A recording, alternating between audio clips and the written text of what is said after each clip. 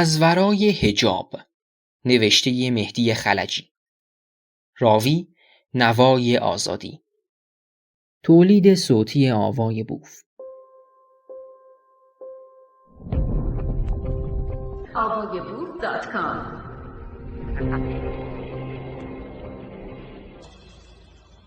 دیسیپلین تن طبعاً سیاسی است، زیرا یک معنای سیاست برقراری دیسیپلین است و دیسیپلین در درجه اول دیسیپلین تن است.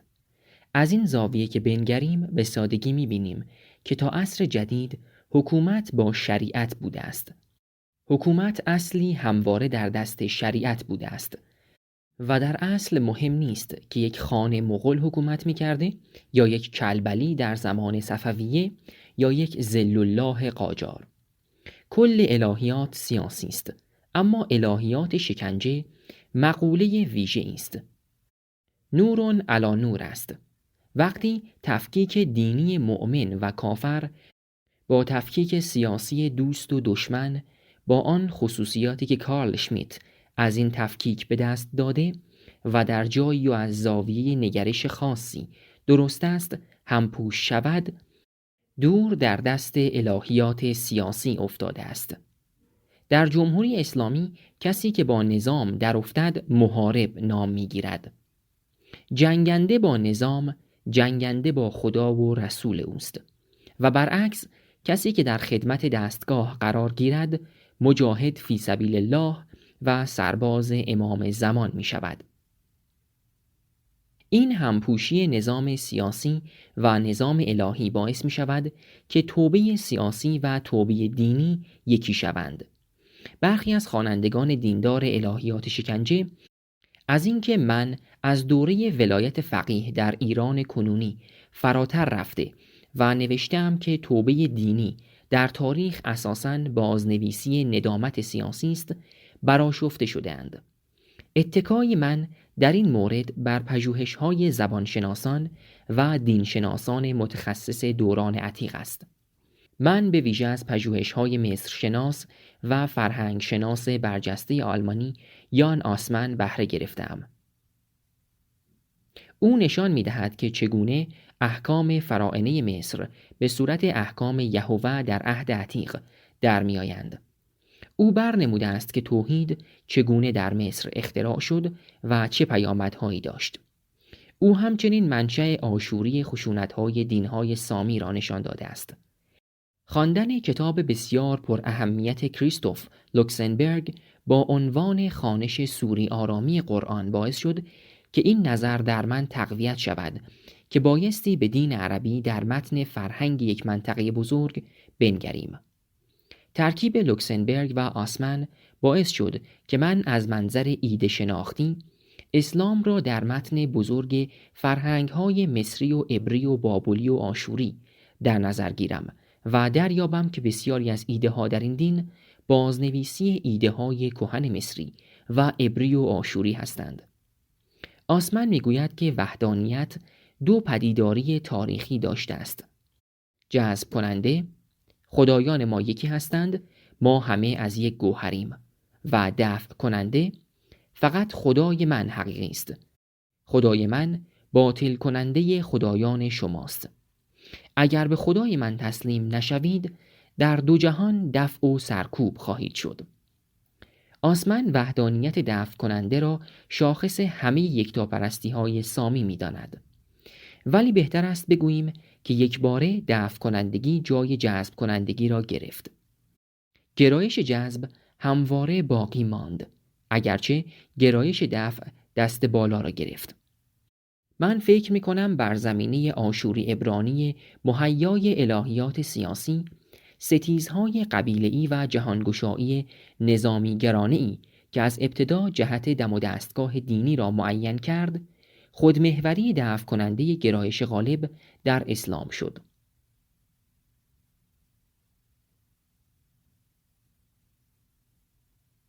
در درون جهان بزرگ اسلام هم مذاهب یکدیگر را دفع کردند. کل سیستم عقیدتی بر ساقه دفع شاخ و برگ پیدا کرد. گرایش به جذب جلوه‌هایی در ادبیات و عرفان داشت، اما نادرست است اگر کل عرفان اسلامی را بر پایه وحدانیت جذب بدانیم. شریعت اسلامی به تمامی در دوران محمد شکل نگرفت. 2 قرن طول کشید تا بنیادهای آن ریخته شود. شریعت خشونت را بر نینگیخت. کاری که کرد این بود که آن را در احکام کنسرو کرد، آن را ضبط و ربط کرد. شما الهیات اسلامی را مترادف با شریعت آن میگیرید و بعد به آن انتقاد میکنید. من شریعت را در درجه دوم اهمیت میدانم. یک ژن خشونت آفرین دفع کننده وجود دارد که آن احکام را تولید میکند. به نظر من اصل این ژن تولید کننده بوده است. این استعدادی که در طول تاریخ پیاپی زایش داشته است. آقای محسن کدیور منتقد فقه است. او فقه را بازبینی کرده تا احکام خشن آن را بازشناسی کند. کار خوبی است، اما کافی نیست. باید به سراغ منشأ الهیاتی خشونت رفت. یعنی دید که الهیات شکنجه از کجا می آید. الهیات به صورت الهیات شکنجه پدیدار می شود، آنگاه که حقیقت دین با خشونت ابلاغ گردد. یا میپذیری یا کشته میشوی. اینجا شریعت عمل نمی کند، یا اگر عمل کند مؤثر اصلی آغازگاه الهیاتی آن است. به هر حال موضوع شریعت حقیقت نیست و همچنان که شما گفتید دیسیپلین تن است. دیسیپلین تنی که تسلیم شده است یا اصولاً در موقعیت تسلیم شکل گرفته شده است و از ابتدا برای پذیرش دیسیپلین تربیت شده است. ولی موضوع الهیات شکنجه حقیقت است. حقیقتی که با خشونت ابلاغ می شود. یان آسمن می گوید که خشونت پیش از سلطه وحدانیت دفع کننده یک اصل قدرت بوده است و در الهیات دفع است که محمل حقیقت می شود. کنه حقیقت اسلامی با قدرت یکی است. الهیات قدرت الهیات سیاسی است. این الهیات استعداد چندانی برای تبدیل به یک سیستم نظری ندارد، ولی شریعت پرور است. فلسفه پرورش نمی دهد، اما فقهی می زاید بس فربه. شما می گویید که واسازی دیکانسترکشن سنت اسلامی با فهم تاریخی شریعت آغاز می شود. می شود از اینجا شروع کرد و بعد پرسید اصولاً چرا شریعت پا گرفت. هگل جوان در رساله‌های الهیاتی خود همین پرسش را درباره مسیحیت طرح کرده است. پرسش هگل این بود که آیا آموزه‌های مسیح از ابتدا بر اساس اتوریته و تحکیم کردن بوده یا اینکه یک دگردیسی پیدا کرده و به دین وضعی تبدیل شده و صاحب شریعت شده است. در مورد مسیح این پرسش موجه است. خود هگل میگوید که عده‌ای میگویند تحکیم کردن با خود مسیح شروع شده و عده‌ای میگویند نه. پساتر از مسیح ضد اقتدار یک بنیاد اقتدار ساختند. این پرسش هگلی در مورد اسلام بی‌مورد است. اقتدار اسلام را بنیانگذار مقتدر آن بنیان گذاشته است. در این هیچ شکی نیست. برای هگل مسئله این است که آموزه فضیلت اخلاقی چگونه به شریعت و دم و دستگاه کلیسایی تبدیل شد. برای ما این موضوع به این صورت مطرح نیست. پرسش ما نه آغاز شریعت بلکه آغاز شریعت است. اگر از یان آسمن پیروی می کنیم، این پرسش ما را از حجاز بیرون می کشد. ما ناچاریم برویم به مصر و برویم به آشور و بابل تا در نگریم آن سائق دفع کننده خشونتبار از کجا آمده است. این البته به این معنا نیست که بگوییم کهریزک را در نهایت شاهان خونخوار آشور بنیاد گذاشتند. کهریزک زیرا آشور. این گونه استدلال‌های روایی جهنده از روی صدها و هزارها بی‌ارزشند. در هر برش زمانی بایستی سنت مؤثر را تشخیص داد و آینده مؤثر آن را، یعنی افقی را که به طور واقعی در برابر یک پدیده گشوده است. با سازی همه جانبه پس و پیش موقعیت‌های پراگماتیک ممکن نیست. ما در نهایت یک فرض توضیح دهنده را پیشنهاد می کنیم که بایستی در استفاده سازنده از آن، یعنی به صورت چون چنان بوده است پس چنین شده یا می شود، سخت محتاط باشیم. این یک طرف قضیه است. طرف دیگر نقب پدیدار شناسانه است که از اکنون به گذشته می زنیم. این پنجره عجیب را درد به روی ما می گشاید. شکنجه جهان را به اتاق شکنجه فرو می کاهد و کل حقیقت را به آن چیزی که شلاق ابلاغ می کند.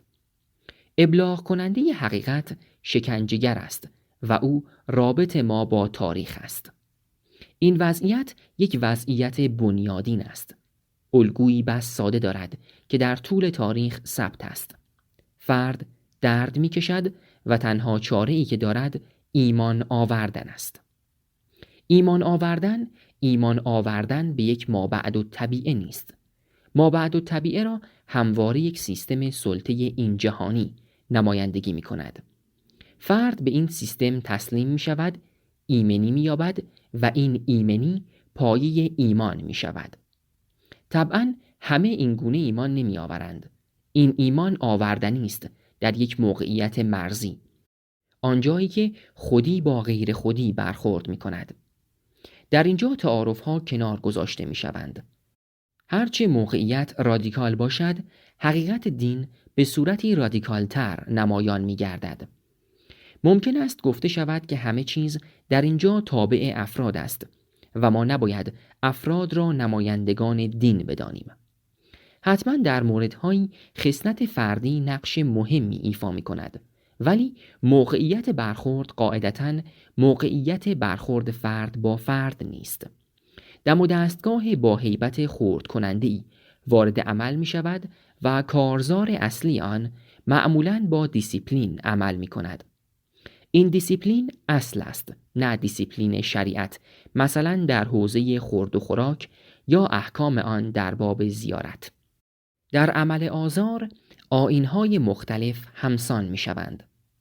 با آزار واقعیت دگرگون می شود. فرد باید واقعیت را آنی داند که آزاردهنده می گوید. در مقاله الهیات شکنجه، کار شکنجهگر در آفرینش واقعیت کاری الهی دانسته شده و یک مشابهت ساختاری دیده شده میان آنچه در شکنجهگاه رخ می دهد و آنچه در آفرینش صورت گرفته است. همه ممکن است با این بازخوانی تفسیری و این گذار بر پایه مشابهت ساختاری همراهی نکنند. این ایراد را هم که گرفتند که در مورد ادیان دیگر چه میگویید، مگر بقیه شکنجه نکردند؟ معلوم است که شکنجه کردند، ولی در موقعیتی که الهیات شکنجه رخ می نماید دیگر هیچ چیزی وجود ندارد جز دینی که به آن صورت ابلاغ می شود و آن دین در آن موقعیت فقط همان صورت را دارد. پرسیدنی است چرا چنین موقعیتی در متن آن دین پیش می آید و چرا آن دین در آن موقعیت قرار می گیرد. موقعیت برخورد را در رادیکال ترین شکلش در نظر می گیریم. در این موقعیت فقط ستم ناب وجود دارد. دردی آنچنان که تو شکنجهگر را هم از یاد میبری، کلام او را هم نمیشنوی و معلوم نیست او از تو چه میخواهد و قرار است تو به چه چیزی ایمان بیاوری. تو اصلا نمیدانی ستم با چه زبانی اعمال میشود: فارسی، عربی، روسی، مغولی، آکادی، آشوری. دیگر پای ایران در میان نیست، پای اسلام در میان نیست و تو هر جایی می توانستی باشی. دو سرنمون پروتوتایپ با هم رو در رو شدند، مثل آن دو تیپی که در بخش خدایگان و بنده کتاب پدیدارشناسی روح هگل در برابر هم قرار گرفتند.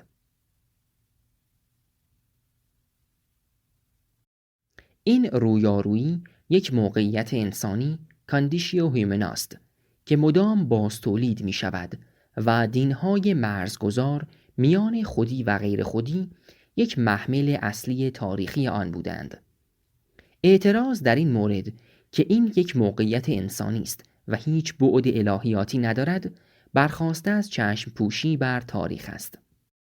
این موقعیت انسان شناختی کاندیشیو آنتروپولوژیکا در طول تاریخ معمولاً یک موقعیت الهیاتی کاندیشیو تئولوژیکال بوده است و اصولاً بست قلمرو سلطه الهی بر روی زمین دست کم در منطقه بدشگون ما از طریق این موقعیت مرزی انسانی صورت گرفته است. الهیات سیاسی حاصل همپوشی موقعیت انسان شناختی و موقعیت الهیاتی است. وقتی موقعیت انسان شناختی به صورت آن موقعیت مرزی درآید، الهیات سیاسی به چیزی تبدیل می شود که می توان آن را الهیات شکنجه خواند. شما می گویید الهیات اسلامی از بن الهیات شکنجه است و هر کجا که اسلام پیاده شده و هر قدر شریعت بیشتر اجرا شده، الهیات شکنجه بیشتر تحقق یافته است. پیشنهاد می کنم مسئله را به این صورت تقریر کنیم. الهیات شکنجه تحقق رادیکال الهیات سیاسی است و الهیات سیاسی اسلامی آنچنان رادیکال است که به سادگی به الهیات شکنجه تبدیل شود. در برابر این ستمگری دینی چاره چیست؟ چاره خلع ید از الهیات سیاسی است، چیزی که به آن سکولاریزاسیون میگویند. بدون جدایی دین و دولت هیچ اصلاحی در دین میسر نیست. دین دولتی دین ایمان است. در معنای امنیت، امنیت پلیسی، امنیتی که با شکنجه و کشتار برقرار می شود. هر ادعای دیگری درباره ایمان بایستی به این پرسش پاسخ دهد که می تواند با این ایمان دولتی همزیستی کند یا نه. من به روشنفکران دینی تا جایی که ایمانشان در تقابل با الهیات سیاسی است بسیار ارج می نهم.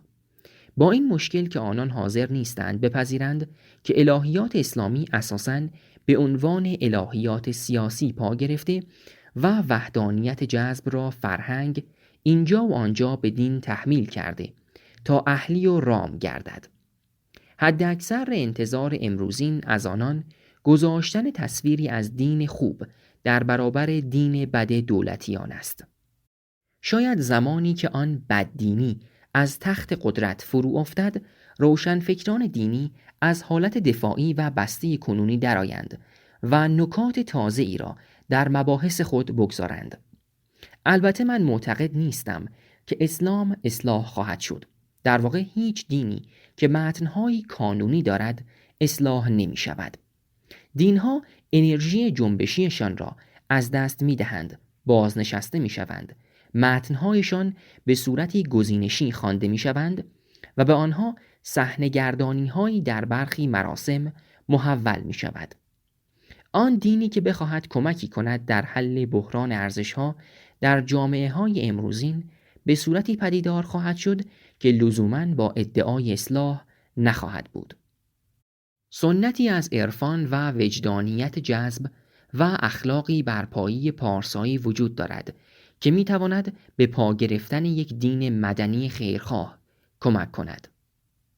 به نظر من چنین دینی با چیره گرداندن این ادعا که بر معرفتی راستین استوار است رواج نخواهد یافت. اگر رواج پیدا کند، رواج آن مثل رواج یک سلیقه، یک طرز رفتار و یک مد خواهد بود. پایان پاسخ. شما پیشتر به نظریه کنشی زبان اشاره کردید و گفتید در دین همه قولها حکم هستند. من دوست دارم این ایده را بسط دهم تا محل نزاع بهتر تقریر شود. در سنت اسلامی میگویند نخستین کلامی که پیامبر با آن دعوت خود را آغاز کرد قولوا لا اله الا الله تفلحوا بود. در این گزاره روشن است که مراد دادن خبری درباره وحدانیت خدا نیست. یعنی مفهوم خداوند در این عبارت با رستگاری پیوند خورده و طبیعتاً معنای خاصی از خدا در میان است که در مورد به خصوص اسلام خدای شارع یا قانونگذار است. همانطور که شما باز نمودید حتی گزاره‌های به ظاهر اخباری در دین در واقع انشائی یا گفت کرداری هستند. گزاره‌هایی چون خدا هست یا محمد پیامبر اسلام است به ظاهر از واقعیتی بیرونی خبر می‌دهند، اما در سیاق متون دینی خبری نیستند، بلکه انشایی اند. خدا هست یا محمد پیامبر اسلام است گزارشی درباره واقعیت مانند شاه عباس شاه صفوی بود یا آبشار نیاگارا مرتفع‌ترین آبشار جهان است نیست. این سنخ گزاره‌ها در متون دینی معنایی متفاوت از آن چیزی دارند که ممکن است در سیاق متنی تاریخی یا فلسفی فهمیده شوند. بنابراین همه گزاره‌های کانونی دینی انشایی یا گفت کرداری هستند. در درون آنها امر و نهی نهفته است و در نهایت دیسیپلینی برای تن. از همین روست که گفتگوی میان دین و فلسفه یا علم ممکن نیست. گزاره‌های آنها ممکن است در ظاهر به هم مانند باشند، در واقع به دو قلمرو متفاوت وابسته‌اند. هیچ مؤمنی با نقد فلسفی یا علمی دین ایمان خود را از دست نمی‌دهد، مگر آنکه پیشتر قلمرو دین را ترک کرده و به ساحت فلسفه و علم وارد شده باشد. به این معنا شریعت برخلاف گفته شما در درجه دوم اهمیت نیست. روشن است که مراد من از شریعت مجموعه مدون فقهی که 2 قرن پس از درگذشت پیامبر اسلام پدید آمد نیست، بلکه پیریزی اصول و شالوده‌هایی برای قانونگذاری است که با ظهور خود محمد در مقام پیامبر اسلام مجال پیدا کرد. از این رو من فاصله میان شریعت و الهیات اسلامی را کوتاه‌تر از آنچه شما تصویر کردید می‌بینم. اما با نتیجه گیری شما موافقم که کل الهیات سیاسی است. به عبارت دیگر بر پایه آنچه آوردم کاملا مشروع می‌دانم که شما شکنجه در زندان‌های جمهوری اسلامی را به مفهوم خداوند در اسلام پیوند دهید. درباره تمایز شریعت و الهیات شکنجه گفتید موضوع شریعت حقیقت نیست، اما موضوع الهیات شکنجه حقیقت است. فکر می کنم همانطور که شما هم پذیرفته اید الهیات شکنجه شکل رادیکال الهیات سیاسی شریعت است. اما هم در الهیات شکنجه هم در الهیات سیاسی شریعت مسئله البته حقیقت است. حقیقت در این سیاق باید همیشه میان گیومه آورده شود و اگر در زبانهای اروپایی می نویسیم باید حرف اول آن را بزرگ بنویسیم. یعنی شکل و نظام خاصی از حقیقت یا به اصطلاح رژیم حقیقت. طبیعی است که مراد از واژه حقیقت در این سیاق حقیقت فلسفی نیست، بلکه حقیقت الهی است. حقیقت الهی کشف نمی شود، بلکه از زبان پیامبران و متون دینی تنها ابلاغ می شود. چرا شریعت در پی حقیقت نباشد اگر بنابر فرض اجرای شریعت تنها راه رستگاری است؟ آن روی شریعت نیز همیشه مجازات است، یا در این جهان یا در آن جهان. حقیقت با مجازات تقریر، تفهیم و اعمال می شود. خداوند در اسلام حقیقت اول محض و غایی است. اجرای شریعت تنها راه رسیدن به دیدار خدا لقاء الله است. دیدار حقیقت جز از طریق عمل به احکام دین دست نمی دهد. شریعت حقیقت دینی را از طریق ریاضت مذهبی حتی احکام مربوط به خورد و خوراک درونی می کند. نکته دیگر آن است که شما الهیات شکنجه را صورت رادیکال الهیات سیاسی دانستید. شاید شکنجه در مقایسه با قتل و جنگ یا اسلام آوردن زیر برق شمشیر رادیکال ترین صورت الهیات سیاسی نباشد. و جالب است که اسلام از دوران بنیادگذارش دین حکومت و جنگ بوده است و پیامبرش فرماندهی بیش از 70 جنگ را طی 23 سال دعوتش به عهده داشته است. اینها نکته هایی است که به نظر من توضیح بیشتر شما به روشن‌تر شدن ایده کانونیتان بهتر کمک می کند. اما جدا از آن درباره خلع ید الهیات سیاسی یا استقرار سکولاریزاسیون خوب است به خیال دینی و نسبت آن به حقیقت دینی هم اشاره کنید. سرپا بودن این الهیات و تداوم تاریخی آن به دلیل قوت نظری مفاهیم و مقوله های الهیاتی آن نیست. بحث الهیات ذهن مشغولی خواص است. عامه مردم با خاطره یا خیالخانه جمعی سوشال ایمیجینری دینی به معنایی که کاستوریادیس شرح داده سر و کار دارند. کار حکومت‌های مذهبی یا اقتدارهای دینی هم دستکاری کردن در این خیالخانه و برانگیختن آن است. تاریخ دین هم بدون تاریخ نگاری این خیالخانه جمعی دینی ناقص است. برای نمونه من وقتی تاریخ دوران صفویه یا دوران انقلاب ایران را می‌خوانم، پیوند اقتدار مذهبی با خیال جمعی را آشکارتر می‌بینم. استقرار این اقتدارها بدون برانگیختن آن خیال دینی ممکن نبود. رواج آیین سوگواری امام حسین در عهد صفوی و بعد تأکید آیت الله خمینی بر اینکه محرم را زنده نگه دارید، ما هرچه داریم از محرم است و از این مجالس، یا محرم و سفر است که اسلام را زنده نگه داشته است، گواه این واقعیت است. حتی در اتفاقات بحرانی پس از انتخابات ریاست جمهوری اخیر می‌بینید که بیشتر شعاری که تاکنون داده شده یا حسین میر حسین است. به وعی باز این خیالخانه دینی در کار است.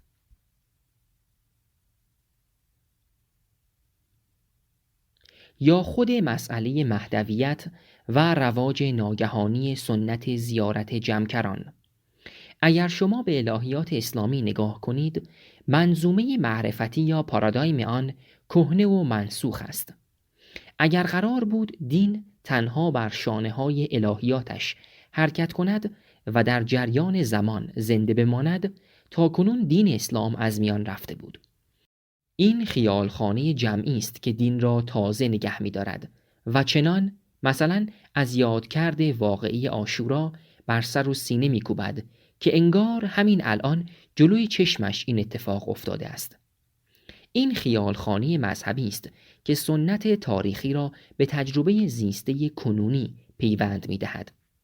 این خیالخانه بسی فعالتر از آن است که با کوشش‌های چند روشنفکر مذهبی یا غیر مذهبی از میان برود.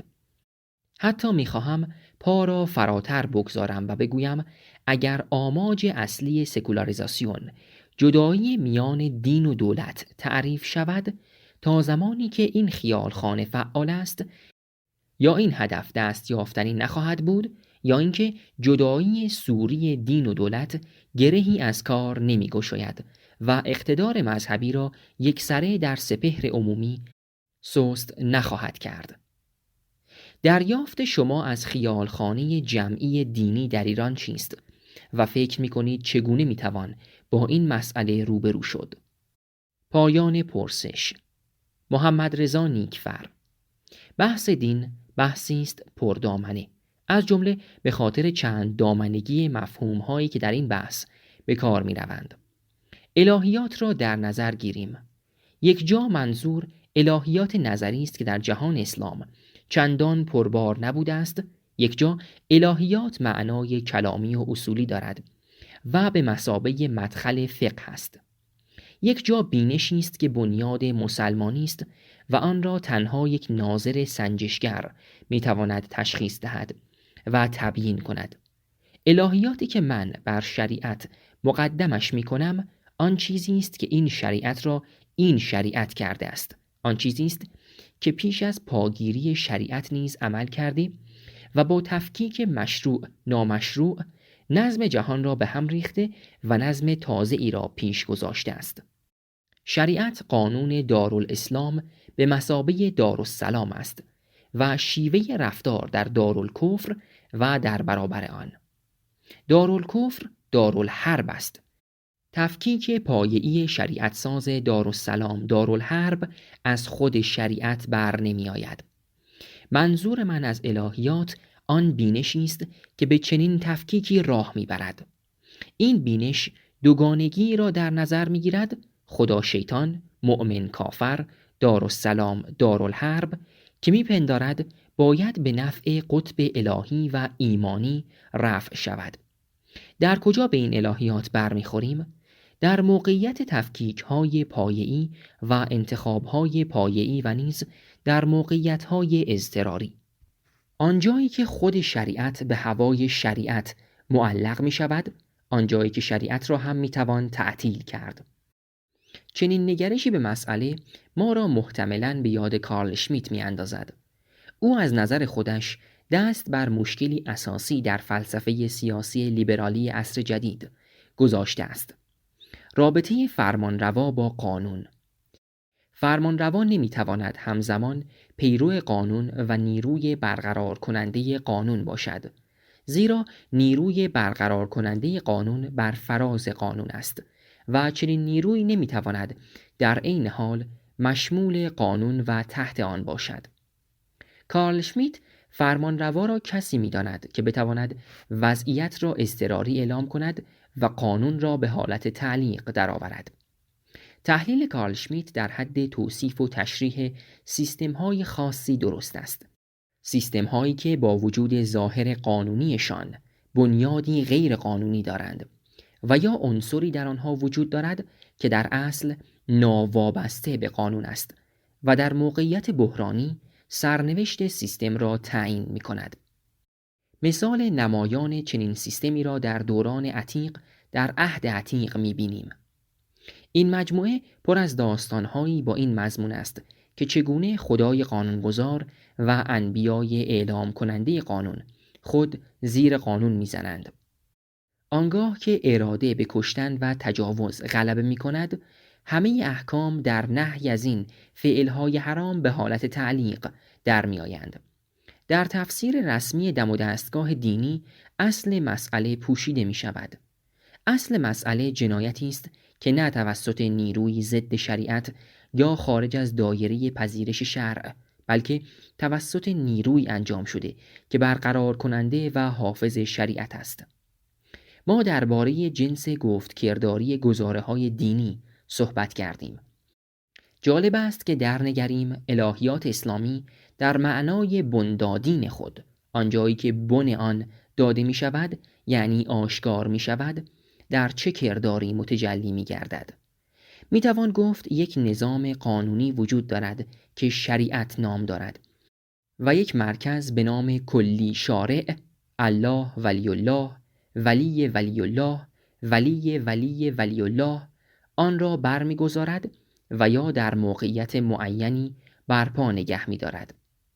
با در نظر گرفتن اینکه خود شارع فراتر از شریعت ایستاده است و بنابراین در اینجا سیستمی عمل می‌کند که در خور تحلیلی به شیوه کارل شمیت است، می‌توانیم بگوییم پدیداری بنیاد الهیاتی در کرداری است که شریعت را به حالت تعلیق در می‌آورد.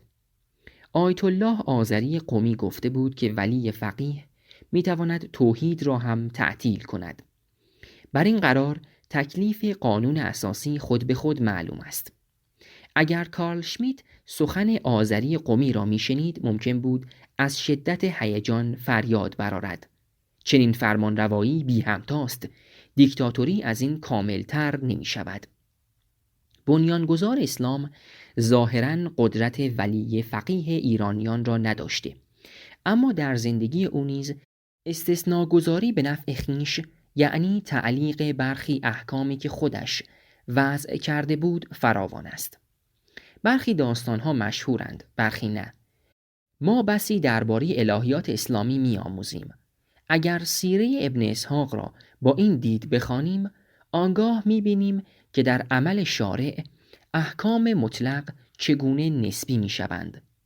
آن درزی که در هر مورد گشوده می شود، آنی است که بارقه الهی از آن تجلی می یابد. اهمیت پدیدار شناسانه این داستانها در این گشایش آنها به فراسوی شریعت است. الهیات شکنجه از این دید نوشته شده است.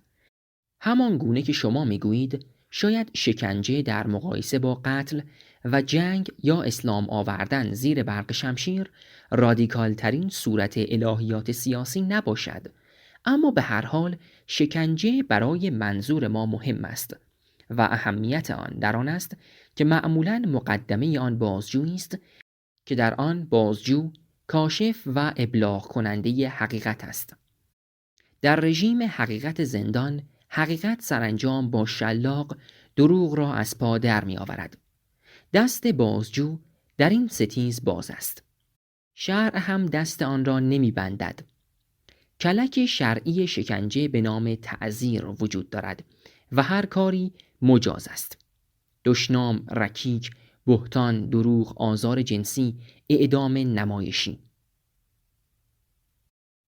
اگر از یک طلبه ساده دل که درسش را با دقت و وسواس خوانده است و موضوع حرام و حلال را بسیار جدی می‌گیرد، در مورد هر جزء واقعه در زندان سوال کنیم، او کار بازجو را با قطعیت خلاف شرع خواهد خواند. اما فرض کنیم که همین طلبه جزئی از سیستم شود و درکش از حقیقت را با رژیم حقیقتی که در زندان تجلی بارزی می‌یابد تنظیم کند. برای ما این استحاله مهم است و لحظه آن کردار که شریعت هم به حالت تعلیق در می‌آورد. این لحظه از نظر من یک لحظه الهیاتی ناب است. در الهیات شکنجه نوشتم که به عمل آفرینش میماند. من در آن آفرینش را باز خواندم. آن لحظه ناب بندادین را کسانی دیگر به شکلی دیگر دیدند. حافظ این گونه دیده است: عشق پیدا شد و آتش به همه عالم زد. این بنیاد مذهب دیگری است، کیشی کاملا متفاوت با مذاهب حقه معروفه.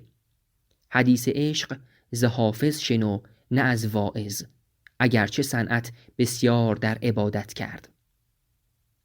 آنچه در تاریخ پیش رفته، روی آنچه حافظ کنش آغازینش تصور می کند بنا نشده است. اگر بنا شده بود می بایست داستان اینگونه پیش می رفت. اصولاً شریعتی شکل نمی گرفت و عشق پیشاپیش همه تفکیک های شریعت ساز را به هم می زد. چیزی که از این غزل حافظ برمی آید و من در آن بیشتر حسرت می بینم تا تقریری از حقیقت. ای برندان مکن ای زاهد پاکیزه سرشت، که گناه دگران بر تو نخواهند نوشت. من اگر نیکم و گر بد، تو برو خود را باش. هر کسی آن درود عاقبت کار که کشت. ناامیدم مکن از سابقه لطف ازل، تو چه دانی که پس پرده چه خوب است و چه زشت. همه کس طالب یارند، چه هوشیار و چه مست. همه جا خانه عشق است، چه مسجد چه کنشت. نه من از پرده تقوا به در افتادم و بس، پدرم نیز بهشت ابد از دست بهشت. حافظا روز اجل گر به کفاری جامی، یک سر از کوی خرابات برندت به بهشت. در اینجا می‌بینیم که حافظ سابقه لطف ازل را چیزی متفاوت از تصور زاهد پاکیزه سرشت می‌داند. آنچه من اساس الهیاتش می‌نامم تصور از این سابقه است. این همان کنش بنیادین و بندادین است. الهیات شکنجه راهی است از زندان به سابقه زندان، به سابقه ازلی آن، به آنچه در پس پرده بوده و اکنون در جلوی پرده به نمایش در آمده است. ما در اینجا اختلافی با رفیق شفیقمان حافظ پیدا می کنیم. او سابقه ازلی را وحدت می داند، ما اختلاف. او عشق می داند، ما نفرت. البته صحبت بر سر سابقه ازلی از دیدگاه دینی خاصی است، زیرا سابقه ازلی چیزی نیست جز یک سازه تاریخی فرهنگی. تصور حافظ از دین با تصور کنونی مشخص ما فرق‌های جدی دارد. او دین را یک جهان معنایی می‌گیرد، در آن ارتباط‌های مطلوب خود را برقرار می‌کند و سازه معنایی خودش را می‌سازد. این یک کنش است و ما نمی‌توانیم در بحثی شناختی، یعنی در بحثی که گزاره‌های آن یک سر اخباری باشند، به کلیت آن به عنوان کنش پاسخ دهیم. او رفیق ماست و ما چه سعادتمند می شدیم اگر او زنده بود و میتوانست بر پایه درکش از این سابقه ازلی جهان را سقف بگشاید و طرحی نو در اندازد و آن را در برابر طرحی بگذارد که پایه ازلی آن تبعیض و نفرت است. برخوردی در اساس مشابه را با خانم شیرین عبادی میتوان داشت. وقتی که او میگوید اسلام و حقوق بشر با هم همسازند، اگر جایگاه شنیدن این سخن کلاس تاریخ، دینشناسی، فرهنگ شناسی یا حقوق باشد، بایستی به شدت با او مخالفت کرد و گفت که شما متاسفانه این مفهومها را درست به کار نمیبرید. اما اگر او با ادعا در مورد همسازی اسلام و حقوق بشر دارد آرزویی را بیان می کند، به این صورت که ما دینی را می خواهیم که با حقوق بشر نستیزد و در یک موقعیت پراگماتیک در برابر پراتیک حق کشی ایستاده است، بایستی از تلاش او پشتیبانی کرد. فراموش نکنیم که اسلام فراتر از نام یک دین خاص است. اسلام یک فرهنگ است. در مورد اسلام نیز این قاعده عمل می کند. دینی از دل گرایشی خاص در جهان موجود پدید می آید، قدرت می گیرد و ساخته فرهنگ خود فرهنگ ساز می شود. فرهنگ رابطه دیالکتیک با هسته دینی خود دارد، گرد آن شکل می گیرد، در همان حال آن پوسته پرلایه آن هسته را کنترل می کند. جهان معنایی اسلام بسیار پهناور است. من به هیچ وجه بر آن نیستم که آن را با الهیات اسلامی از این طریق به الهیات سیاسی و از این طریق به الهیات شکنجه فرو کاهم. ولی الهیات شکنجه یک امکان واقعی پدیداری حقیقت اسلامی است و نکته مهم این است که حقیقت چیزی جز امکانهای پدیداری آن نیست. نیرو همان تظاهر نیروست. حقیقت دینی که در الهیات شکنجه تجلی می‌یابد حقیقتی کتابی و کلاً اخباری نیست. در متن‌های دینی گزاره‌هایی می‌توان یافت هم در تایید آن، هم در رد آن. هم آیه‌های رحمتبار وجود دارند، هم آیه‌های نفرتبار. صحبت بر سر یک رژیم حقیقت است و نوعی پراتیک حقیقت که در آن این نوع حقیقت دینی متحقق می شود. حقیقت دینی هیچ بودن ثابتی ندارد. چیزی نیست که یک بار برای همیشه متحقق شده باشد. از این رو کلاً می توانیم بگوییم که شیوه بودش آن در شدن آن است. ولی این شدن تاریخ دارد و آنچه توجه ما را به عنوان حقیقت جلب می کند آن چیزی است که مدام در طول این تاریخ باز تولید می شود. خود این تاریخ نیز با این باز تولید ساخته می شود. پیشتر در این گفتگو اشاره شد که کردار هم هرمنوتیک خود را دارد. آن هم در بحث بر سر کشتن و اینکه هر کشتاری پیش کشتاری دارد. ما از شکنجه و کشتار در حکومت آیت الله ها شروع می کنیم و در می نگریم کدام سنت دینی به اینجا ختم می شود. آنقدر پس می رویم تا به آن سابقه ازلی برسیم که مسلماً جنس آن برخلاف آنچه حافظ می گوید لطف نیست. فکر می کنم روشن باشد که سابقه از نظر من در متن تاریخ بشری است. این مفهوم هیچ بار مابعدالطبیعی ندارد. آنجایی هم که ظاهراً دارد آن را به تاریخ برمیگردانیم. مابعدالطبیعت همانا خود انسان است. داستان تاریخی ما از گذاشتن سلسله‌ای از ساپلیمنت ها پشت سر یکدیگر ساخته می شود. منظور از ساپلیمنت همان گونه که پیشتر گفتیم یک چیز درافزوده، تکمیل کننده و جانشین است.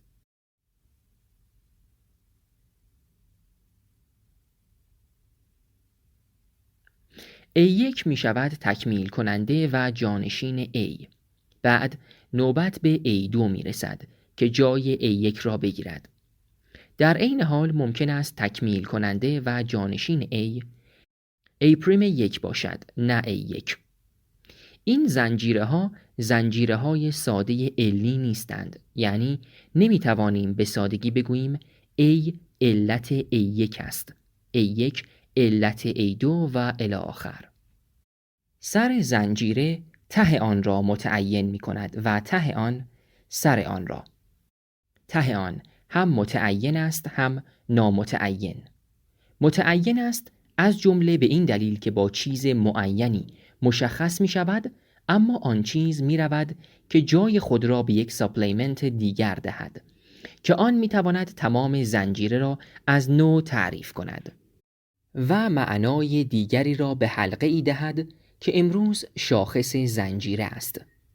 گفتم که ساپلیمنت ها از پی یکدیگر می آیند. در ابتدا این را گفتم تا تصور ساده ای از پویش آنها حاصل شود. تصور دقیق تر آن است که هر حلقه ای را بازنویسی حلقه قبلی بدانیم.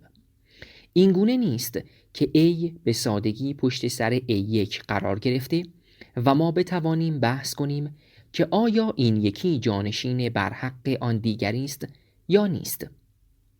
A1 بازنویسی A است و A آنی است که در خاطره A1 و از طریق A1 وجود دارد.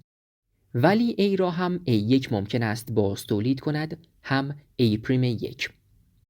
آیا این چیزی که هم A1 بازسازانه به آن رجوع می کند، هم A'1 به راستی یک چیز است؟ یک نقطه کانونی یگانه ساز وجود دارد که دور آن را یک ابر معنایی گرفته است، ابری از معناهای کثیر. اصل مسئله این نیست که این نقطه کانونی چه وجود عینی داشته است. مهم این است که ذهنها به چیزی روی کردند و این چیز در رویکرد آنها ساخته می شود. برای رویکرد مجموعی از ذهنها در قالب فرهنگ و جامعه به یک چیز می توانیم یک هسته نئوماتیک به معنای ادراکی اندریافتی در نظر گیریم که هیچ چیزی نیست جز محمل و بارکش مجموعی از تعین‌هایی که ممکن است حتی بخشی از آنها پس زننده یکدیگر باشند. این گونه که بنگریم در مقابل خود و پشت سر خود یک گرداب و تلاطم معنایی می‌بینیم. مجموعی از هسته‌های نئوماتیک وجود دارند که معناها معطوف به آنها هستند. هسته‌هایی چون اسلام و در جای خودشان نام‌ها و نمادها و مفهوم‌هایی که سخت با آن هم بسته‌اند. گرد یک هسته توده‌های معنایی مختلف و متضادی می‌توانند بچرخند. من و شما هسته‌های نئوماتیک اسلام را در همان ارتباط‌های معنایی قرار نمی‌دهیم که مثلا آیت الله جوادی آملی قرار می‌دهد. ما دو تن هم اگر با یکدیگر بیشتر بحث کنیم در میابیم که کاملا هم نظر نیستیم، چنان که دیدیم از مراتب الهیات و فقه درک‌های متفاوتی داریم. توجه به این گوناگونی دیدها و پیچیدگی سامانیابی ادراک به معنای گرویدن به نسبیت باوری نیست. در تلاطم‌های معنایی می‌توانیم خطوطی را بازشناسیم، یعنی نشان دهیم که چه معناهایی در کجا متمرکز شده‌اند. به این موضوع نیز توجه اکید داریم که همه بازی‌ها در یک پهنه عینی و سخت صورت می‌گیرند که جهان در مقاومت دردانگیز آن است. موقعیت‌ها و واقعیت‌هایی نیز وجود دارند، چون بدبختی و رنج و از همه مهمتر مرگ. بازی نشانه‌ها بازی محدودی است و جهان آنقدر سخت و خشن است و نیروی جاذبه واقعیت‌های فیزیکی آنقدر شدید است که در مجموع شانس چندانی برای بلند پروازی به جا نمی‌ماند. با وجود این امکانها نامحدودند. انسان آزاد است. همه پدیده‌ها را همه نمی‌توانند ببینند. این به این معنا نیست که آنها عینی نیستند. همه پدیده‌ها به اعتبار تأثیرشان عینی هستند، هرچند خودشان ذهنی محض باشند، و به این اعتبار که ما می‌توانیم دریابیم آنها در چه شرایطی موضوع یک تجربه ممکن قرار می‌گیرند. برای ما نه خود پدیده بلکه تجربه پدیده مهم و عمده است. من از دادن توضیح بیشتر درباره سامانیابی ادراک تاریخی خودداری می کنم. از آنچه گفته شد این نتیجه را می گیرم که سامانیابی بازسازی و دگرسازی است. عملی است در چارچوب امکانهایی که هم گذشته در اختیار ما می‌گذارد و هم اکنون با گشودگیش به سوی آینده. ساماندهی آزادانه است و هم هنگام محدود و تعیین شده. آزادانه است چون در رابطه معناگیرنده و معنادهنده‌ای که با یک گذشته می‌گیرد، نه از انگیزش‌های بیمیانجی جسمی یا روانی، بلکه از دلیل‌ها عزیمت می‌کند و محدود و متعین است چون مجموعه‌ای از محدودیت‌های عینی، تنگ نظری‌های ناگزیر تاریخی، عادت‌ها، سنت‌ها و عامل‌هایی که ناخودآگاهانه عمل می‌کنند، مجراها، شیوه‌ها، سازه‌ها و آرایش بازتولید دریافت‌ها را تعیین می‌کنند. جمهوری اسلامی را در نظر گیریم.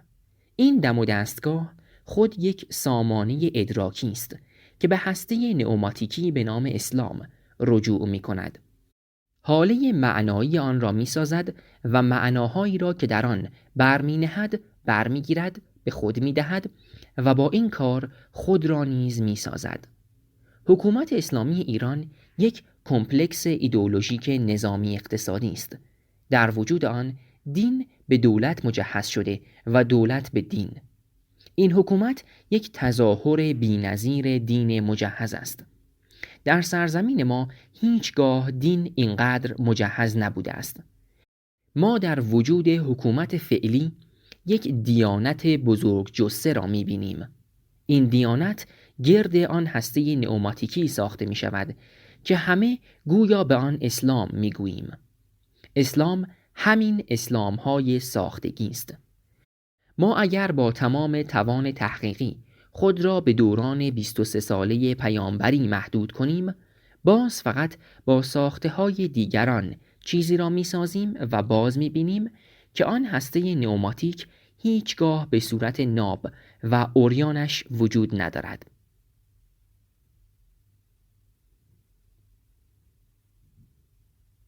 نه فقط در این مورد بلکه در مورد دیگری نیز وجود ندارد. درد چیزی است که با هسته نئوماتیک خودش یکی شود. از این رو وقتی دین آشکارا دردآور می شود، من فکر می کنم می توانیم به همان اندازه به هسته نئوماتیک آن نزدیک شویم. این به معنای اساس قرار دادن یک وضعیت بد استثنایی برای داوری در مورد کل تاریخ دین نیست، زیرا تاریخ نه بر پایه آن چیزی که حافظ سابقه لطفش می‌خواند، بلکه بر پایه سابقه کین پیش رفته است. برای پس زدن چنین نگاهی معمولاً به وجود مؤمنان لطیف اشاره می شود و همچنین سخنان قدسی لطیف. در وجود این گونه مؤمنان و این گونه سخنان هیچ شکی نیست. دیانت آنها دیانت خرد است، دیانت کوچک جثه است، دیانتی نامجهز است. ولی مسئله تاریخی ما دیانت مجهز است، دیانت عظیم و جثه است. این دیانت است که به شدت دردآور است. سر بسیاری از مؤمنان عشق ورز با حکم و دستگاه این گونه دیانت بر سر دار رفته است. تفکیک میان دیانت حقیقی و دیانت دروغین قابل دفاع نیست. یکی دیانتی است که به پنداشت آقای سروش همخوان با ذات دین است و آن دیانتی که وسیله است و گویا اعراض پلشت تاریخی و فرهنگی آن را ستمگر و ریاکار کردند. من اما تفکیک میان دیانت مجهز و نامجهز، بزرگ جثه و کوچک جثه را قابل دفاع می دانم. کسانی هستند که مشکلات زندگی روزمره و نیز مشکلات اساسی وجودیشان را با دین حل می کنند. بنابراین گزافه‌گویی و گستاخی است اگر بگوییم هر شکلی از دین مشکل است. دین مشکل ساز، دین درشت خوی سلطه‌گر است. اوج مشکل جایی است که دین و دولت یکی شوند. در این حال دین به تجهیزاتی دست می‌یابد که میتواند تبعیض و تبهکاری را به اوج برساند. در دوران گذشته مجهز شدن به رباط الخیل بود، به اسب‌های جنگ آزموده. اکنون مجهز شدن به تکنیک مدرن است. ترکیب ایمان و تکنیک فرعونیت مدرن است. فرعونیت در همان معنای منفی که دیانت خردی که از مصر گریخت در مورد دیانت درشت حاکم به کار می برد. آن دیانت خرد البته خود بعداً به دیانت درشت تبدیل شد. این درس تاریخی است که مؤمن باید به آن توجه داشته باشد. آنگاه که از محدودی خانه اش بیرون می آید و پا به صحن بزرگ جامعه می گذارد. مسئله سکولاریزاسیون مسئله دین درشت است. دین عظیم و جثه مجهز است. دولت مجهز به دین و دین مجهز به دولت است. منظورم سکولاریزاسیون سیاسی است، نه این جهانی نگری بینشی که جهان بینی افراد را دگرگون می سازد و طبعاً به دیانت خرد و فردی هم برخورد می کند. همه مؤمنان معتقد نیستند که شرط حفظ و تقویت دیانت تجهیز دین به تجهیزات دولتی است. به خیالخوانی دینخوی عموم مردم عنصر فرمانروایی تعلقی طبیعی ندارد. مردم و قدرتمندان، مردم و سروران دینی به یکسان خیال پردازی نمی کنند. مردم در خیال نجات هستند و همان گونه که ممکن است به هوای نجات زیر علم یک مدعی گردآیند، زمانی ممکن است خیال نجات از دست آن مدعی را در سر بپرورانند. این چیزی است که کورنلیوس کاستوریادیس هم میگوید. خیال نجات بخش هم هست. حصار خیالخانه نهادینه شده و رسمی شده را هم میتواند در هم بشکند و راه نجاتی بیابد. خیال دینی هم به تمامی در زندان دیانت قدرت باقی نمیماند. کارکرد به بند کشیدن خود مقولات دینی یکی از کارکردهای این زندان است. آن را می توانیم با الهام از کاستوریادیس اینگونه توضیح دهیم. می دانیم که این فیلسوف یونانی فرانسوی برخلاف ساختگرایان نشانه ها را تنها بر زمینه سیستم همپیوندی آنها و تفاوتی که میانشان در این سیستم وجود دارد توضیح نمی دهد. نشانه از نظر او شکل و هنجار نهادینه شده است، آفریده خیالخانه های اجتماعی است. کاستوریادیس نشانه را در پیوند با مصداقش در نظر می گیرد، اما نه به این صورت ساده که مثلا بگوییم اینجا کلمه میز را به عنوان یک نشانه داریم و در برابرمان چیزی را که مصداق آن است. نشانه ها نهادینه هستند. مثلا مؤسسه روحانیت وجود دارد که تعریف می کند خدا چیست، عبادت چیست، آخرت چیست. ولی فقیه چیست؟ در تفسیر رسمی کنونی از آن نشانه است که مصداق آن را جمعی از فقیهان تعیین می کنند. ما هیچ رابطه مستقیمی با آن نداریم. رابطه ما با آن از طریق همتافته ای از مؤسسات است. خود ولی فقیه هم که سید علی خامنه ای باشد رابطه مستقیمی با خودش ندارد. یعنی چون در آینه بنگرد نمیتواند بگوید من ولی فقیه. یا ماهیت این صورت آن است که صورت مقام معظم رهبری باشد. شاید بدین جهت باشد که او همواره نامطمئن است. اما فقیهان انتخاب کننده کیستند؟ یا بهتر است بگوییم چیستند؟ فقیه انتخاب کننده نشانه است که مصداق آن در مجلس خبرگان و نحوه نشاندن یک نشانه در درون این نشانه تعیین می شود. به همین ترتیب می توانیم بپرسیم. مدام به نهادی می رسیم که نشانه را تعریف می کند. در ایران اکنون یک نهاد بزرگ عهدهدار تعریف نشانه هایی شده است که به نظم و سلسله مراتب قدرت برمیگردند. خدا چیست؟ اطاعت چیست؟ وطن چیست؟ دانش چیست؟ محاسن برازنده مردانه چیست؟ جامه شایسته زنانه چیست؟ چکمه تبرجی چیست؟ حق مسلم چیست؟ رقص چیست؟ حرکت موزون چیست؟ غنیسازی اوقات فراغت چیست؟ اهمیت غنیسازی اورانیوم چیست؟ همه اینها را دولت دینی به شما میگوید. از زیرکی پرسیدند خدا کیست؟ پاسخ داد نماینده ولی فقیه در آسمان. با یک تفسیر کاستوریادیسی از این لطیفه باریک بین می توانیم بگوییم منظور این است که خدا نشانی است که توسط نهاد ولی فقیه تعریف می شود. تعریف کننده یک فرد نیست.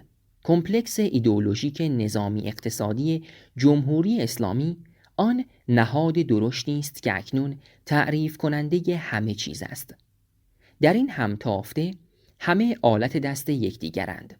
فقیه آلت دست نظامیان است، نظامیان آلت دست فقیه هستند، همه آلت دست سیستم رانتخاری‌اند. ولی این نهاد درشت نمیتواند تخیل مردم را مهار کند. نوعی خیال دینی هم حصار آن را در هم میشکند. در مقاله الهیات شکنجه شعار الله اکبر تحلیل شده است. در آن امکانی برای تعالی دیده شده است. خیالی در مورد خدایی که برتر است، خدایی که عادل و اخلاقی است، در برابر خدای حاکمان می ایستد. آن هم از موضعی اکبر، جایگاهی برتر. دین سبز در برابر دین سیاه قرار می گیرد.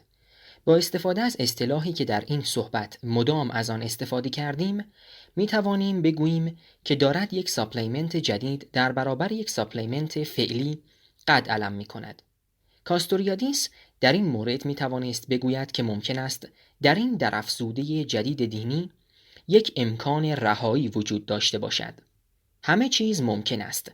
این نیز ممکن است که این درافزوده هم با رجوعی که به چیزی به نام اسلام که به مثابه هسته نئوماتیک آن عمل می کند، بازگویی از این دین شود که باز به اسارت تازه‌ای منجر شود. از جمله به این شکل محتمل که در روایت همکنون مسلط، یعنی اسلام رسمی کنونی، اصلاحات و تعمیراتی انجام دهد و آن را به نوعی ادامه دهد. ممکن است بر این قرار نسخه دوم اسلام حکومتی ایرانی در دوره مدرن شکل گیرد. این یک امکان رهایی نیست، یک تهدید است. کاستوریادیس حق دارد که بنیاد هستی را نه سفت و سخت بلکه چیزی مذاب و روان و نامتعین می‌بیند. تاریخ تکرار مکررات نیست، از جمله تاریخ دین. گرایش به تکرار وجود دارد، مثلا در دین از طریق رجوع به یک هسته نئوماتیک که مدام بازسازی و بازنویسی می شود. اما با هر بازنویسی چیز دیگری هم خلق می شود. خیال در خیالخانه محبوس نمی ماند.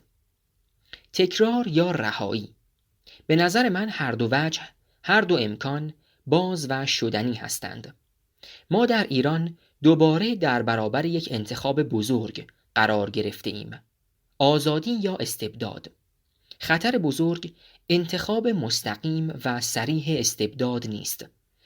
خطر در انتخاب مشروطه نیمبندی است که وعده آزادی می دهد اما دم و دستگاه استبداد را بازسازی می کند. پینویس‌های مربوط به این نوشتار را می توانید در صفحه 227 پیگیری فرمایید. سرداب سرگردانی درباره رمان داریوش شایگان. نشر نخست وبسایت BBC فارسی، مهر ماه سال 1384 یا به میلادی سپتامبر 2005. سرزمین سرابها تازه ترین کتاب داریوش شایگان، اندیشمند ایرانی است که در پاریس به زبان فرانسوی انتشار یافته است. برخلاف دیگر آثار شایگان، سرزمین سرابها کتابی فلسفی نیست و در ظاهر سبکی ادبی دارد. این کتاب مجموعه نامه‌های دو شخصیت فرضی، یکی مردی ایرانی به نام کاوه و دیگری زنی فرانسوی به نام مرین است که دلداده یکدیگرند، اما از هم جدا زندگی می کنند. این نامه‌نگاری ها از هنگامی آغاز می شود که مرین به دلایل کم و بیش مبهمی ایران را ترک می کند. کتاب با نامه کاوه آغاز می شود و از سال 1997 تا 1999 تداوم می یابد. اما با نامه دوست کاوه به مرین و نیز نامه مرین به دوست خود پایان می گیرد. مرین فرانسوی پس از سالها زندگی مشترک با کاوه در تهران و آشنایی با فرهنگ و ادبیات و عرفان ایرانی ناگهان ایران را ترک می کند. مرین آنگونه که خود می نویسد با کاوه جهان ایرانی را تجربه می کند و در فرایند این تجربه به گونه ای مسخ می شود. دیگر نه یک فرانسوی جدی هستم و نه چندان به یک ایرانی بیخیال بدل شده‌ام. نه این هستم و نه آن، مهاجری شده‌ام در معرض انواع مسخ شدنها. به قول کاوه، مرین از یک اروپایی فعال مدافع حقوق بشر به یک عارف بدل می شود. مرین با لحنی شیفته‌وار می نویسد: می دانم که دوستم داری، همانطور که من لحظه ای از دوست داشتنت باز نایستادم. ما همدیگر را دوست داریم، اما نمی توانیم با هم زندگی کنیم. اگر قصه خودمان را برای یک آدم عاقل تعریف کنیم، فکر می کند ما هر دو دیوانه هستیم. راز این دوست شدن و در عین حال تاب همزیستی نداشتن در کتاب فاش نمی شود. اما هرچه خواننده پیشتر می رود در می یابد که عشق کاوه و مرین تناقض‌آلود است و درست همان چیزهایی که آن دو را به هم می کشد آنها را هم از هم می راند و موقعیتی دردآلوده و سوگناک می آفریند. کاوه پس از مدتی به آمریکا سفر می کند و مرین به سودای آنکه او در واشنگتن است از پاریس به واشنگتن می آید، اما او را در آنجا نمی یابد. هنگامی که کاوه با زندگی در آمریکا کنار نمی آید و به وطن خود باز می گردد، مرین از پس بیتابی و شیدایی تصمیم می گیرد به ایران سفر کند و او را ببیند. اما پیش از سفر او کاوه با چند دوست به کویر زاهدان می رود و سرانجام در طوفان شنی در بم با دوستان خود ناپدید می شود. کاوه و مرین دو شخصیت نابهنگام هستند. در زمانه ما زندگی می کنند ولی با روزگار ما بیگانه اند. هر دو غریب و مهاجرند. سبک نوشتاری این کتاب را نیز سرشت نابهنگام این دو شخصیت تعیین کرده است. کاوه می نویسد: می بینی مرین عزیز، در دورانی که مردم در زمانی واقعی با نامه الکترونیک، فکس و تلفن با هم ارتباطی سریع دارند، ما برگشته ایم به سنت قدیم نامه‌نگاری. انگار ما از ابراز بیدرنگ و خودجوش احساسات لگام گسیخته من پرهیز می کنیم. انگار باید پناه ببریم به تأمل تا بتوانیم ادراکات خودمان را روشن کنیم. ما رابطه من را در دوری آهسته پیش می بریم. در جهانی که شتاب در آن به فضیلت بدل شده، کاوه و مرین گونه‌ای مراقبه و مداقه در نفس و در رابطه دو جانبه خود را با درنگ و کندی دنبال می کنند. پیوند کاوه حدوداً 60 ساله با معشوق جوانتر از خود نمونه استثنایی از روابط مرد و زن است که در آن شور و شوق معنا و ماهیتی متفاوت دارد. کتاب سرزمین سرابها در برخی محافل در ایران با عنوان رمان شناخته شده، اما ناشر فرانسوی برخلاف عرف معمول در فرانسه عنوان رمان بر روی کتاب نگذاشته است. راست آن است که داریوش شایگان با آنکه کوشیده طرحی داستانی به نامه ها بدهد و با روایت روابط زن و مردی به هم شیفته پیام‌های فلسفی خود را در کتاب بگنجاند، در این ترفند ناکام است. شایگان تلاش کرده است با انتخاب مردی ایرانی و زنی فرانسوی نماد پردازی کند و یکی را نماینده فرهنگ ایرانی و دیگری را برآمده از فرهنگی غربی بگیرد و در نتیجه مسئله تقابل یا تفاهم تمدن‌ها را پیش بکشد. بر این شیوه دو تمدن شرق و غرب با وجود دلبستگی‌ها و وام‌هایی که به هم دارند توان همزیستی ندارند و مانند سرنوشت کاوه و مرین غمناکانه در طلب هم می‌افتند، اما هرگز به هم نمی‌رسند. تنها حاصل این ارتباط آن است که دیگر نه مرد ایرانی است و نه زن فرانسوی. سرزمین سرابها در آن بخشی که به زندگی خصوصی و شرح احوالات درونی کاوه می‌پردازد، سخت شبیه زندگی شخصی نویسنده داریوش شایگان است و در واقع کمتر نکته‌ای درباره کاوه می‌توان خواند که درباره خود شایگان صادق نباشد. اگر کسی گفتگوی رامین جهانبگلو را با داریوش شایگان در کتاب زیر آسمان‌های جهان خوانده باشد، بی تردید کاوه را با شایگان یکی می‌گیرد و گمان می‌برد که کتاب سرزمین سرابها نامه‌های واقعی او به یک فرانسوی است که بنا به ملاحظات شاید اجتماعی تنها نام نویسندگان نامه دگرگون شده است.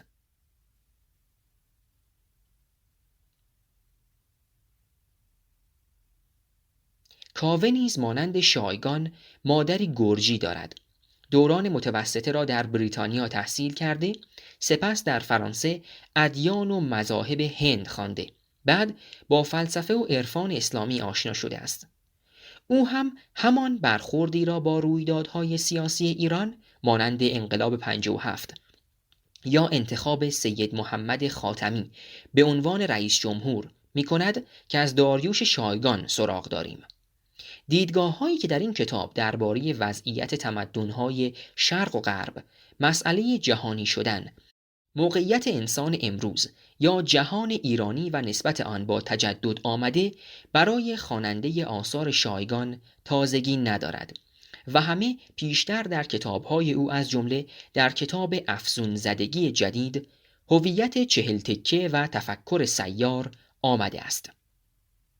جدا از نثر روان، فخیم و سهل و ممتنع شایگان در زبان فرانسوی، این کتاب نه از نظر ادبی و نه از نظر فلسفی نمیتواند اثری بدیع در میان آثار شایگان به شمار رود. بدین رو شاید بتوان گفت که کوشش این فیلسوف ایرانی برای نوشتن رمان در دهه 7 عمرش ناکام مانده است. این در حالی است که در غرب به ویژه در دوران معاصر هم نویسندگانی چون میلان کندرا در نوشتن رمان فلسفی کامیاب بودند و هم فیلسوفانی چون اومبرتو اکو توانستند با چیرگی بر منطق ادبی رمان‌های ماندگار بنویسند. منش فکری داریوش شایگان به سرگذشت شخصی او پیوند خورده است و خودآگاهی و میلش به بیریشگی از سلوک زندگی او سرچشمه می‌گیرد. درک او از هویت ایرانی یا هویت غربی که همانا نفی دوگانه هر دوست بسیار شخصی است. از این رو به ویژه درباره شایگان این سخن راست در می‌آید که نوشته‌ها و دیدگاه‌های فلسفیش اتوبیوگرافی یا زندگی نامه خود نوشته است. از همین روست که کاوه سرزمین سرابها نمونه فرد ایرانی نیست، نمونه فرد هیچ جامعه‌ای نیست، چرا که او به هیچ سرزمینی بسته نیست و به طرزی اشرافی کولیوار می‌زید.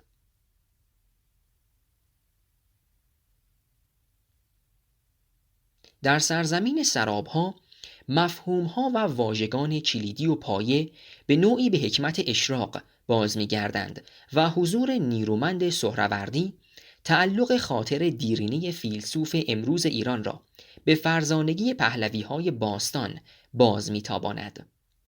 اگرچه شایگان را به سختی می‌توان فیلسوف ایران خواند، زیرا نه در روی کرد و نه در آبشخورهای فلسفی شایگان به جهان فکری ایرانی بسنده نمی کند و دغدغه او بیش از آن که ایرانی باشد جهانی است.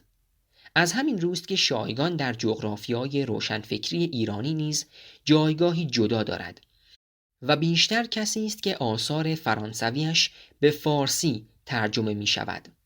عنوان سرزمین سرابها خود برآمده از حکمت اشراق سهروردی است و به ویژه اصطلاح کانونی عالم مثال. عالم مثال جهانی میانی است. در میانه جهان معقولات و جهان محسوسات، همان اقلیم هشتمی که محل رخداد رؤیاهای پیامبران و عارفان و رویدادهای معاد است، جایی که جرم و ماده نیست اما صورت و شکل هست.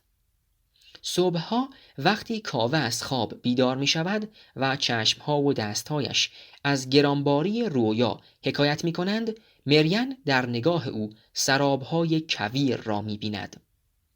عالم مثال که جهان فرشتگان است و از نظر بسیاری فیلسوفان ایرانی و نیز فیلسوفی مانند هانری کوربن شالوده جهانشناسی ایرانی است، از نگاه شایگان به سرابهای کویر بدل شده و در واقع مسخ شده است.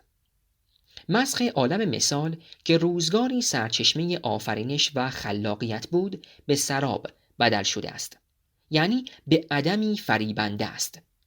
از نگاه شایگان این راز همان درماندگی کنونی انسان ایرانی است.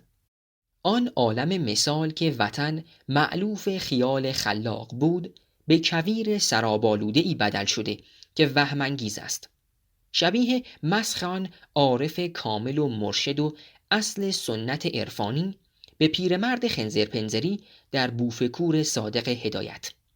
نگاه شایگان به انسان و جهان ایرانی معاصر تلخ و تیره است.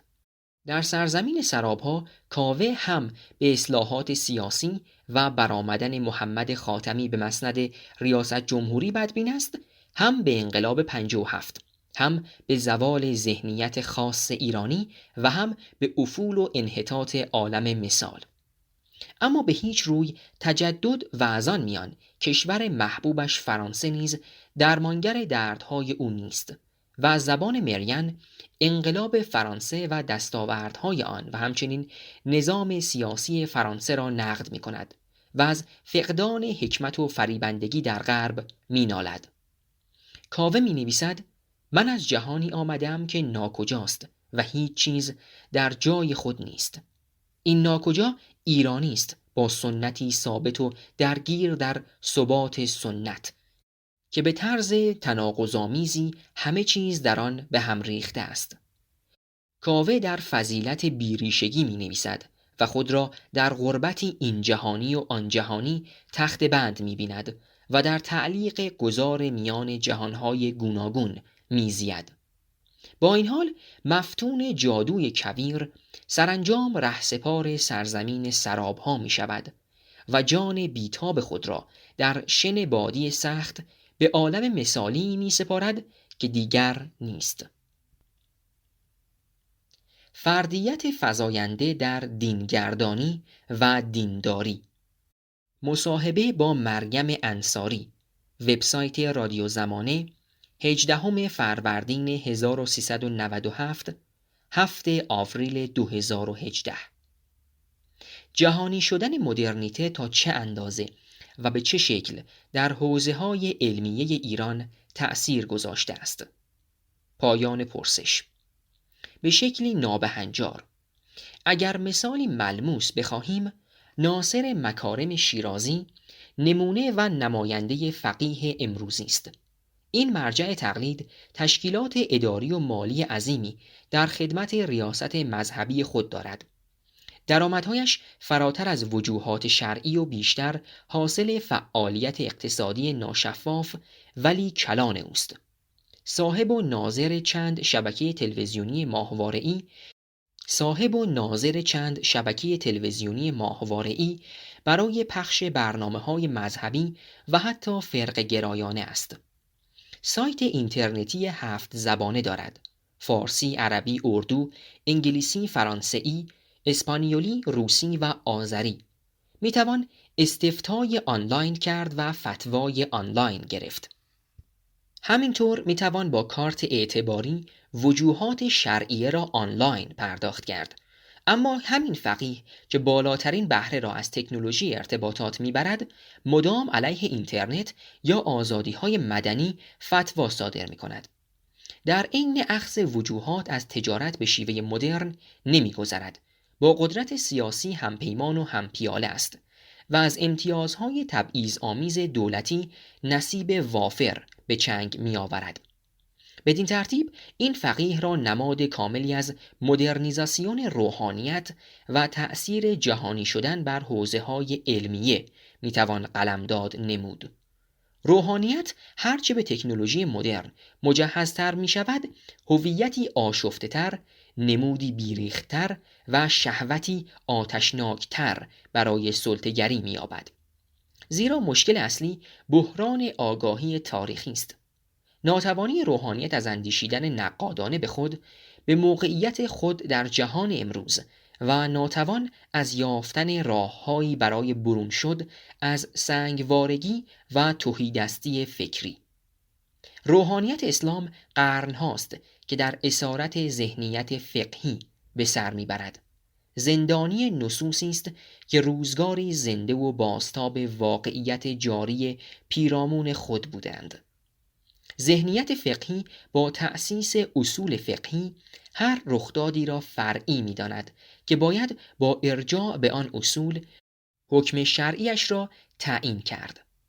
یعنی همواره واقعیت پیشرو به تصویر یا توهمی از گذشته سپری شده برگردانده می شود. عقل فقهی ابداعگر و آینده نگر نیست، بلکه در خدمت مشروعیت بخشیدن به قدرت حاکم و تفسیر قدیم است. عقل فقهی اصالت را به سلف گذشتگان می دهد و تبعیت از آنان را عین اطاعت از خداوند می شمرد. عقل مدرن ذهنیت فقهی متنها را از تاریخ و سیاق ظهور آنها جدا می کند و با تحمیل معنا و تفسیر غیر تاریخی بر آنها اصول و قواعدی مقدس برای تعیین رفتار فرد و جامعه امروزی می سازد. این ذهنیت اختلاف فکری را بر نمی تابد. عقل فقهی دوگانه اندیش است. ما آنها، نص عقل، سلف خلف، اصیل وارداتی، هدایت زلالت، سنت بدعت و غیره. یک سو حق و حقیقت مطلق و سوی دیگر باطل و حرام ابدی است. قدرت فقیه از امام یا پیامبر و سرانجام از خداست. او آیت عظمای الله است. تقدیس مفاهیم فقهی به تقدیس سلطه فقیه بر انسانهای دیگر مشروعیت می دهد. مدام در حال اسلامی کردن همه چیز با دیدگاه‌های انسانی خود است.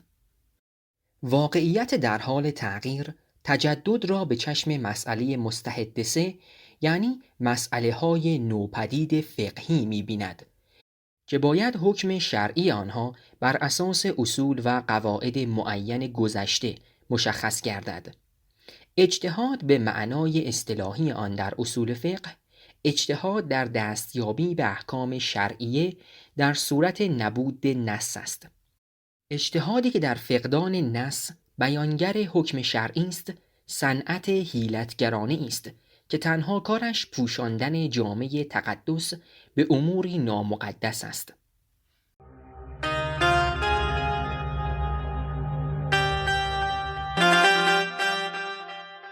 از ورای حجاب، نوشته مهدی خلجی.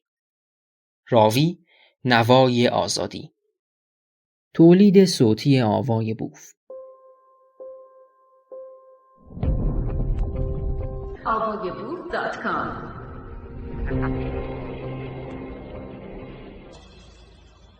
ذهن مدرن اصالت یا اتصال بیگسست و مستقیم تاریخی امروز به 1000 سال پیش را توهمی تاریخ گریزانه می انگارد.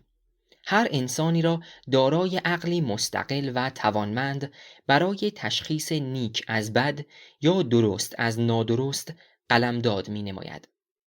برخلاف آن، ذهنیت فقهی خودخواسته و مصرانه در دوران نابالغی عقل مانده و حاضر نیست با پذیرش مسئولیت داوری به بلوغ برسد و از اقتدارهای بیرونی رهایی یابد.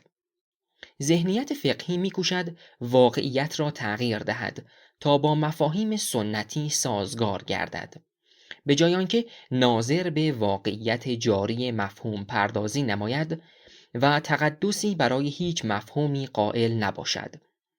چنین ذهنیتی مفاهیم و نظریات قدما را واقعیت تر از واقعیت دگرگون شونده می انگارد و در نتیجه واقعیت را تا جایی به رسمیت می شناسد که به کار اثبات مشروعیت سنت قدیم بیاید یا از آن پاسداری کند.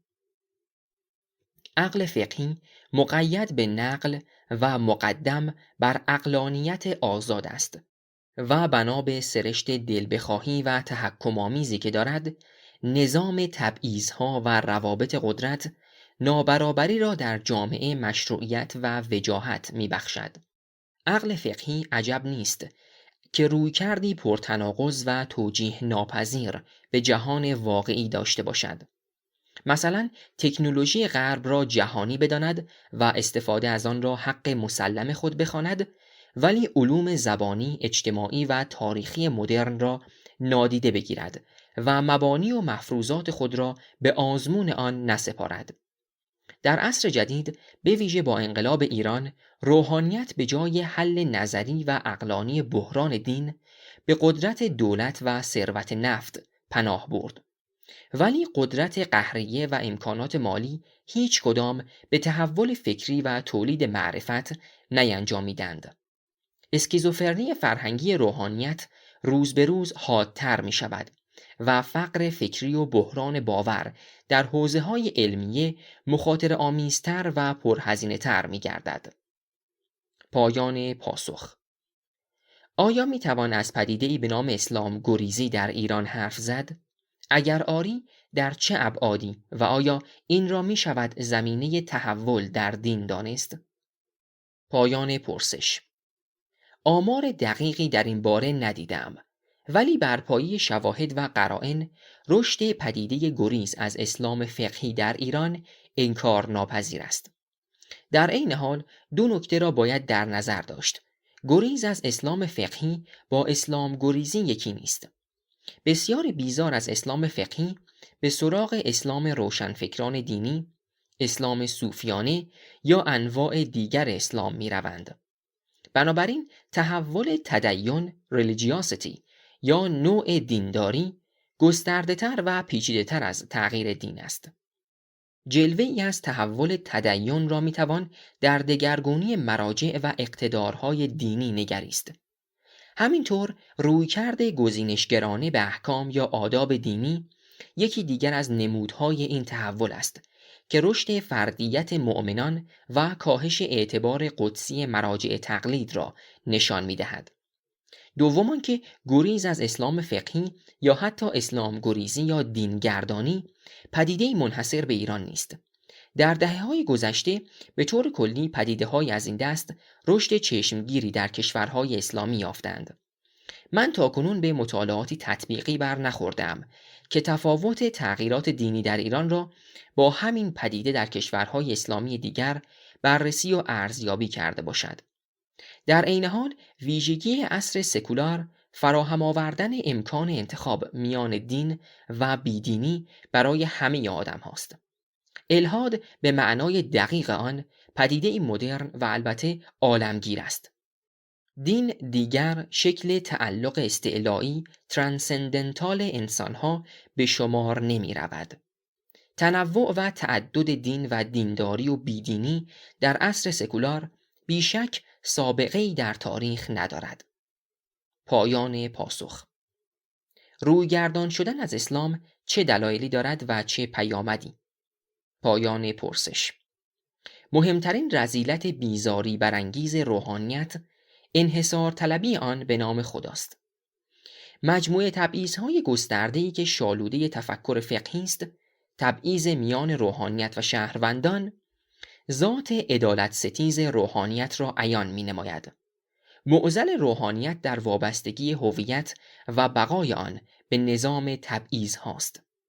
اگر روحانیت نتواند معنا و کارکرد خود را بازسازی و باز تعریف کند و همچنان با اصل برابری و اصل آزادی در تضاد بماند، این نهاد مانع اصلی دستیابی به جامعه‌ای دموکراتیک شناخته می شود.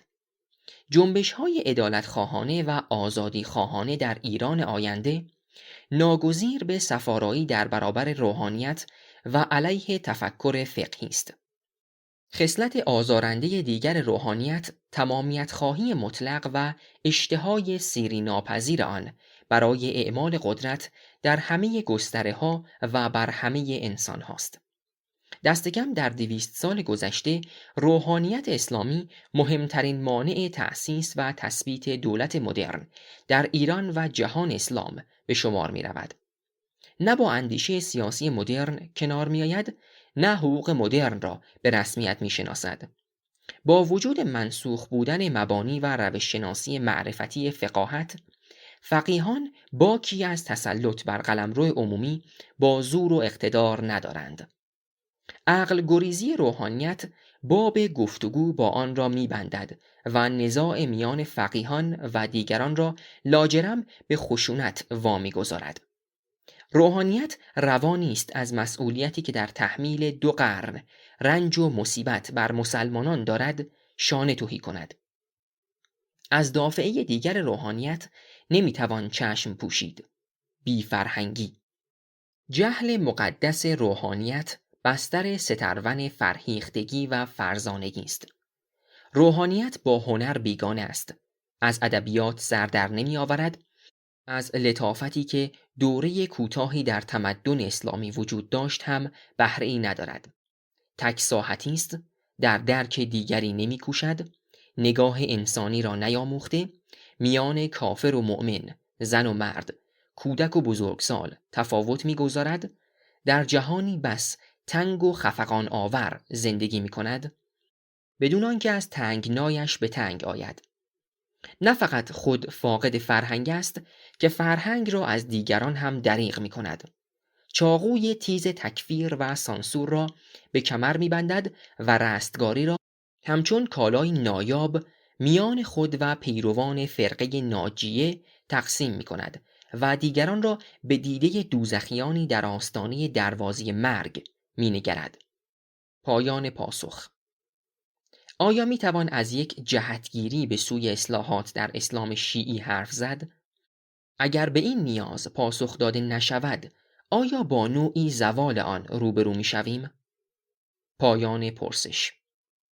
من نشانه‌هایی از ظهور تفکر انتقادی در میان حوزه‌های علمیه شیعی یا کسانی که هویت شیعی برای خود قائلند نمی‌بینم.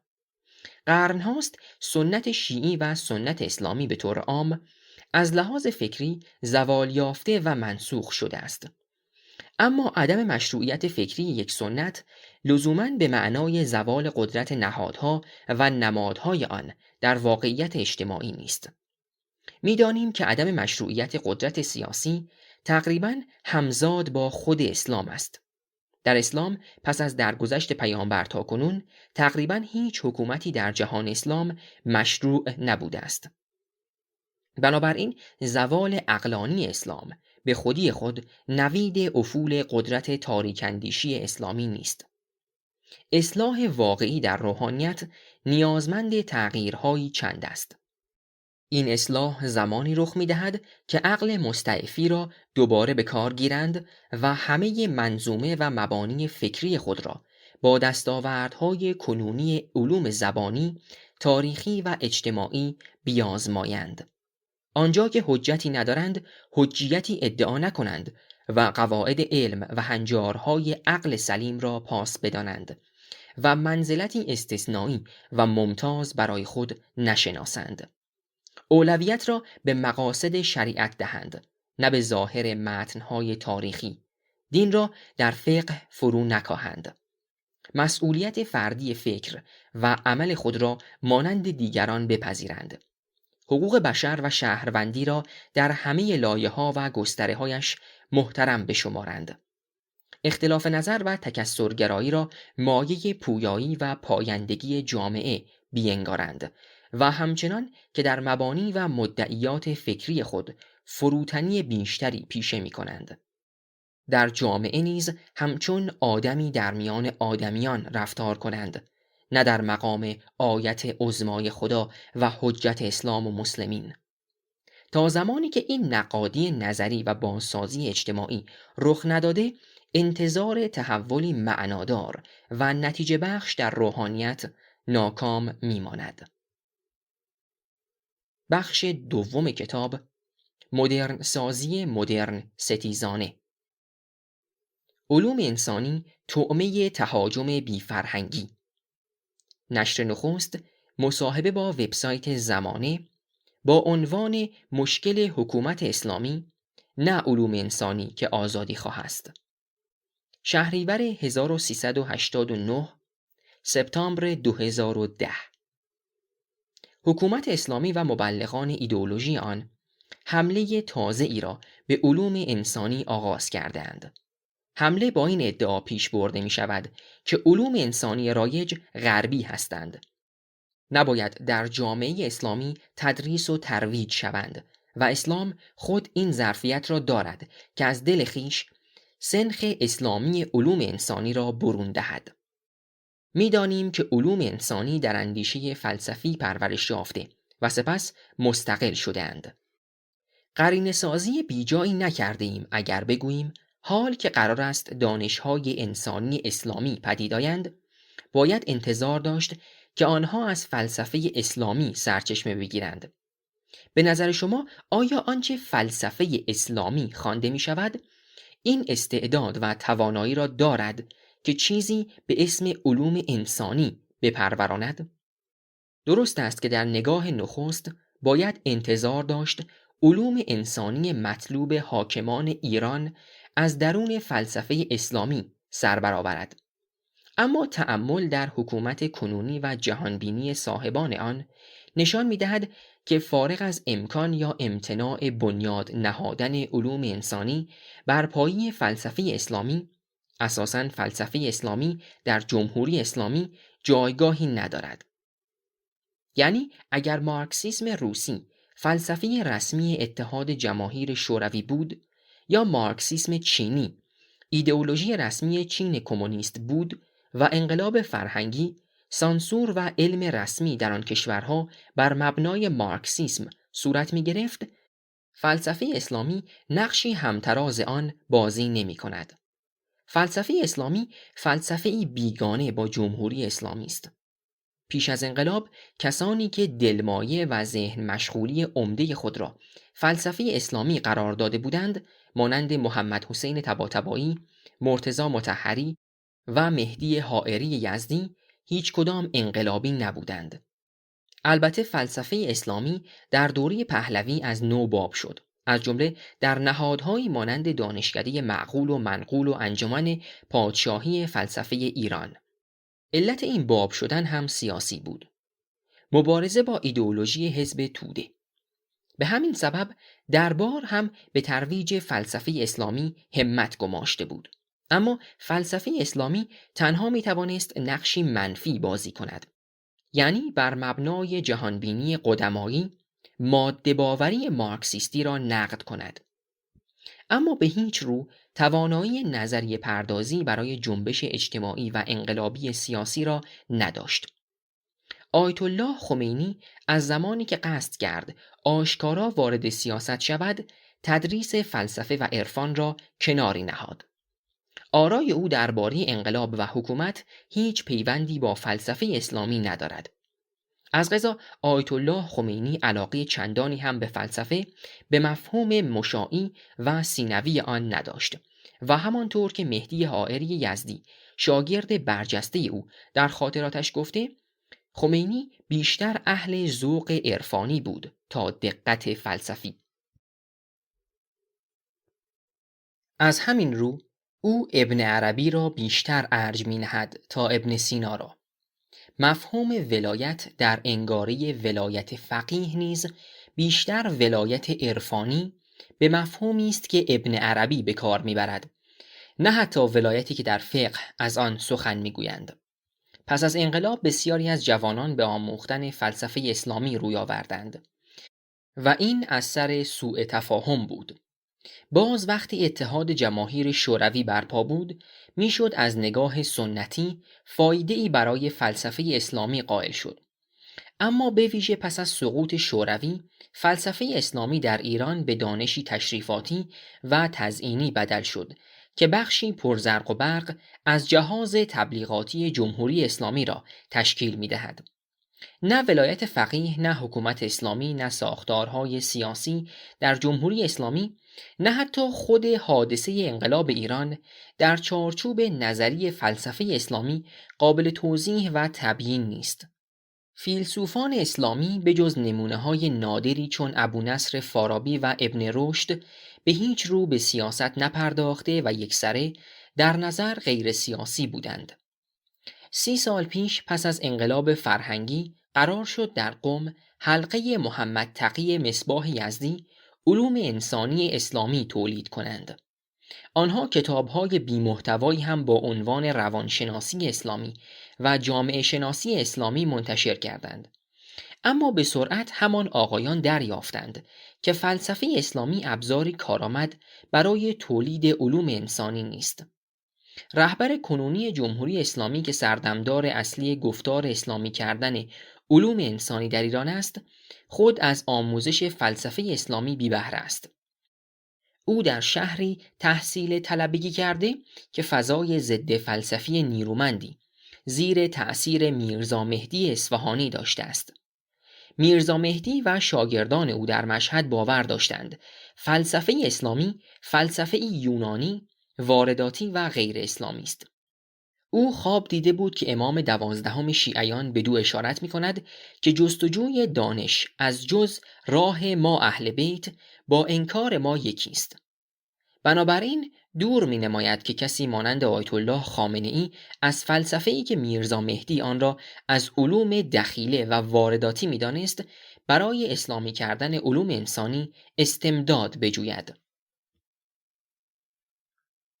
از سوی دیگر برخی از کسانی که در کار اسلامی کردن علوم انسانی هستند مانند حلقه آکادمی علوم اسلامی و بزرگان آن چون سید مهدی میرباقری و استاد درگذشته او سید منیرالدین حسینی شیرازی سخت با فلسفه اسلامی بر سر ستیزند و به جای اصالت وجود صدرایی به اصالت ولایت باور دارند.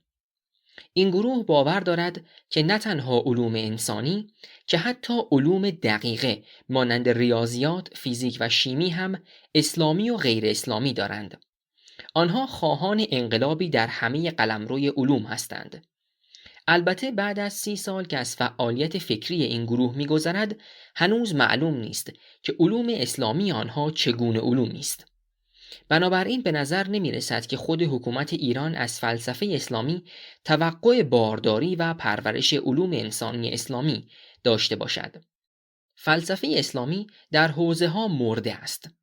همکنون بهترین تحقیقات و تألیفات در فلسفه اسلامی یا عمدتاً در دانشگاه‌های اروپا و آمریکای شمالی صورت می‌گیرد یا به دست محققان کشورهای اسلامی، نه در حوزه‌های علمیه، نه به همت روحانیان. روحانیت با فلسفه اسلامی بیگانه است، از جمله به دلیل آنکه ابزارهای معرفتی لازم برای پژوهش در آن را ندارد. حتی تدریس فلسفه در قم هم رونق سابق را ندارد. حسن حسنزاده آملی، عبدالله جوادی آملی و محمد تقی مصباح یزدی، استادان شاخص فلسفه، هر سه از تدریس این رشته باز ایستادند. پایان پاسخ. همه اینها درست. اما بیایید خامنه‌ای و خمینی و جمهوری اسلامی را کنار بگذاریم و فقط به این مسئله بپردازیم که آیا آنچه فلسفه اسلامی خوانده می شود این استعداد و توانایی را دارد که چیزی به اسم علوم انسانی بپروراند؟ لطفاً جواب این سوال را بدهید. پایان پرسش. اگر مراد از علوم انسانی همین علومی است که در تاریخ و جغرافیای مشخصی پدید آمده و رشد کرده، روشن است که از دل فلسفه اسلامی در نمی آید.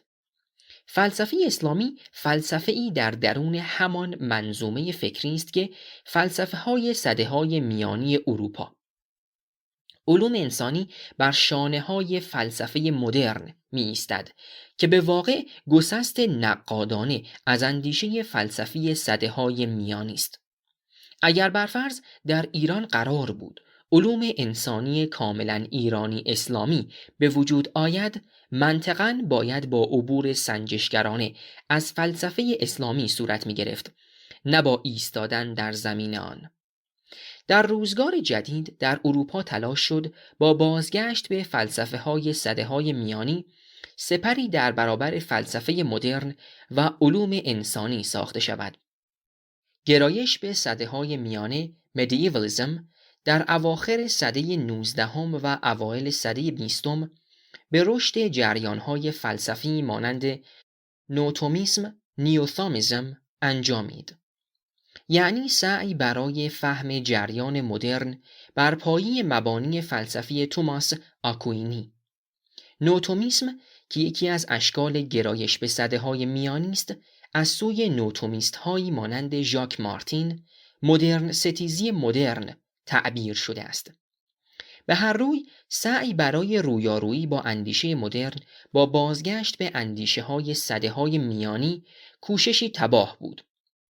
از قضا دلمشغولی عمده این گروندگان و پسروندگان به اندیشه سده‌های میانی یکی همین سکولاریسم بود. آنها بحران‌های سیاسی و تنش‌های اجتماعی دوران خود را فراورده زوال ارزش‌های مذهبی و عرفی شدن شناخت انسان از خود و جهان می‌دانستند. در این سو غریبانی چون هانری کوربن با همان انگیزه‌ها و رانه‌ها به سراغ فلسفه اسلامی رفتند، به قصد ساختن سدی در برابر سکولاریسم و علوم تاریخی و انسانی مدرن. محصول آن رهیافت در بهترین حالت سنتگرایی حادی است که امروز نزد کسی مانند سید حسن نصر میتوان سراغ کرد. کسی مانند نصر باور دارد که تجدد پرستش زمان و امور جزئی و گذراست و نوعی الوهیت بخشیدن به زمان و تاریخ. کوربن و نصر هر دو مخالف تاریخ گرایی و نگرش تاریخی به جهان و انسان هستند. اصالت دادن به فلسفه اسلامی در فکر کسانی مانند نصر بدینجا می انجامد که سنت را رقیب و بدیل تجدد می انگارد، آن هم بدیل مرجح. آنها علوم انسانی را که استوار بر فهم تاریخی است یکسره نفی می کنند. از دیدگاه سنت گرایان نه تنها زهدان فلسفه اسلامی توانایی باروری چیزی به نام علوم انسانی را ندارد، بلکه اساساً از شر علوم انسانی مدرن، سکولار و تاریخی است که باید به فلسفه اسلامی پناه برد. با توجه به آنچه گفتم، من تاکنون نشنیدم کسی سخن از امکان استخراج علوم انسانی از فلسفه اسلامی بگوید. آنها که از اسلامی کردن علوم انسانی سخن میگویند بیشتر در پی شرعی کردن و فقهی کردن علوم انسانی اند تا فلسفی کردن آن. مثلا اقتصاد اسلامی از نظر آنان اقتصادی است که قواعد فقهی مانند حرمت ربا در آن رعایت شود. علم سیاست اسلامی آن است که خاص و عام را به اطاعت مطلقه از صاحب ولایت مطلقه برانگیزد. علوم انسانی اسلامی تا آنجا که من میفهمم تفسیری نیست، تجویزی است، در حالی که علوم انسانی مدرن در وهله نخست تفسیر می کنند جامعه، روان، مناسبات اقتصادی، سیاسی و جز آن را. علوم انسانی در ایران بیشتر گروگان شریعت است تا فلسفه اسلامی. بله، بسیاری از مسلمانان در 2 سده گذشته برای جبران عقده فرهنگی و تمدنی خود کوشیدند بگویند که آثار فیلسوفان اسلامی ابن سینا و فارابی و ابن رشد یا متفکری مانند ابن خلدون در رشد دانش و فلسفه غربی نقش داشته، یا اینکه ابن خلدون بنیادگذار واقعی جامعه شناسی است. نقش تاریخی و تمدنی مسلمانان که در فرهنگ و فلسفه سده‌های میانی اروپا انکارناپذیر نیست، اما مسلمانان در این باره گزافه‌گویی می‌کنند. درباره ابن خلدون و جامعه شناسی هم اگر کسی جامعه شناسی بداند و ابن خلدون را بشناسد، تباهی این مدعا را درخواهد یافت. این ادعاها که برای تشفیع زخم‌های روحی ناشی از واپسماندگی تمدنی یک توده ممکن است سودمند باشد، البته فرق می‌کند با آن ادعا درباره امکان تولید علوم انسانی بر مبنای فلسفه اسلامی یا قرآن و حدیث. نکته مهمی را در مورد سکولاریسم مطرح کردید. پیش از پرداختن به آن باز کمی در مورد فلسفه اسلامی و امکان زایش علوم انسانی از دل آن توضیح دهید. پرسش مشخص: چرا فکر می‌کنید نمی‌توان مثلا از علم النفس ابن سینا روانشناسی ایجاد کرد که بدیل روانشناسی شکل گرفته در غرب باشد؟ و همچنین چرا فکر نمی‌کنید نمی‌توان بر اساس برخی آیات و روایات، برخی حکمت‌ها در آثاری چون نهج البلاغه، فلسفه سیاسی فارابی و فلسفه عمران ابن خلدون و منابع دیگری از این دست جامعه شناسی و اقتصاد شناسی اسلامی داشت؟ وقتی میگوییم امکان زایش علوم اسلامی از دل فلسفه اسلامی، فکر میکنم باید ببینیم باورمندان به این نظر از علوم انسانی چه مراد میکنند. فلسفه اسلامی و علوم انسانی غربی هر دو پدیده‌های معرفتی شناخته شده و بی ابهامی هستند.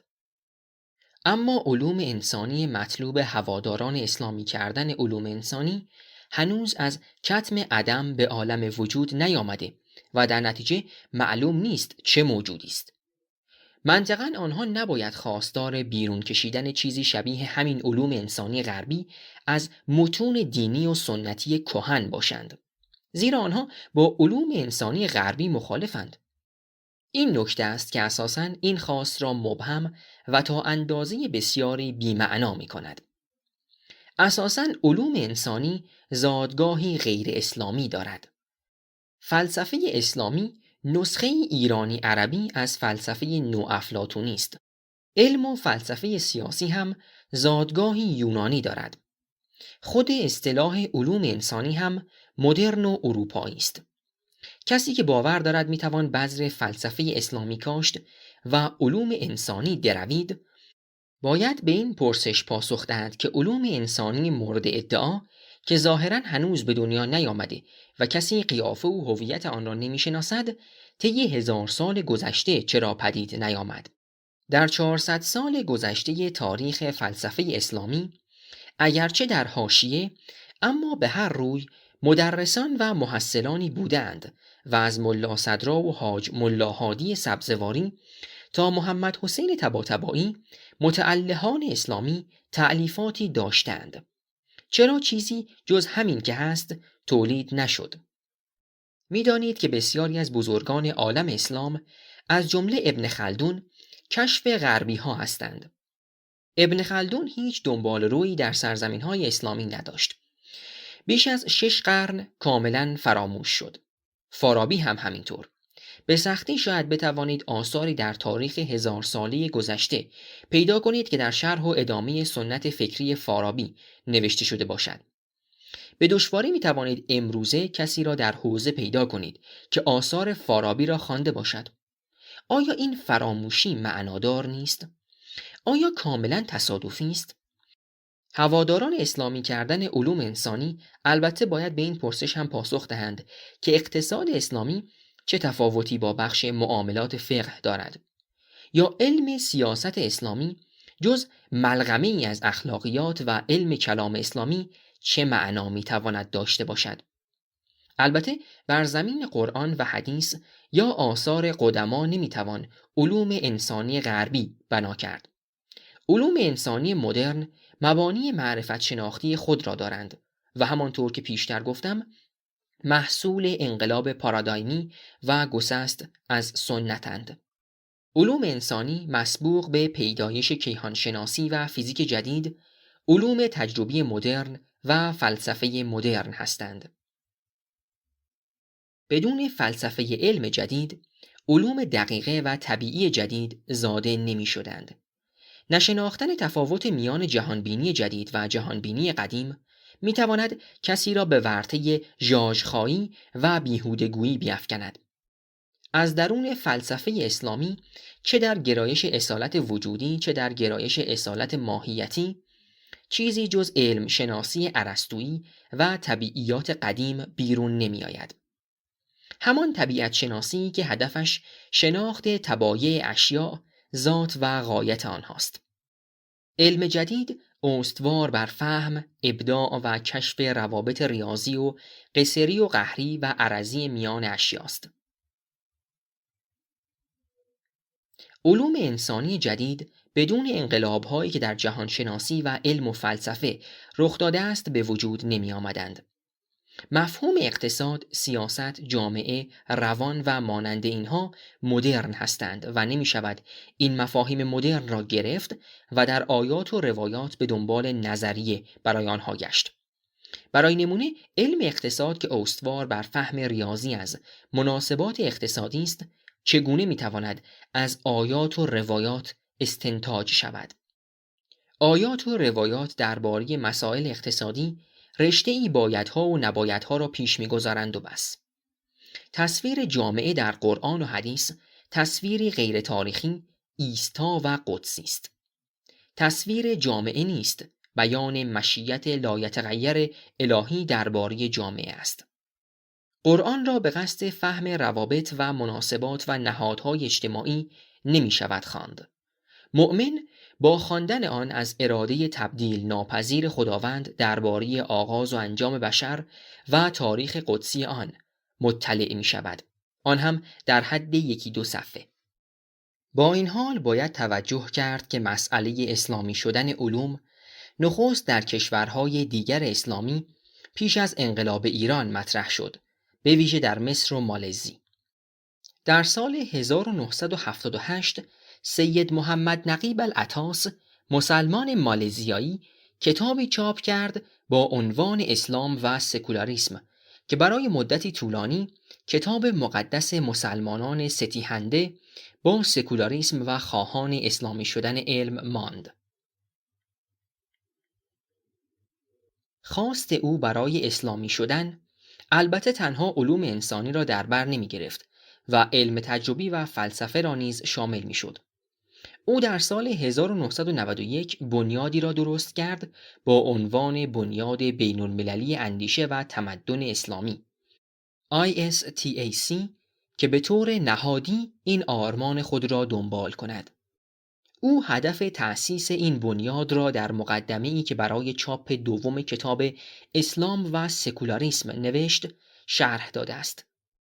العطاس میگوید یکی از مهمترین اهداف این بنیاد مفهوم سازی، تبیین و شرح مسائل علمی و معرفت شناختی است که مسلمانان در دوران مدرن با آن رویارو هستند.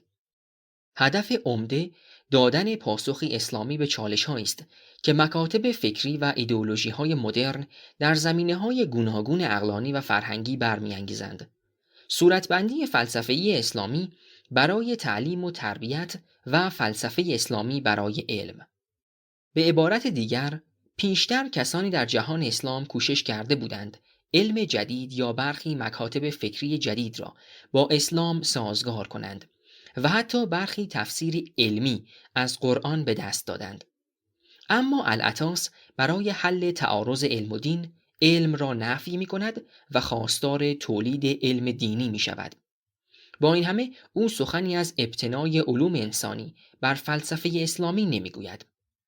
العطاس گفته است اسلامی کردن شناخت، اسلامی کردن ذهن، جسم و جان است و در نتیجه آفریدن جامعه یکسره اسلامی. او میگوید برای گریز از سکولاریسم باید شناخت را اسلامی کرد. علوم مدرن اشیا را بر اساس منطق درونی آنها مطالعه می کنند و جهان را به غایتی فی نفسه تقلیل دادند. اما این رویکرد سکولار به بحران سیاسی، فاجعه انسانی و ویرانی طبیعت انجامیده است. او معتقد است که استیلای بر طبیعت نباید هدف نهایی باشد، بلکه هر گونه شناخت و تصرف طبیعت باید غایتی ماورایی، متعالی و معنوی داشته باشد. شماری از مسلمانان عرب نیز شبیه او فکر می کنند. العطاس در سال 1977 کنفرانسی بین المللی در مکه برگزار کرد با عنوان اهداف و مقاصد تعلیم و تربیت اسلامی و همفکران خود در جهان اسلام را گرد آورد. با این همه دانشگاه‌های اسلامی که در مالزی و دیگر جاها تأسیس شد تفاوت چندانی از نظر برنامه درسی با دانشگاه‌های غیر اسلامی ندارد، جز آنکه زنان محجب هستند و مردان بیشتر ریش بلندند و همدیگر را برادر و خواهر خطاب می‌کنند و اول هر درس مراسمی را با تلاوت آیاتی از قرآن آغاز می‌کنند.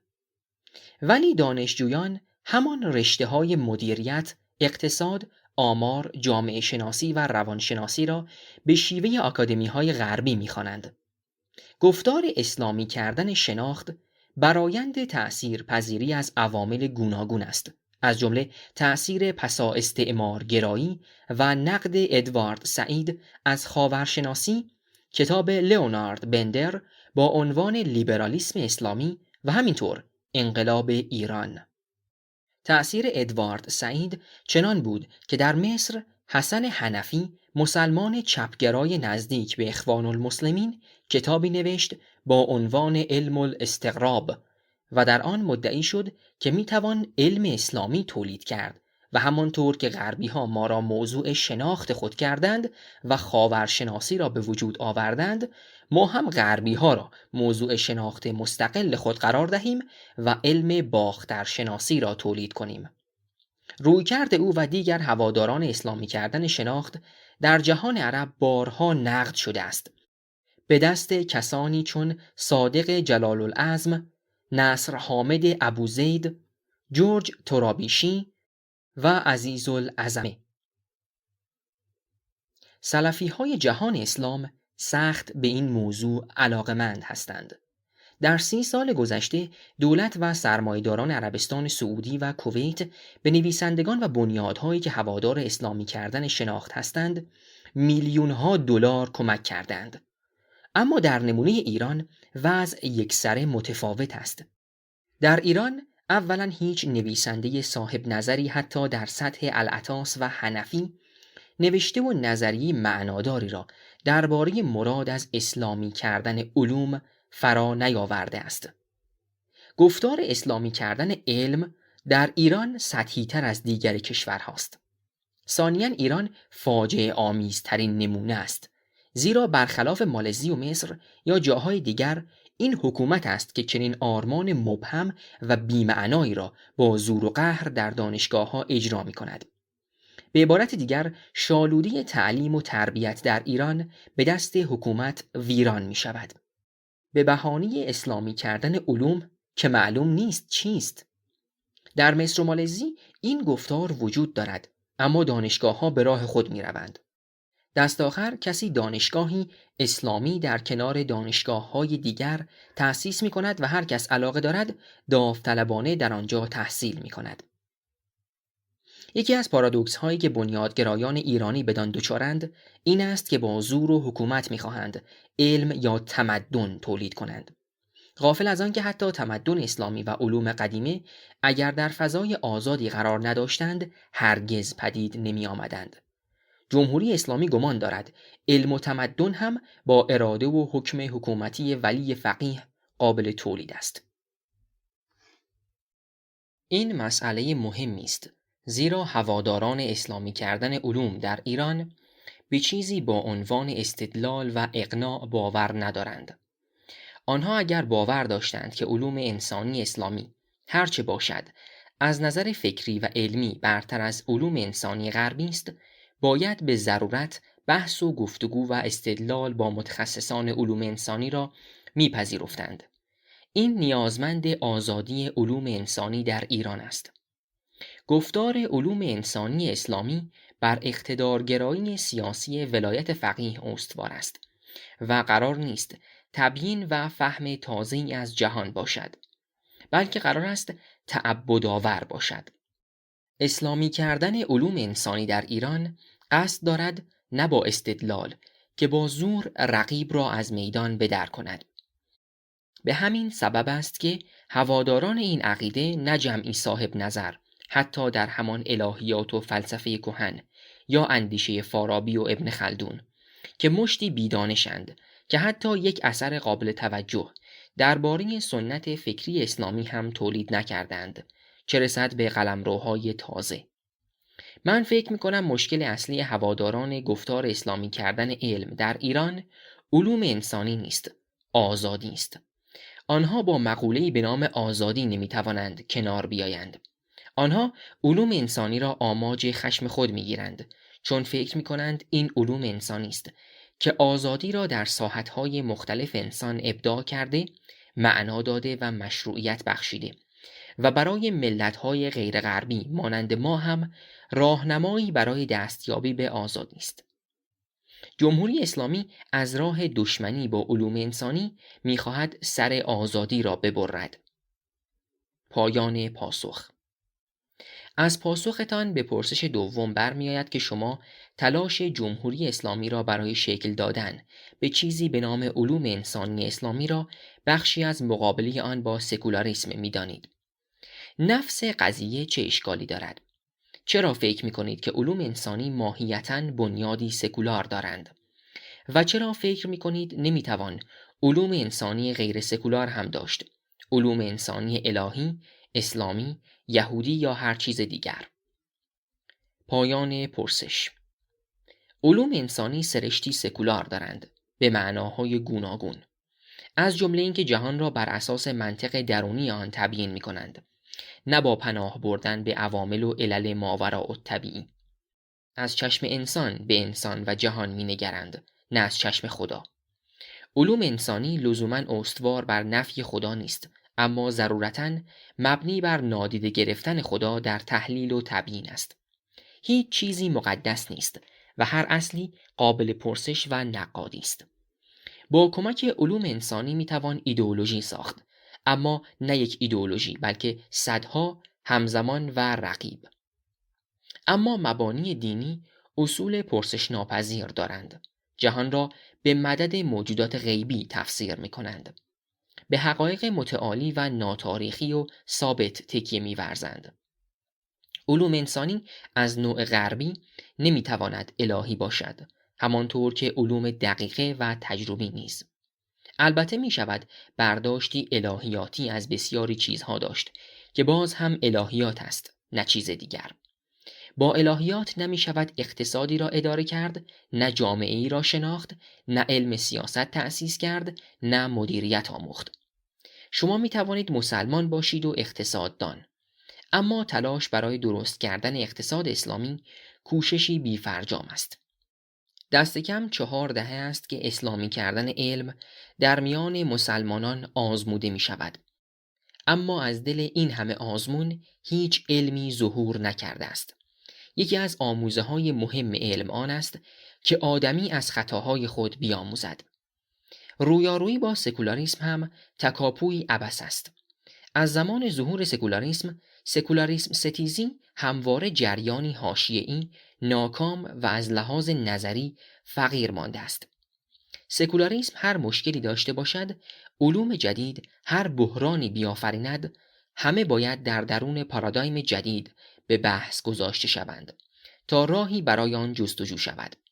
خروج از سکولاریسم و بازگشت به گذشته ناممکن است و سودای آن، به ویژه اگر مبنای سیاست فرهنگی یک حکومت قرار گیرد، جز ویرانی اثری بر جای نمیگذارد.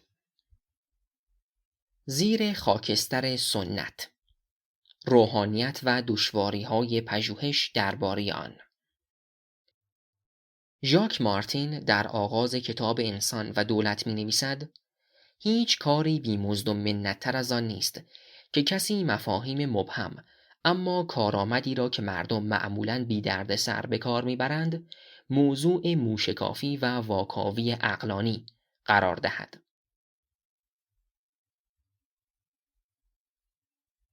روحانیت نیز مصلحتی مبهم و مه‌آلود است که در نوشتار و گفتار به آسانی به کار برده می شود.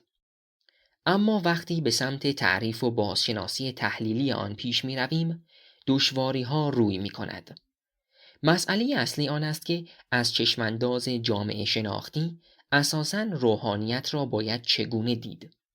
نهاد، طبقه، لایه یا اقتدار؟ آیا می توان به اصطلاح آنتونیو گرامشی روحانیت امروز در ایران را به روشنفکران جمعی collective intellectuals مانند کرد که مولد پارادایمی فکری در خدمت ایدئولوژی سیاسی واحدی است. تعریف روحانیت. اساساً روحانی چه کسی است؟ اگر مبنای روحانی بودن را علم حوزوی و پارادایم فکری سنتی بگیریم، بسیاری کسان هستند که علم حوزوی آموختند و در چارچوب منظومه اندیشگی سنت میزیند، اما روحانی شناخته نمیشوند. محمد رضا حکیمی، نویسنده اسلامی، از این دست روحانیان است. بسیاری از نخستین مدرسان دانشگاه در رشته‌های ادبیات و نیز الهیات و فقه دانش آموخته حوزه ها بودند و حتی روزگاری هم لباس روحانی به تن داشتند. اما کسی امروزه ملک الشعرای بهار، بدیع‌الزمان فروزانفر، جلال الدین همایی و محمود شهابی را روحانی باز نمی شناسد. باز اگر روحانی بودن را با عیار پوشیدن لباس روحانی، عبا و قبا، لباده و عمامه بسنجیم، بسا روحانیان سرشناسی هستند مانند محمد مجتهد شبستری و احمد قابل که دیگر لباس روحانیت نمی پوشند. به ویژه پس از انقلاب، پدیده روحانی مکلا یا بدون لباس روحانیت شیوعی بی سابقه یافت. در دوران گذشته معمولاً همزمان با ورود به مکتبخانه یا حوزه علمیه، طلبه ها لباس روحانی می پوشیدند. در روزگار ما لباس روحانی پوشیدن پیش از رویدن ریش بر صورت رواج ندارد و شاید تا اندازه‌ای ناپسند به چشم آید. در عوض روحانیان بسیاری به دلایل مختلف لباس روحانیت به تن نمی کنند. از جمله آزادی رفت و آمد در فضای عمومی، مسئول ماندن از روحانیت آزاری یا متلک‌های مردم یا فروتنی و خود را در خور پوشیدن چنین لباسی ندیدن. این در حالی است که هم حقوق ماهیانه شهریه از حوزه می‌گیرند، هم دروس حوزوی می‌خوانند. برخی از روحانیان هم به صورت دل بخواهی لباس می‌پوشند که کاملاً پدیده‌ای نو است. در آنجا که حضورشان با لباس روحانی امتیاز به شمار می‌آید، لباس می‌پوشند و آنجا که ممکن است ضروری نباشد یا اساساً دردسری بزاید، لباس شخصی برمی‌گزینند. روحانیانی هستند که در قم لباس روحانی و در تهران لباس شخصی به تن می‌کنند، یا وقت رفتن به تبلیغ در ماه‌های محرم، صفر و رمضان لباس روحانی می‌پوشند و ماه‌های دیگر عبا و عمامه را کنار می‌گذارند. اگر سنجه روحانی بودن تحصیل دروس حوزوی باشد، شمار کثیری از روحانیان دانشی نیاموختند و تنها روحانیت را به مثابه شغلی برای کسب درآمد برگزیدند. از میان کسانی که به حوزه می‌روند، اکثریت قریب به اتفاق تا مراحل نهایی و نیل به اجتهاد درس نمی‌خوانند. شغل روحانیگری شاخه‌های بسیاری دارد و مجتهد شدن سرنوشت گروه اندکی از هزاران طلب است. روحانی بودن اگر به اخذ حقوق ماهیانه شهریه باشد، هزاران روحانی قلمداد نخواهند شد. این دسته از روحانیان از مشاغل دیگر، خواه مذهبی مانند روضه‌خوانی، خواه غیر مذهبی مانند تدریس، در آموزش و پرورش یا نمایندگی مجلس گذران زندگی می کنند. روحانی بودن را به شغل یا حرفه نیز نمیتوان تعریف کرد.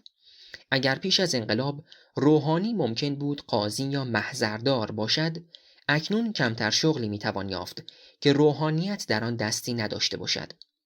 در بسیاری عرصه‌ها روحانیت حضور نهادی و نظاممند دارد.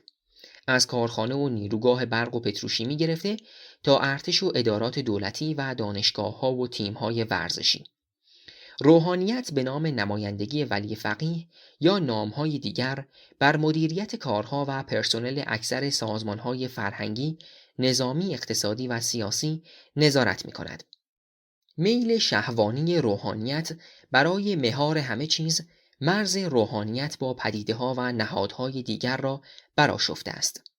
برای نمونه آن خط روشنی که روزگاری نهاد روحانیت را از نهاد دانشگاه یا روشنفکران را از روحانیت جدا می کرد، امروزه دیده نمی شود. این امر در به هم ریختگی القاب به خوبی هویداست. تعابیری چون دکتر حجت الاسلام یا دکتر آیت الله امروزه دیگر غرابت خود را برای گوش ایرانیان از دست داده است. ظاهراً روشنفکران دوران مشروطیت اصطلاح روحانیت و روحانی را برای اشاره به متولیان امور مذهبی به کار می بردند. این امر تصادفی نیست. یکی از آرمانهای جنبش مشروطیت یا از پیامدهای برنامه کلی آن عرفی کردن ساختار سیاسی و قانونی کشور بود. در نتیجه طبقه‌ای باید با عنوان روحانیت متمایز می‌شد تا بر پایه الگوی اروپای مسیحی مداخله آن در امور دولت محدود شود. الهام بخش بسیاری از فعالان جنبش مشروطیت سنت سیاسی روحانی ستیز فرانسه در سده 17 و 18 بود. روحانیان تا مدت زیادی اصطلاح روحانیت را به ندرت درباره خود به کار می بردند. بیشتر در جریان انقلاب 57 است که روحانیت واژه‌ای جا افتاده در زبان فارسی می شود. از واژگانی که روحانیت پیش از مشروطیت خود را بدانها می خواند می توان نشانه هایی برای درک خودآگاهی روحانیت در آن دوره یافت. ملا، آخوند، شیخ، سید، عالم، فقیه و جز آن. سلسله مراتب روحانی امروزی نیز یکسره تازه است و بیشتر از دوره مشروطیت به این سو باب شده است. حجت الاسلام آیت الله و آیت الله العظمی. در معنای مسیحی واژه روحانیت به آدمیانی اشاره دارد که خود را در تقابل با افراد عادی جامعه طبیبان روح می دانند. تقابل جسم و روح، دنیا و آخرت در جهانبینی سده‌های میانی مسیحی شکلی قطعی می‌یابد. اما در اسلام چنین مرز روشنی میان تن و روان، این جهان و آن جهان نیست. در نتیجه طبیبان روح آن نیز از پرداختن به جسم خود یا جسم دیگران شرم و درنگ نمی‌دارند. ماکس وبر از بنیادگذاران جامعه شناسی دین روحانیت را پیکره‌ای شکل گرفته از دینیاران، روحانیان، کشیشان تعریف می‌کرد که دارنده حق انحصاری تصرف مشروع در کالای رستگاری هستند. روحانیان در داد و ستدی مدام با مشتریان غیر روحانی بر حسب مقام خود قدرتی معنوی را به دست می‌آورند. اما آنچنان که پیر بوردیو باز نموده است، کلیسا یا روحانیت سویه‌ای اقتصادی نیز دارد. با تکیه بر منابع گوناگون مالی است که کلیسا تداوم حیات خود را تضمین می‌کند. در تصویر رسمی که کلیسا از خود رواج می‌دهد، کلیسا با هدایا و نذورات مردم در برابر دادن خدمات دینی اداره می‌شود. اما به گفته بوردیو واقعیت بسی پیچیده است. قدرت این جهانی کلیسا از آنجا برمی‌آید که این نهاد بر رشته‌ای مشاغل نظارت می‌کند و این شغل‌ها و موقعیت‌ها تسلیم منطقی یکسره اقتصادی هستند. از اداره حج و زیارت گرفته تا استادی مدارس.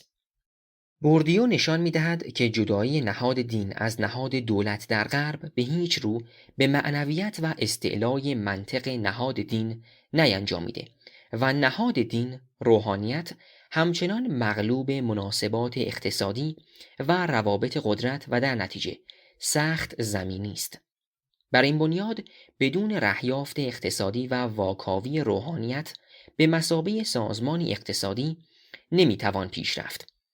روحانیت برای امکان پیدایش و عمل نیازمند است به سلسله مراتب، عنوانها، رابطه میان مشتری، مؤمن و تأمین خدمات مذهبی، مرجع تقلید، امام جماعت، امام جمعه، روحانی کاروان حج و زیارت و مانند آن و همچنین شبکه و ساختاری مالی. با این همه همچنان که خود بوردیو تأکید می‌ورزد، تعریفی مطلق برای روحانیت نمی‌توان به دست داد. در نوشتاری با عنوان انحلال امر دینی، بوردیو معضل تعریف روحانیان نو را برمی‌رسد. او می‌نویسد که هدف نباید تعریف این واژه مخاطره آمیز و مبهم باشد، بلکه باید این مفهوم را با توجه به نقش آن در جامعه درک کرد. روحانیان را باید گروهی شناخت که فضا یا به قول بوردیو میدان چمپ ویژه‌ای را برمی‌سازند. از نظر او میدان دینی یعنی فضایی که در آن کنشگران، دینیار روحانی، پیامبر، نهانبین و مانند آن بر سر تملک تعریف مشروع از امر دینی و شیوه های گوناگون برای گزاردن نقش دینی می ستیزد.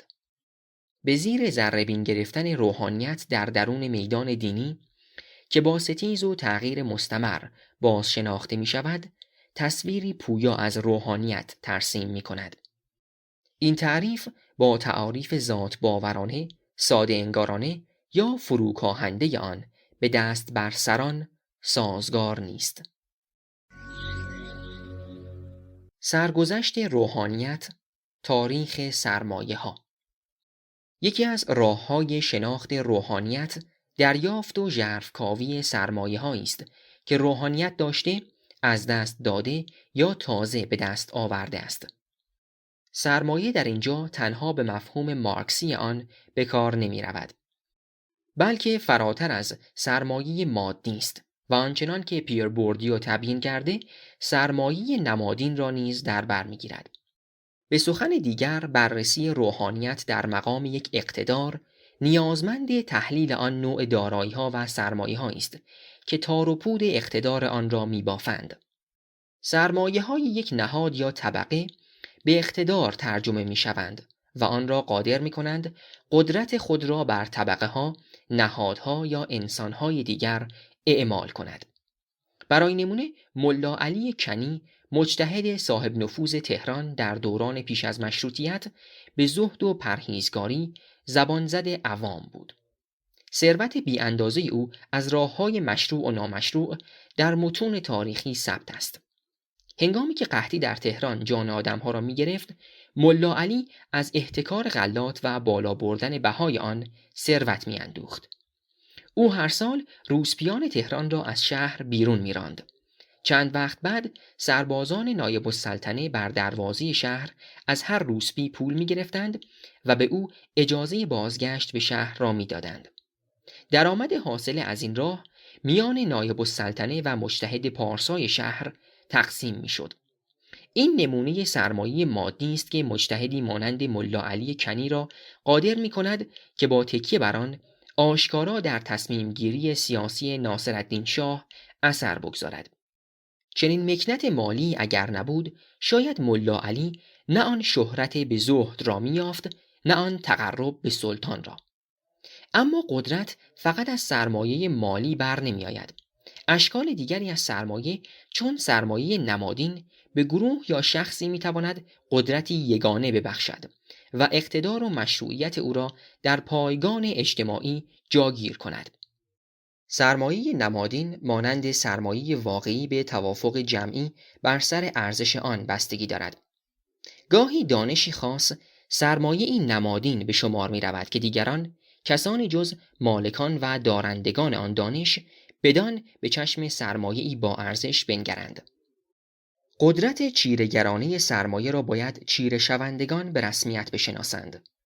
هنگامی که دیگران امری نمادین، غیر مادی و ناملموس را به رسمیت میشناسند و به آن احترام و اعتماد دارند، آن امر نمادین ارزش سرمایه را می‌یابد. همانطور که ارزش پول و طلا مدام تغییر می‌کند، ارزش سرمایه‌های نمادین نیز دگرگون شونده است. مدارک دانشگاهی، دانش، حیثیت خانوادگی، جایزه‌های علمی و فرهنگی، طبقه اجتماعی، مقام دینی و مانند آن نمونه‌هایی از سرمایه‌های نمادین هستند. سرمایه‌ها مدام به کمک یکدیگر می‌آیند و همدیگر را نیرومند و فربه می‌کنند. سرمایه مالی سرمایه نمادین را بسیار می‌کند و سرمایه نمادین بر سرمایه مالی می‌افزاید. از آن سو ورشکستگی در یک قلمرو نیز مصری است. هر نقص در سرمایه نمادین سرمایه‌های دیگر را نیز به مخاطره می‌اندازد و به عکس. ملا علی کنی به زهد آوازه داشت. روحانیان پرنفوذ در میان توده مردم به پارسایی و نیکوکاری و کنارگیری از دنیا شناخته می‌شوند. قصه ها از کشف و کرامات و بی‌اعتنایی آنها نسبت به مواهب این جهان یا عطایای سلطان بر سر زبانها می‌افتد.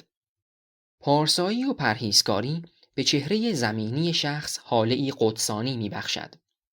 پارسایی سرمایه‌ای نمادین است. دارنده این سرمایه موقعیت ممتاز و متفاوتی در جامعه می‌یابد. تقدس معابی تظاهر به پرهیزکاری، دینفروشی، ریاکاری و سالوس ورزی همه پیامدهای ارزش شدن زهد است. زهد سکه واقعی بازار نمادین است و ریاکاری سکه تقلبی آن. اما مهم آن است که زهد به سکه نمادین به ارز و ارزشی امتیاز بخش و ویژه‌گردان بدل شده است. مفهوم عدالت خود یکی از همین دسته سرمایه‌های نمادین است. در فقه راوی حدیث صحیح، شاهد، امام جماعت، امام جمعه، مجتهد شایسته تقلید، حاکم شرع و قاضی باید عادل باشند. این عدالت به معنای انجام ندادن گناه کبیره و کم بودن ارتکاب گناه صغیر است. عدالت بدین معنا از قبیل صفات دیگری است که مایه برتری شخصی مانند قاضی را بر شخص دیگر فراهم می کند.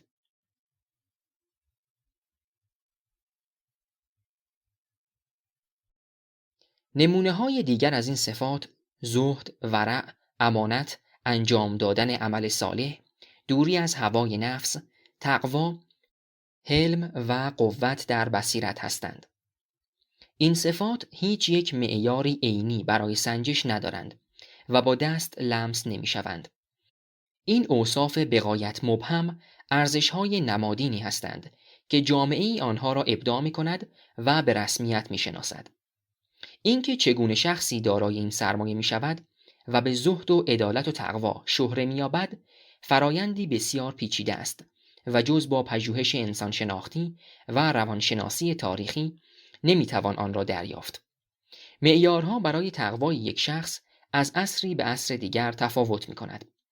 روزگاری در حوزه‌های علمیه داشتن رادیو و خواندن روزنامه سبب تفسیق شخص می شده است. در نتیجه حتی طلبه هایی که به فسق بودن چنین کاری باور نداشتند ناگزیر در خفا به رادیو گوش می دادند یا روزنامه می خواندند. اما اکنون روحانیان از کاربرد پیشرفته ترین تکنولوژی پروایی ندارند. سهل است بدان مباهات و تفاخر می کنند. حتی در دورانی نچندان دور تحصیل و تدریس فلسفه در اغلب محافل حوزوی قم، مشهد و نجف قریب به کفر قلمداد می شد. آیت الله خمینی در یکی از پیام‌های خود نوشت که به خاطر تدریس فلسفه اسلامی متهم به کفر شده است. از این رو روحانیانی کاسه لب خورده فرزندش مصطفی را در مدرسه فیضیه نجس انگاشتند و شستند. در گذشته زهد و عدالت با به رخ کشیدن ثروت نیز سازگار نبود، ولی اکنون روحانی صاحب منصب و امام جمعه‌ای را نمیتوان یافت که از مکنت و نعمت این جهانی بی بهره باشد.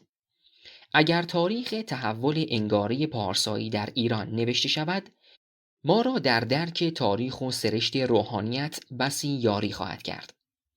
تا پیش از تأسیس مدارس جدید در ایران، طبقه علما انحصار دانش موجود در جامعه را در دست داشتند.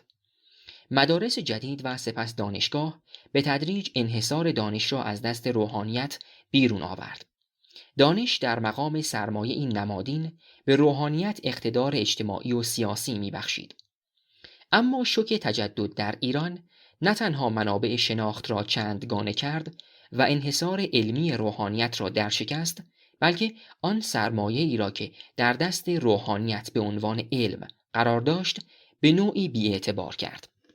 این به هیچ روی اتفاقی نیست که بزرگترین نظریه پردازان فقه و اصول معاصر مشروطیت بودند، مانند ملا محمد کاظم خراسانی صاحب کفایت الاصول، محمد حسین اصفهانی معروف به کمپانی و میرزا محمد حسین نائینی. مجتهدان بعدی هیچ یک از چارچوبی که این آخوند خراسانی و استادانش محمد حسن نجفی صاحب جواهرالکلام و مرتضی انصاری نویسنده فرائد الاصول پیشنهادند فراتر نرفتند. فقه و اصول در 100 سال اخیر درجا زده و به تدریج پیوندش را با واقعیت بیش از گذشته گسسته است. فقه و اصول که گل سرسبد علوم حوزوی بود، چنین موقعیتی یافته است. دیگر علوم مانند کلام و فلسفه و تاریخ و تفسیر که دانش‌های حاشیه‌ای بودند، سده‌ها پیشتر رونق و پویایی خود را از دست داده بودند. علوم جدید به نوعی مشروعیت نظام فکری سنتی را به پرسش کشید.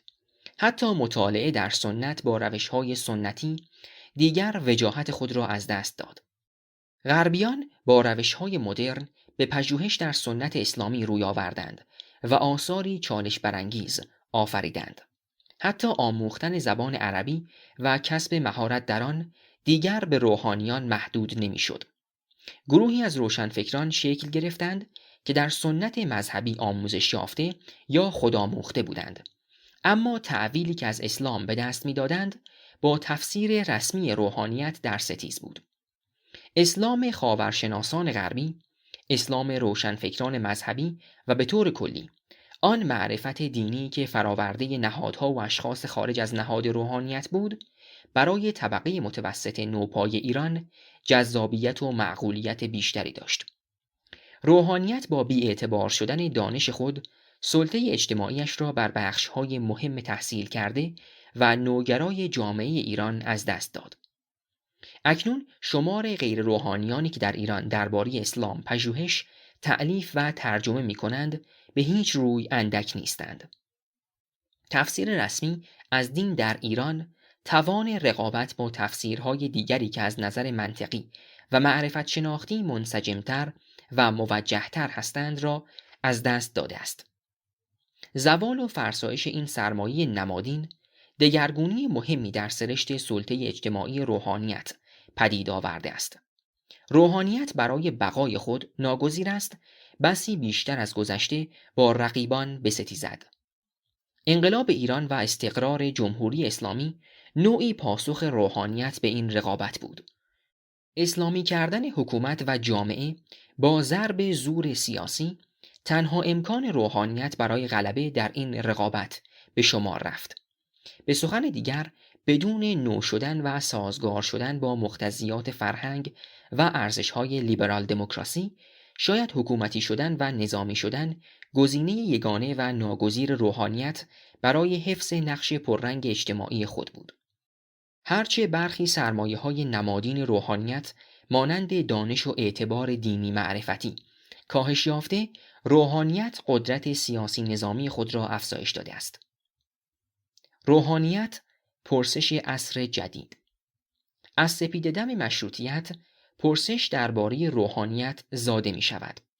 دوگانه فرهنگ دانشوران، فرهنگ توده، پس از مشروطیت جای خود را به دوگانه فرهنگ روحانیان، فرهنگ روشنفکران، دانشگاهیان یا دوگانه فرهنگ سنتی، فرهنگ مدرن می دهد. از چشماندازی جامعه شناختی می توان گفت مسئله ساز شدن روحانیت فراورده عصر جدید است، زیرا در این عصر است که تقسیم کار و وظایف اجتماعی الگو و مبنای تازه می‌یابد. مقام روحانی در دوران جدید نیز منصب تازه‌ای متفاوت از عالم و فقیه در دوران سنت است. بحث درباره روحانیت نخست از سوی کسانی مطرح می شود که خواستار محدود کردن قدرت آن یا نفی کلی آن هستند.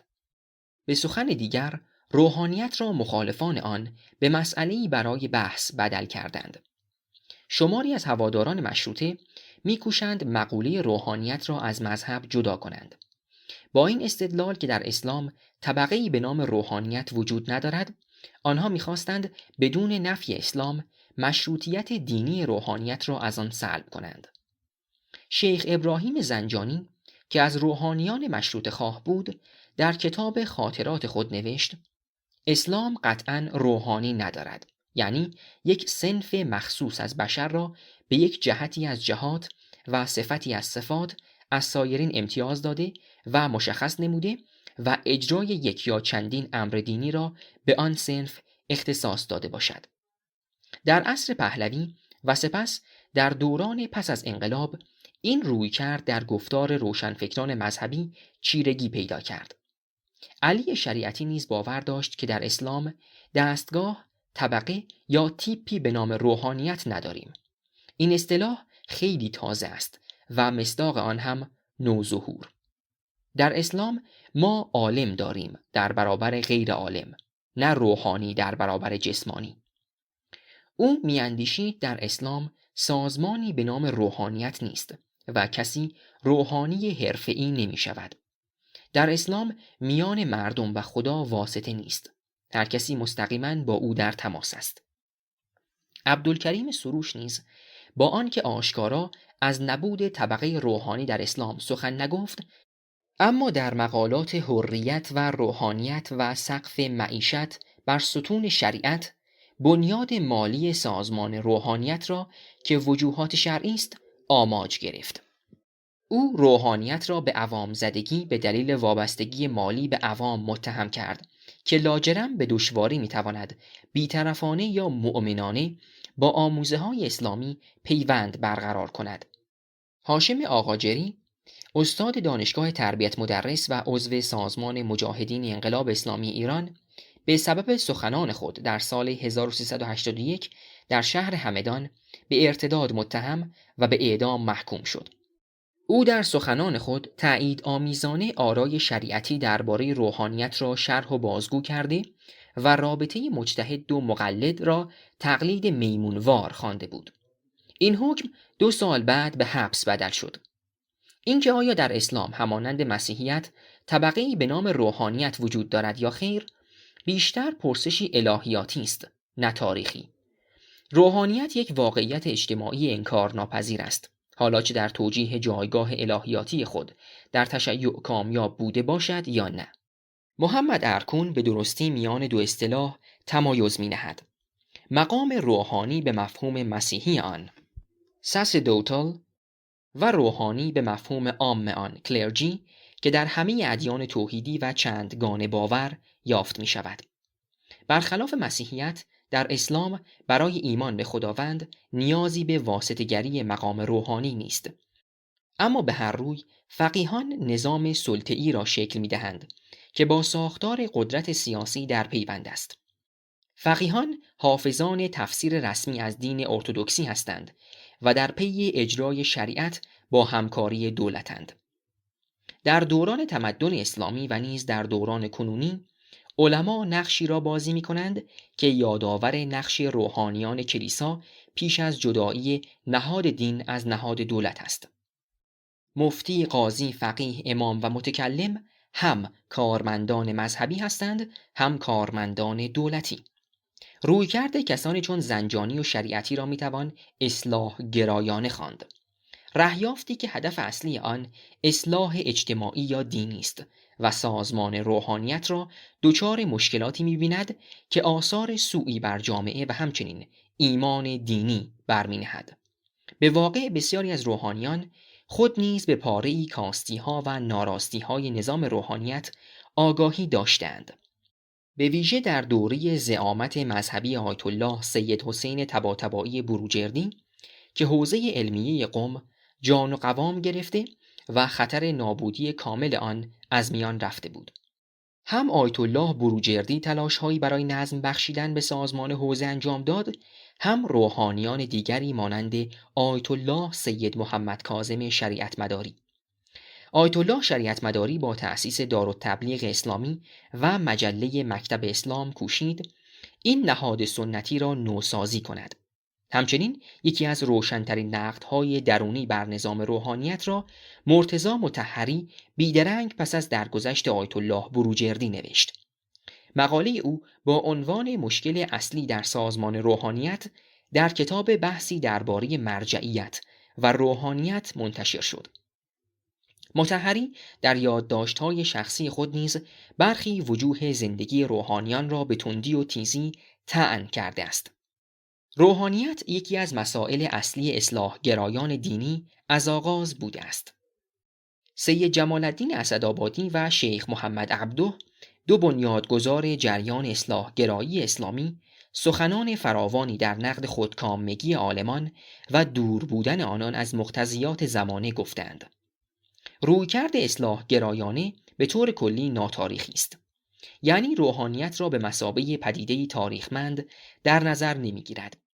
البته این غریب نیست، زیرا اصلاح گرایان مذهبی در ایران علالعموم رهیافتی تاریخی به دین نداشتند. در نگاه تاریخی به روحانیت تفکیک میان دین و روحانیت معنا ندارد. روحانیت یکی از عوارض تاریخی دین است. در بسط تاریخی دیانت، روحانیت در مقام جلوه نهادی و عینی دین ظهور یافته است. تجربه نشان داده است که تلاش برای خلع مشروعیت روحانیت با استناد به متون دینی به پیدایش فرقه‌های تازه یا روحانیتی تازه انجامیده یا اینکه راه به جایی نبرده است. تصور دین بدون روحانیت از منظر جامعه شناختی تقریباً محال می‌نماید. البته در نگرش تاریخی به دین و روحانیت عوامل گوناگون درونی و بیرونی مدام آن دو را زیر و زبر می‌کنند و دایره قدرت و نفوذ و تأثیرشان را فراخ و تنگ می‌نمایند. این تنها اصلاحگرایان نیستند که با روحانیت درگیرند. بنیادگرایان نیز با سازمان روحانیت سر ناسازگاری دارند. بنیادگرایی اسلامی در ایران به شکل سازمانی با جمعیت فدایان اسلام به رهبری سید مجتبی نواب صفوی آغاز شد. فدایان اسلام از آغاز با روحانیت در می‌پیچید.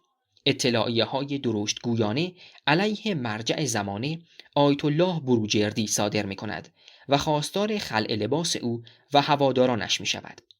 فدایان نواب پس از دست به گریبان شدن با روحانیان نزدیک به آیت الله بروجردی از قم رانده می‌شوند. روحانیان به چشم بیمهری به نواب می‌نگرند.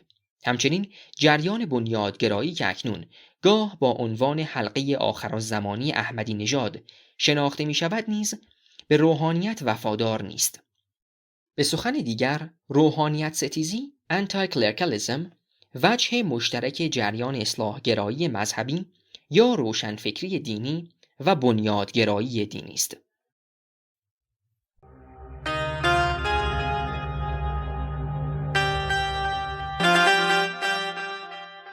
از ورای حجاب، نوشته مهدی خلجی.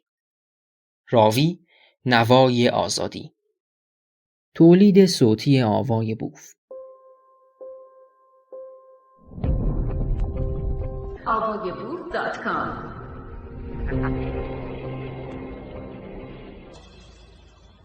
دولت مدرن و روحانیت ستیزی. از تاریخ 100 سال گذشته تجدد در ایران شاید بتوان این نتیجه را گرفت که تجدد ارکان روحانیت سنتی را به زلزالی تند انداخته است.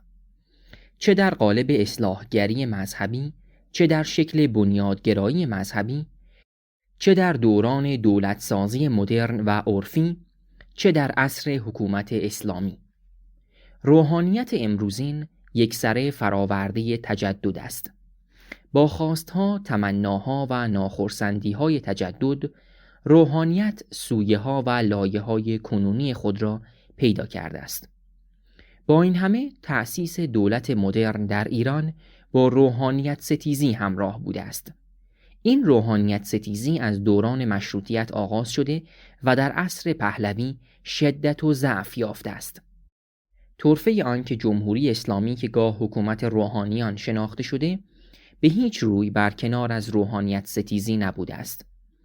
ایدئولوژی تجدد ستیزانی اسلامی به اندازه ایدئولوژی عرفی گرایی اقتدار گرایانه به روحانیت ستیزی مشروعیت بخشیده است.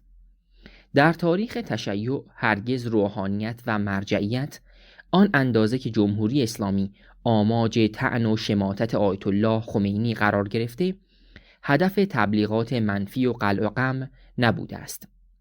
جمهوری اسلامی دستگاه سرکوب ویژه‌ای برای روحانیت طراحی کرد و به راه انداخت. این دستگاه ویژه ضلع‌های گوناگونی دارد.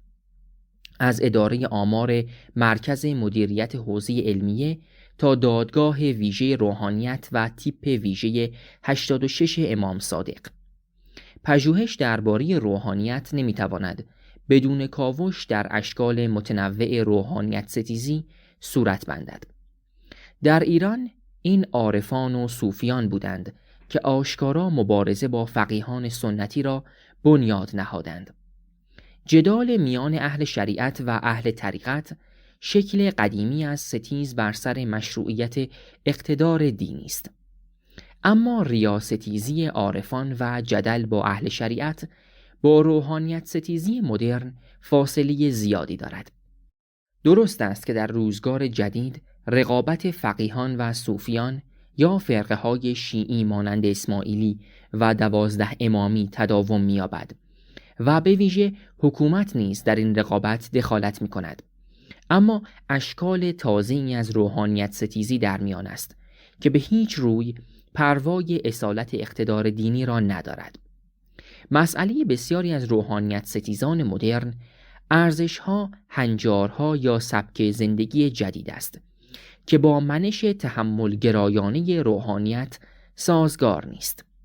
فاصله میان خرد فرهنگ روحانی و خرد فرهنگ‌های دیگر هیچگاه به اندازه عصر جدید گسترده نبوده است.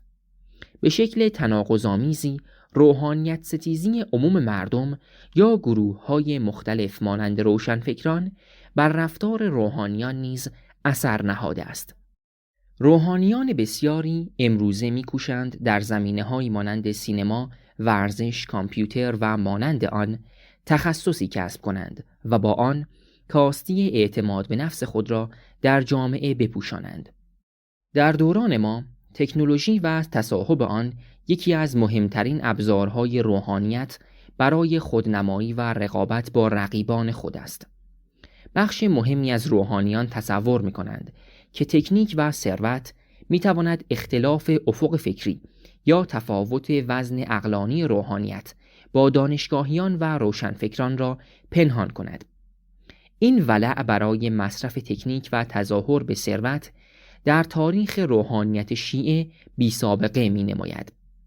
همچنین تقلید از سبک زندگی طبقه متوسط و الگو برداری از شیوه های زندگی روزمره غربی مآبانه در میان روحانیان به شدت رواج یافته است. دیگر چیزی که در سنت سابق زی طلبگی یا سبک زندگی خاص طلبه ها نامیده میشد وجود خارجی ندارد. مسئله منابع.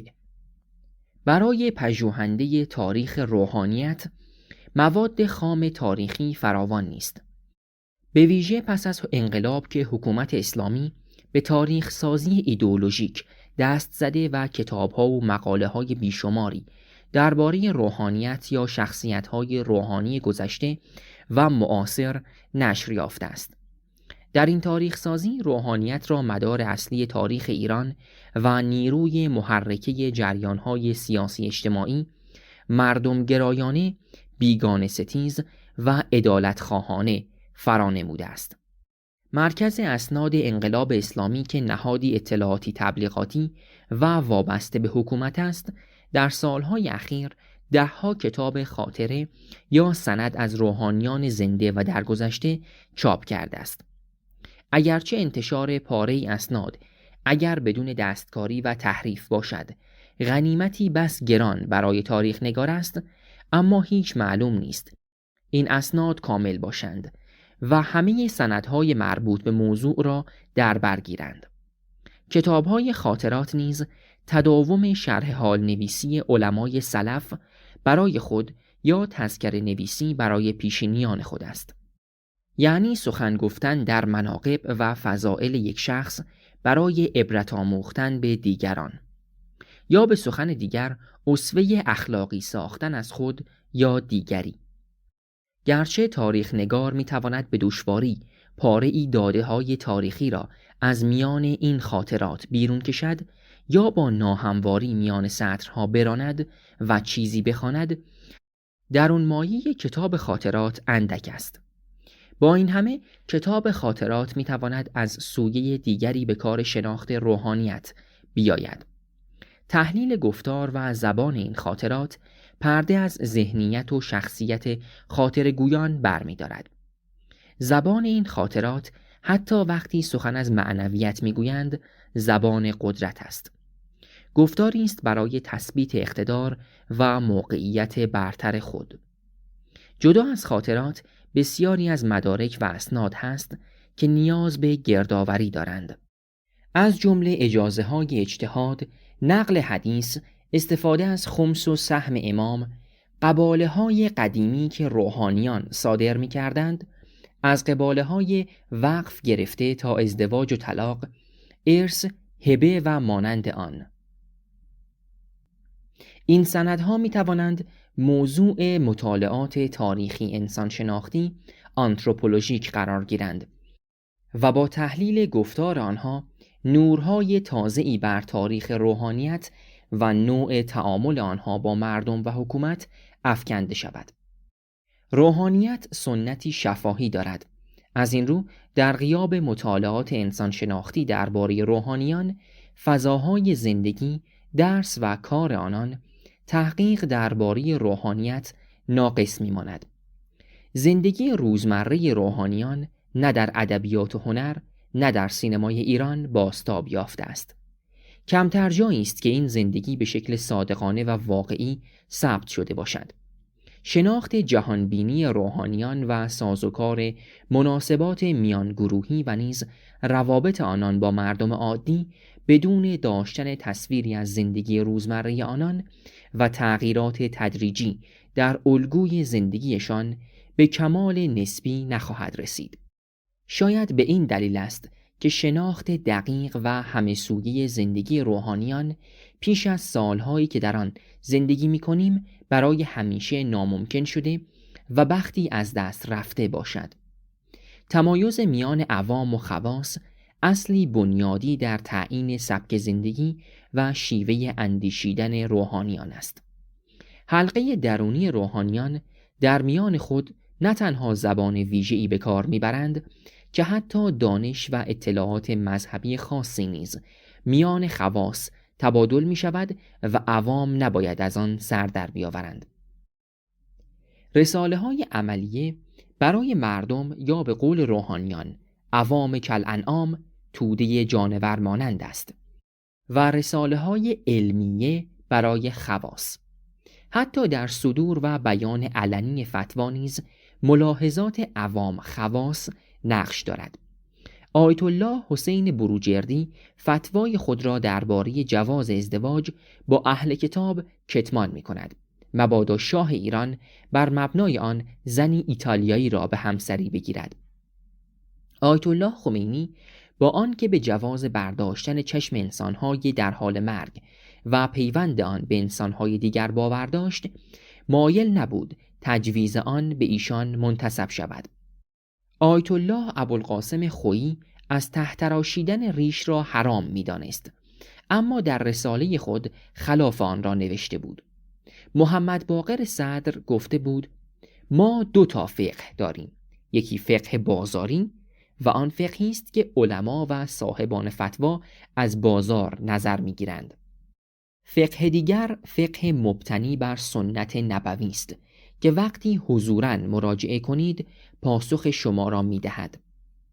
تأکید بر شفاهی نگاه داشتن سنت و پرهیز از گشودن درهای آن به روی دیگران بخشی از تلاش روحانیان برای حفظ انحصار تاریخ نگاری رسمی در دست خود است. حوزه‌های علمیه و اکنون متولی آن حکومت اسلامی می‌خواهد خود تاریخ نگار خود باشد. روژ شارتیه در مقاله‌ای با عنوان تاریخ نگاری در عصر حکومت مطلقه درباره لویی 14 می‌نویسد: او می‌خواست خود تاریخ نگار خود باشد. آرزویش این بود که میان کنش و بازنمایی representation آن، میان پادشاهی که تاریخ را می‌سازد و تاریخ نگاری که آن را روایت می‌کند هماهنگی و یگانگی برقرار کند. شارتیه در تبیین نانوشته ماندن تاریخ این دوره دلیل دیگری نیز می آورد. نوشتن در دوره لویی 14 مهمترین رسانه ارتباطی نبود. بازنمایی‌های تصویری بیش از متن‌های مکتوب تاریخ را برای کسانی که توانایی خواندن نداشتند روایت می‌کردند. بر این بنیاد باید در نظر گرفت که روحانیان چه برداشتی از تاریخ و سند تاریخی داشتند و اساساً ویژگی‌های خودآگاهی تاریخی روحانیان چه بوده است. یکی از نمونه‌های مهم ابهام در تاریخ روحانیت تاریخ حوزه علمیه قم به ویژه در سده 20 است. تاریخ این حوزه بیشتر به دست حوزویان روایت شده و سپس روایتی رسمی از آن در دستگاه تاریخ سازی جمهوری اسلامی پرداخته شده است. در این روایت شیخ عبدالکریم حائری یزدی به رغم روحانیت ستیزی رضاشاه در دوران پیش و پس از دستیابی به سلطنت و برنامه عرفی کردن آمرانه او، حوزه علمیه قم را بنیاد نهاد یا احیا کرد. روشن است که تصویر ضد مذهبی که از رضاشاه در این روایت داده می شود چندان با واقعیت‌های تاریخی سازگاری ندارد. تاریخ نگاران یاد کردند که رضاشاه نه لامذهب بود، نه در استوار کردن پایه‌های قدرت خود بی نیاز از روحانیت شیعه. او میان تجدد و احکام اسلام تضادی نمیدید و تشیع را دین رسمی کشور نگاه داشت. در زمستان 1315 رضاشاه در نطق خود در مراسم عید قدیر در کاخ گلستان گفت: خیلی ها در اشتباه هستند و تصور می کنند معنی تجدد و اخذ تمدن امروزی دنیا این است که اصول دیانت و شرایع را رعایت ننمایند و یا کسب تجدد و تمدن مغایرتی با دین و مذهب دارد و حالانکه اگر مقنن بزرگ اسلام در حال حاضر در برابر این ترقیات عالم وجود داشت، موافق بودن اصول شرایع حقی خود را با وضعیت و تشکیلات تمدن امروز نشان می‌داد. احیای حوزه علمیه قم در سده 20 را میتوان با موقعیت تازه حرم علی ابن موسی رضا در مشهد مقایسه کرد. پاره‌ای تاریخ نگاران نوشتند که رونق گرفتن اقتصادی مشهد در مقام زیارتگاه مهم شیعیان و سرمایه گذاری برای حرم امام هشتم آنان وامدار سیاست صفویان است. جورج کورزون، روزنامه نگار انگلیسی که در پاییز 1889 به ایران سفر کرد، به درستی تأکید می کند که وقتی در دوره صفویه تشیع به ایدئولوژی رسمی ایران در برابر امپراتوری عثمانی بدل شد، بنیاد نهادن حرم مقدس تازه‌ای که توجه، شوق دینی و پول ایرانیان را از مکه و مدینه به جایی در درون ایران منحرف کند، برای تاجداران نوین ایرانی بسیار ضروری می نمود.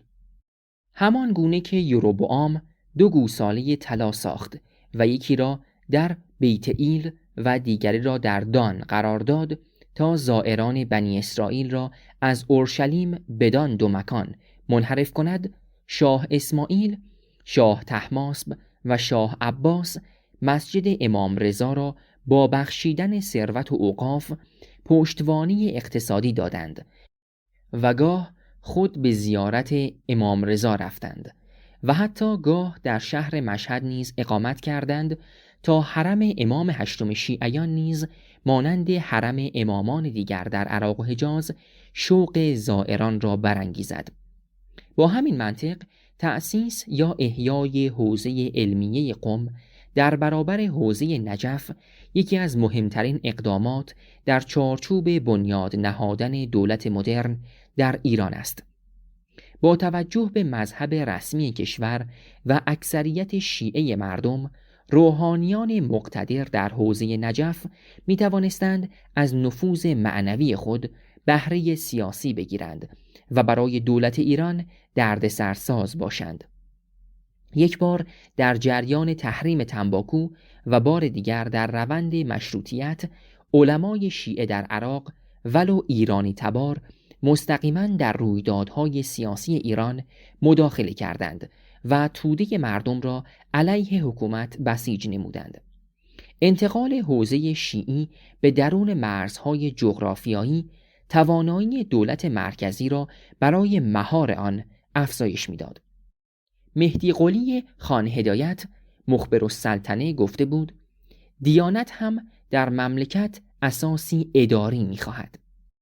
بسیار دشوار است اثبات این ادعا که رضاشاه آگاهانه در پی تقویت حوزه علمی قم در برابر حوزه نجف بود یا تصمیم شیخ عبدالکریم حائری برای سفر به قم و رونق بخشیدن به حوزه فرسودی آن شهر با آگاهی رضایت یا اشارت رضاخان بود.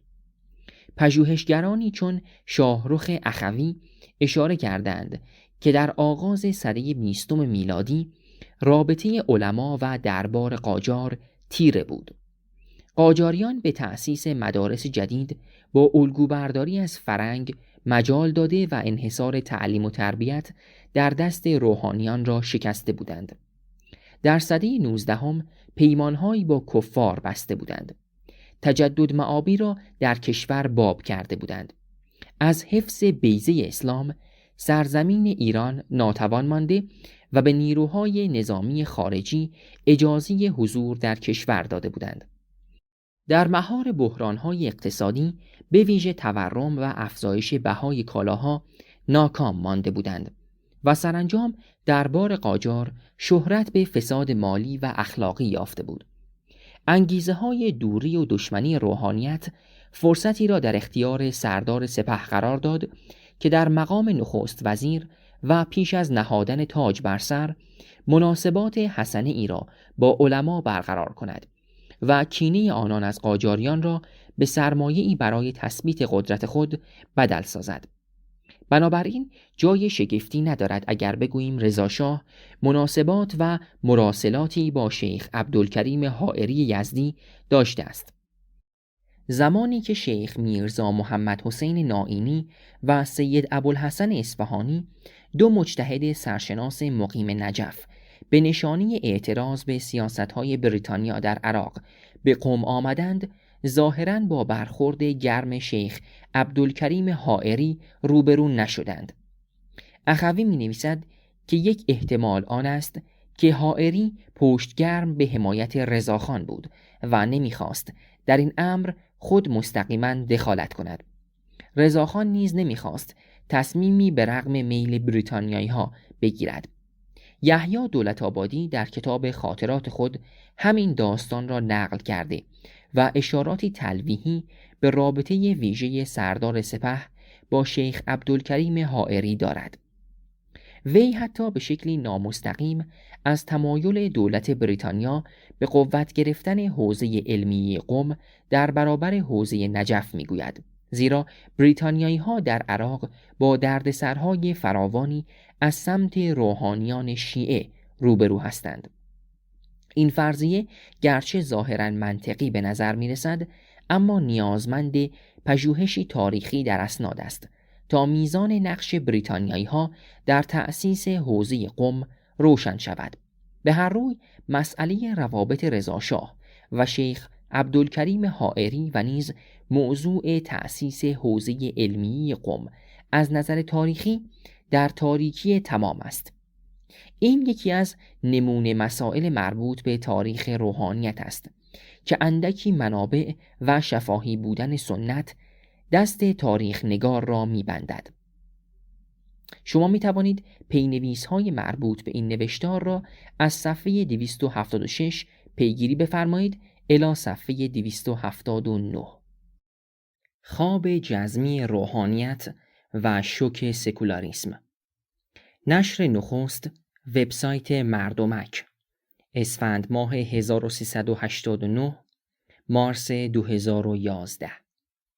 از ورود سکولاریسم به ایران بیش از 1 سده می‌گذرد، اما روحانیت هنوز از شوک آن بیرون نیامده است. روحانیت هر قدر کوشید از هجوم سکولاریسم و پیشروی آن جلوگیری کند، هم خود دنیوی تر شد، هم جامعه ایران از جهان قدیم بیشتر فاصله گرفت. جامعه ایرانی که تار و پودش را دین می ساخت. هنوز روحانیت سکولاریسم را در مقام واقعیتی ناگزیر نمیپذیرد و خواهان بازگشت به جهان ما قبل دوران تجدد سکولار است. هنوز در حوزه ها همان فقهی تدریس می شود که 100 سال پیش و صدها سال پیشترش تدریس می شد. کلام و فلسفه اسلامی در دوران خواجه نصیرالدین طوسی و صدرالدین شیرازی درنگی همیشگی کرده است.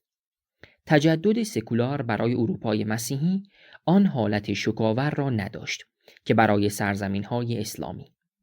عالمان مسیحی از سده‌ها پیش فرصتی آرام و تدریجی را در اختیار داشتند تا زیر و زبر تجدد را تجربه کنند و خود را برای سازگاری در جهانی که نرمک بوست می‌انداخت و نه تنها شکل دیگر که سرشتی دیگر می‌یافت آماده سازند.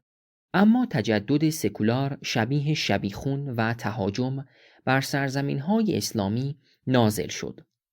تعابیری که اسلامگرایان سخت میپسندند و بسیار به کار میگیرند.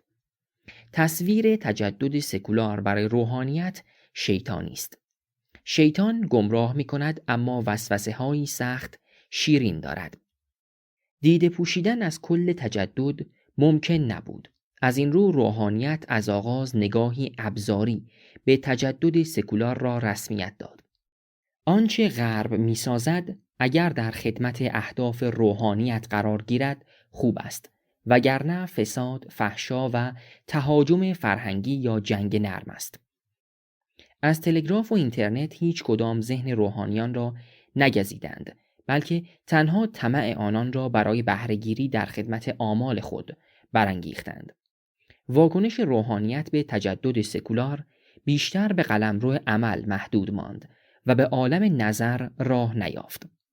روحانیت ستیزی یکی از وجوه مهم تاریخی سکولاریسم است. هم روحانیت ستیزی هر دو فراورده عصر جدیدند. به تعبیر دیگر هر دو زاده سکولاریسمند.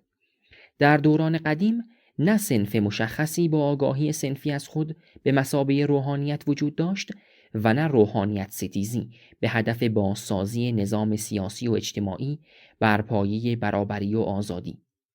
در جهان قدیم مفتیان بودند و قاضیان، عابدان و طالب علمان، عارفان و فقیهان، واعظان و متکلمان با وظایفی معین و حدودی مشخص و از هم جدا.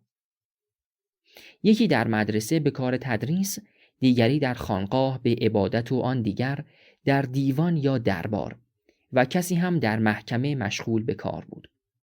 حکومت نه متولی رسمی مدارس و تعلیم و تربیت بود و نه جز نصب مقام قاضی القضات چندان در کار قضا دستی می برد. بخش مهمی از وظایفی را که امروز دولت یا بخش خصوصی انجام می دهد، در روزگار قدیم عالمان و فقیهان و قاضیان و واعظان و مانند آنها سامان می دادند. از ثبت ازدواج و طلاق گرفته تا تقسیم و داوری درباره ارث و دعاوی دیگر و نظام آموزش و دادگستری.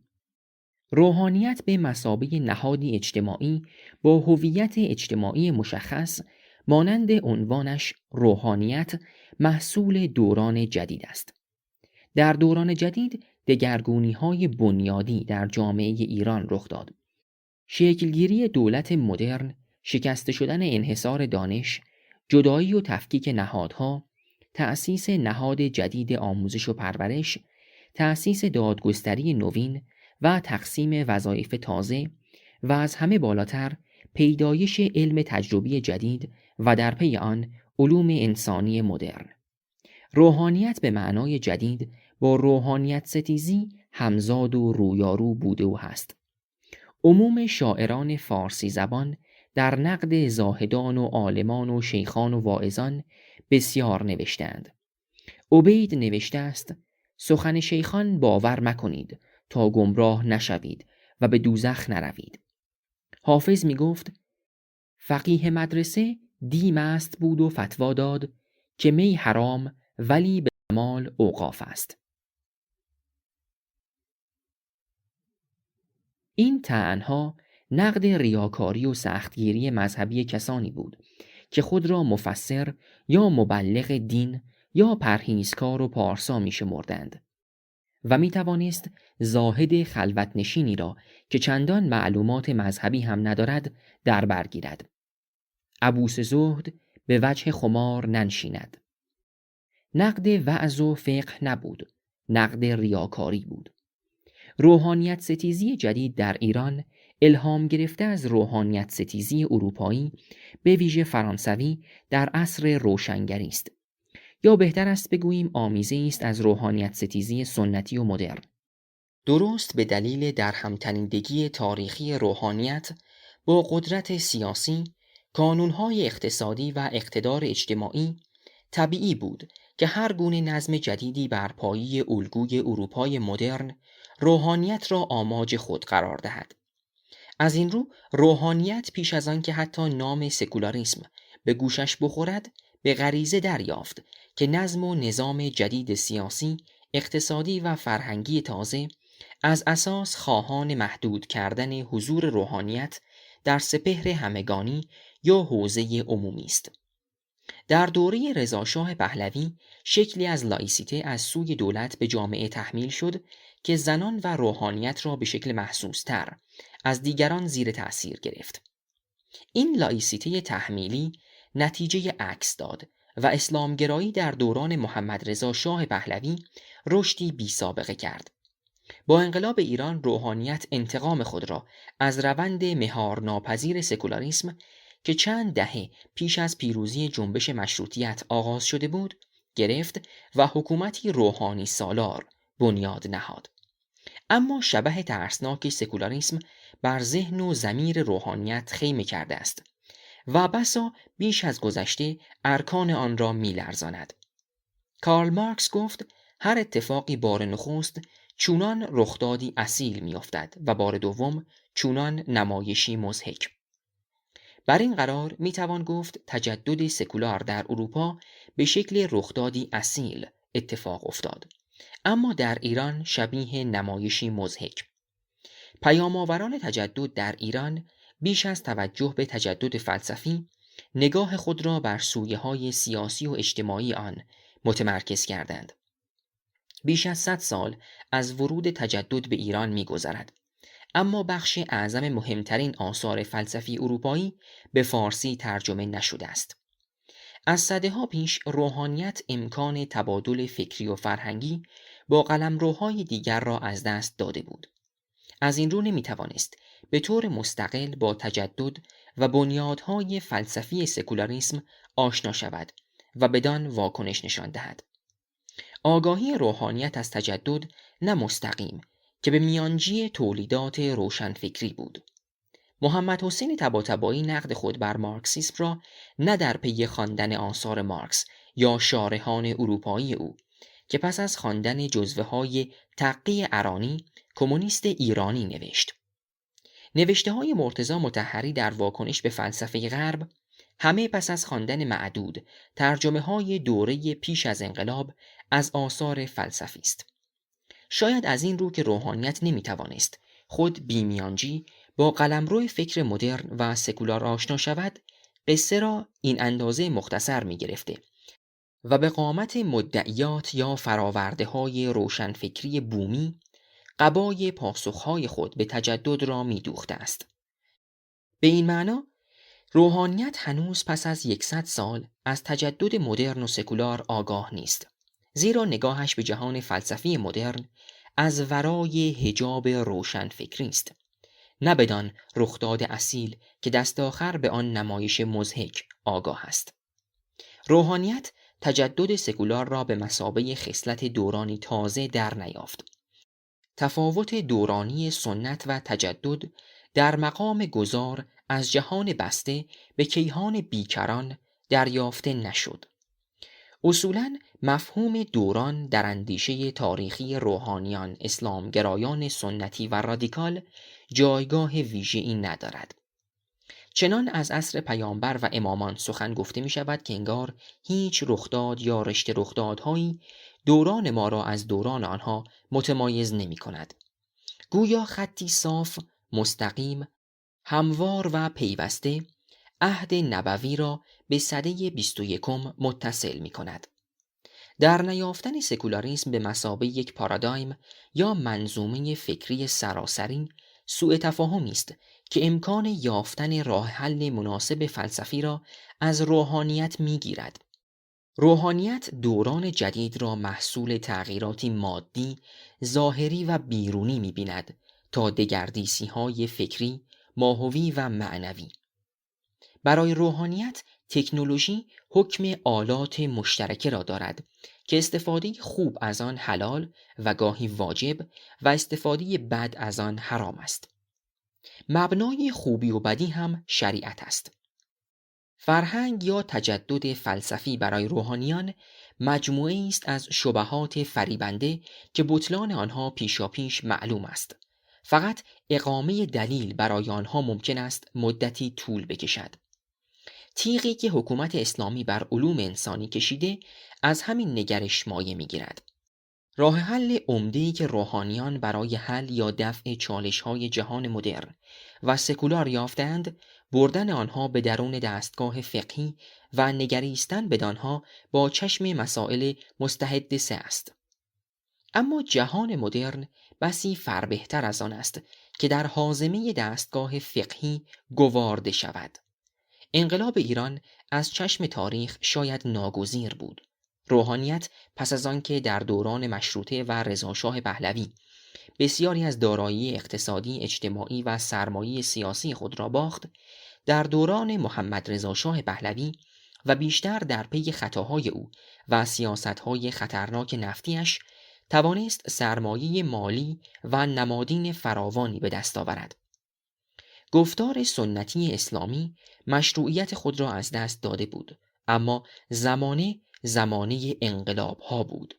روحانیت به انقلاب که در واقع بیشتر گفتاری مارکسیستی بود، به مثابه ابزار نگریست و از آن برای بازگشت به قدرت به شکلی قاطع بهره گرفت.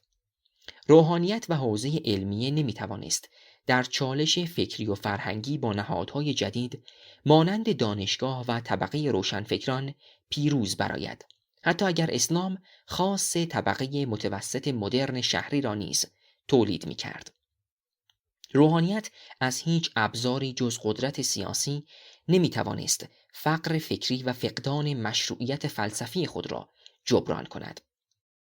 انقلاب پول و اسلحه را در دست روحانیت قرار داد، به رغم جامعه سکولار شده ایران و نهادهای نوپای مدرن مانند دانشگاه و دادگستری به صحنه قدرت بازگردد. از این رو وقتی روحانیت به صدر قدرت سیاسی نشست، نیاز دید که همه چیز را دوباره اسلامی کند، از دانشگاه تا سینما. اما هرچه دانشگاه اسلامی تر شد، حوزه از شکل سنتی خود بیرون آمد و از قضا سرکنگبین صفرا فزود. پس از گذشت 100 سال، روحانیت تجدد فلسفی یا سکولاریسم را به مثابه پارادایمی هنوز جدی نگرفته است. حاصل امر آن است که روحانیت حتی توانایی خود را برای سخنگویی سنت نیز از دست داده است.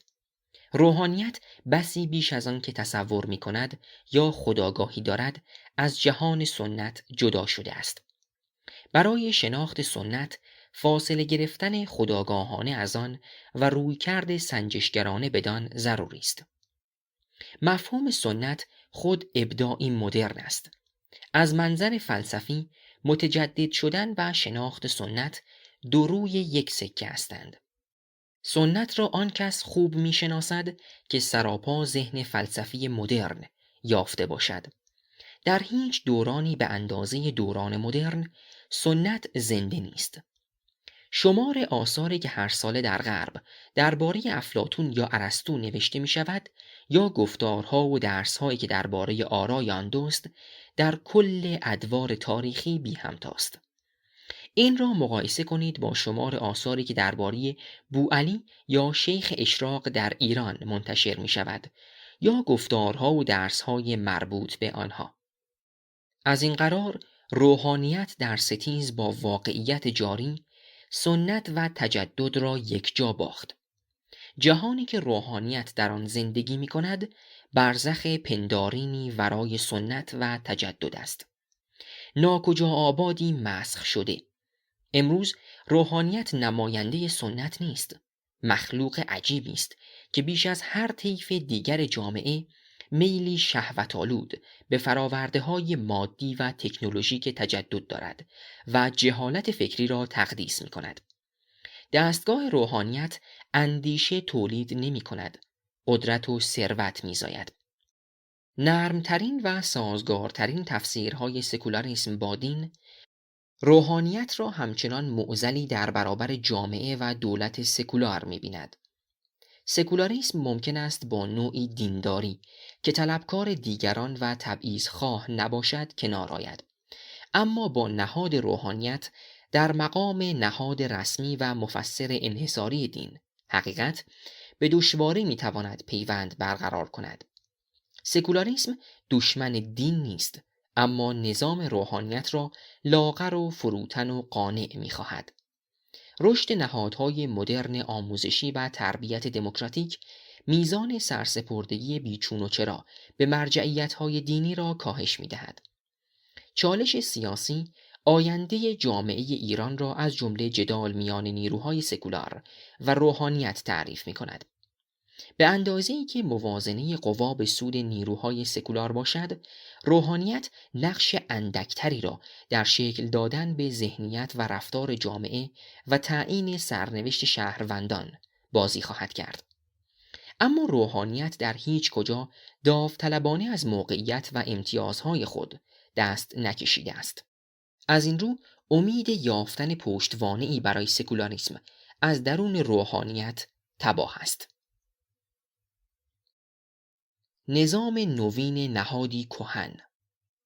هر تمدنی به دست همان نوع انسان و انسانیتی نابود می شود که از درون آن سر برآورده است. ژورژ برنانو.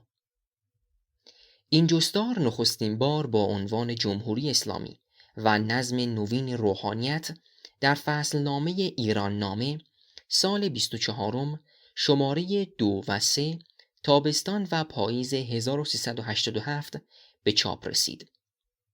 درآمد. روحانیت شیعه امروزه 30 سال پس از انقلاب 57 همانندی اندکی با طبقه علما یا نهاد سنتی روحانیت دارد. سرشت سازمان اداری، منابع مالی، کارکرد و شبکه اجتماعی، نوع تجهیز تکنولوژیک و جایگاه روحانیت در ساختار سیاسی همه سراپا دگرگون شده است. در فراشد انقلاب ایران روحانیان نقشی ممتاز داشتند و گویا آهنگ سروری و رهبری همه نهادهای جامعه ایران را در سر می پروراندند تا احکام شریعت و سنت دیرینی اسلامی را در کشور اجرا کنند. اکنون که 30 سال از انقلاب می‌گذرد، کمتر چیزی حتی در سنتی ترین نهاد جامعه ایران به سیاق سابق باقی مانده است. پنداری انقلاب هیچ جا را به اندازه سازمان روحانیت زیر تأثیر خود نگرفته است. پی بردن به ماهیت نظام کنونی روحانیت در گرو درک تفاوت بنیادین آن با نهاد سنتی علما و فقهاست. انقلاب ایران هر ناظر پژوهنده ای را وامی دارد تعریف تازه‌ای از روحانیت فراپیش بگذارد. همان عوامل و اسباب درونی و بین المللی که زمینه انقلاب را پدید آورد و بافت اجتماعی و ساختار سیاسی ایران را دگرگون کرد، ذهنیت و عینیت روحانیت شیعه را نیز تغییر داد. به نظر می رسد روحانیت را باید در مقام واقعیتی اجتماعی نگریست که مانند هر واقعیت اجتماعی دیگر مجموعی از روابط و مناسبات آشکار و پنهان با پیرامون خود است و باید در نسبت با جهان بیرونی خود تعریف شود. با چه چیزهایی همسایه است و رابطه این نزدیک دارد؟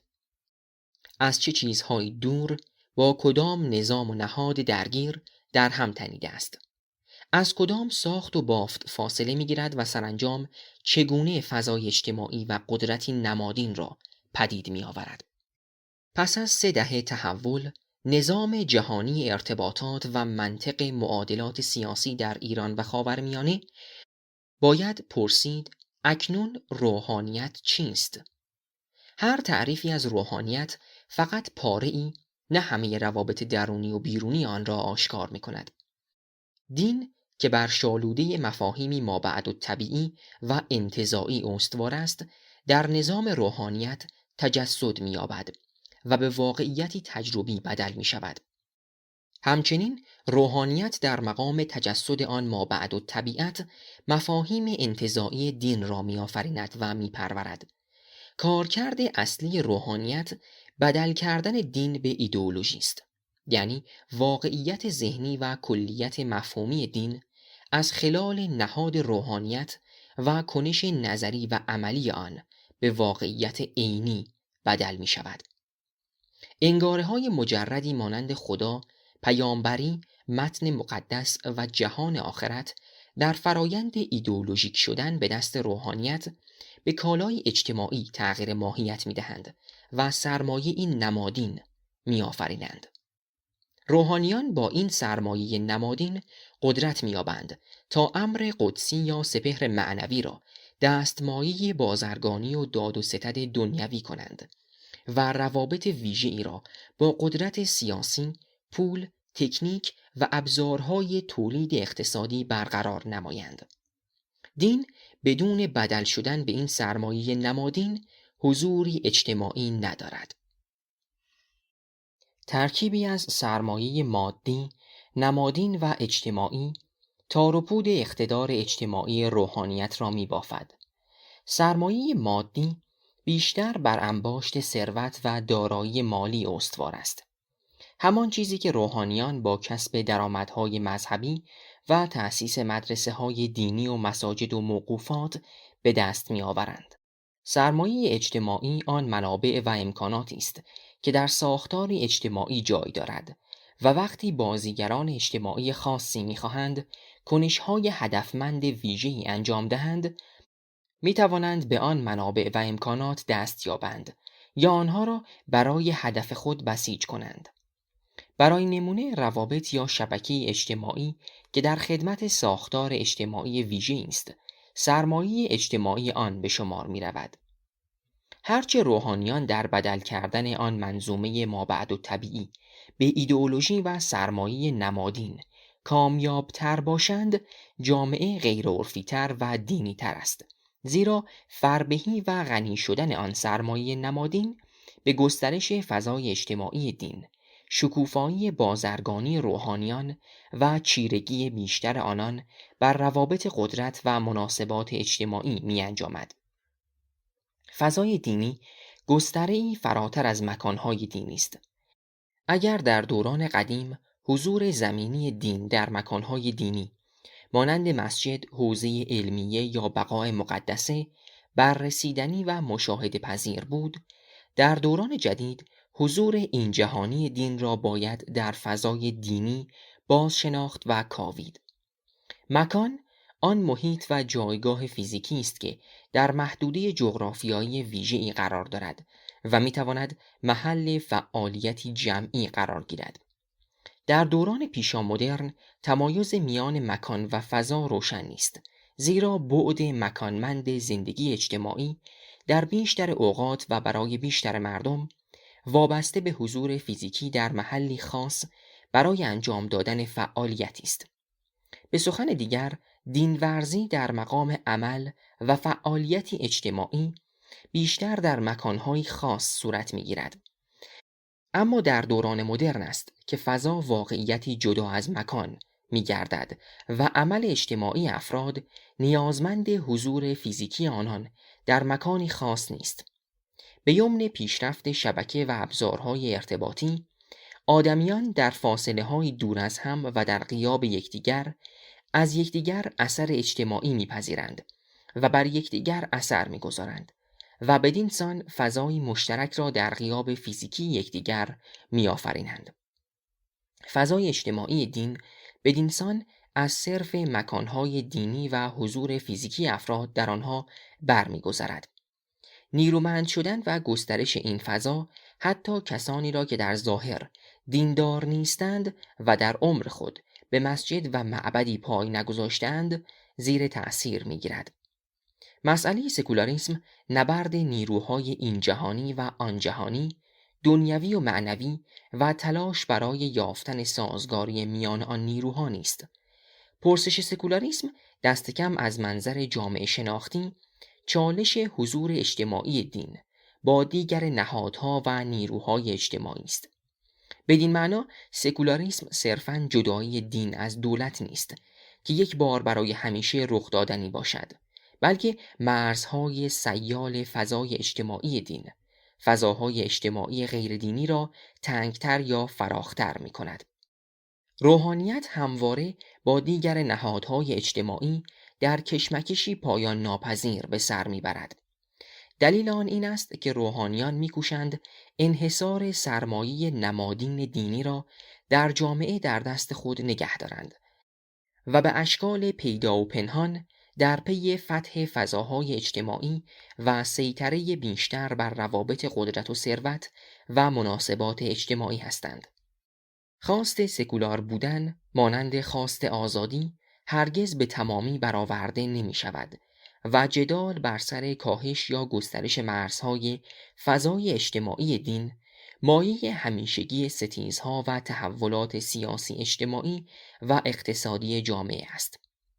شناخت روحانیت بر این بنیاد ارزیابی سرمایه نمادین است که روحانیت در اختیار دارد و به پشتوانه آن بر سر تصاحب و تصرف نیروهای قدرت و ثروت در جامعه می ستیزد. در این نوشتار تمهیداتی مقدماتی پیشنهاده می شود برای سنجش دین در مقام سرمایه این نمادین در دست روحانیت و نیز دگرگونی‌های 3 دهه اخیر در بدل کردن منظومه مابعدالطبیعی دینی به ایدئولوژی. این تمهیدات و مقدمات شاید بتواند پژوهنده را در فهم شرایط پیدایش نظم نوین روحانیت در جمهوری اسلامی ایران یاری کند. روحانیت، مدرن شدن و قدرت. بسیاری از روشنفکران در دهه‌های پیش از انقلاب ساده دلانه گمان می بردند که مدرن شدن روحانیت به عرفی شدن جامعه و آشتی روحانیان با تجدد می انجامد.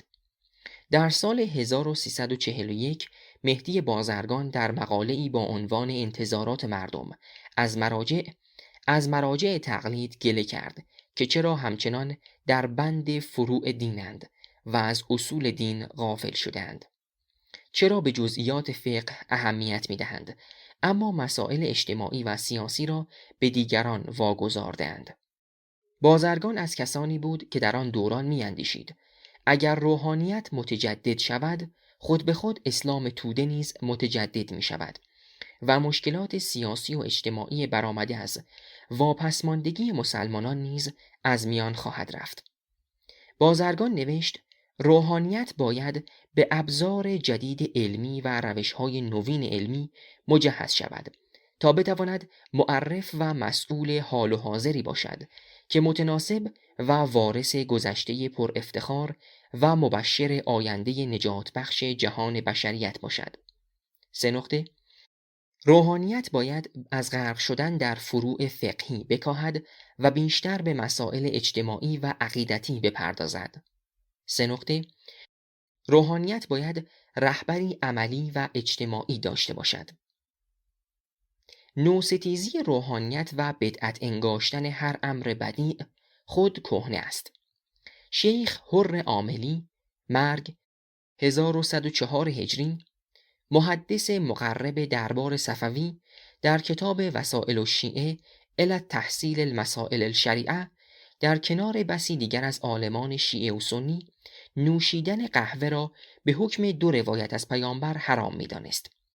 طی چند قرن اختلاف نظری اساسی میان فقیهان بر سر حلیت یا حرمت دود کردن تنباکو و توتون در جریان بود.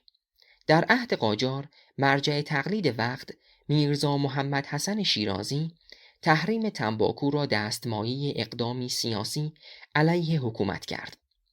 در همین دوره ورود تلگراف به ایران مناقشه‌ای تازه بر سر جواز یا عدم جواز استفاده از این صدای شیطان به پا کرد و فقیهان در این بحث می‌کردند که تا چه اندازه جایز است سیم‌های تلگراف از نزدیک مسجد بگذرد.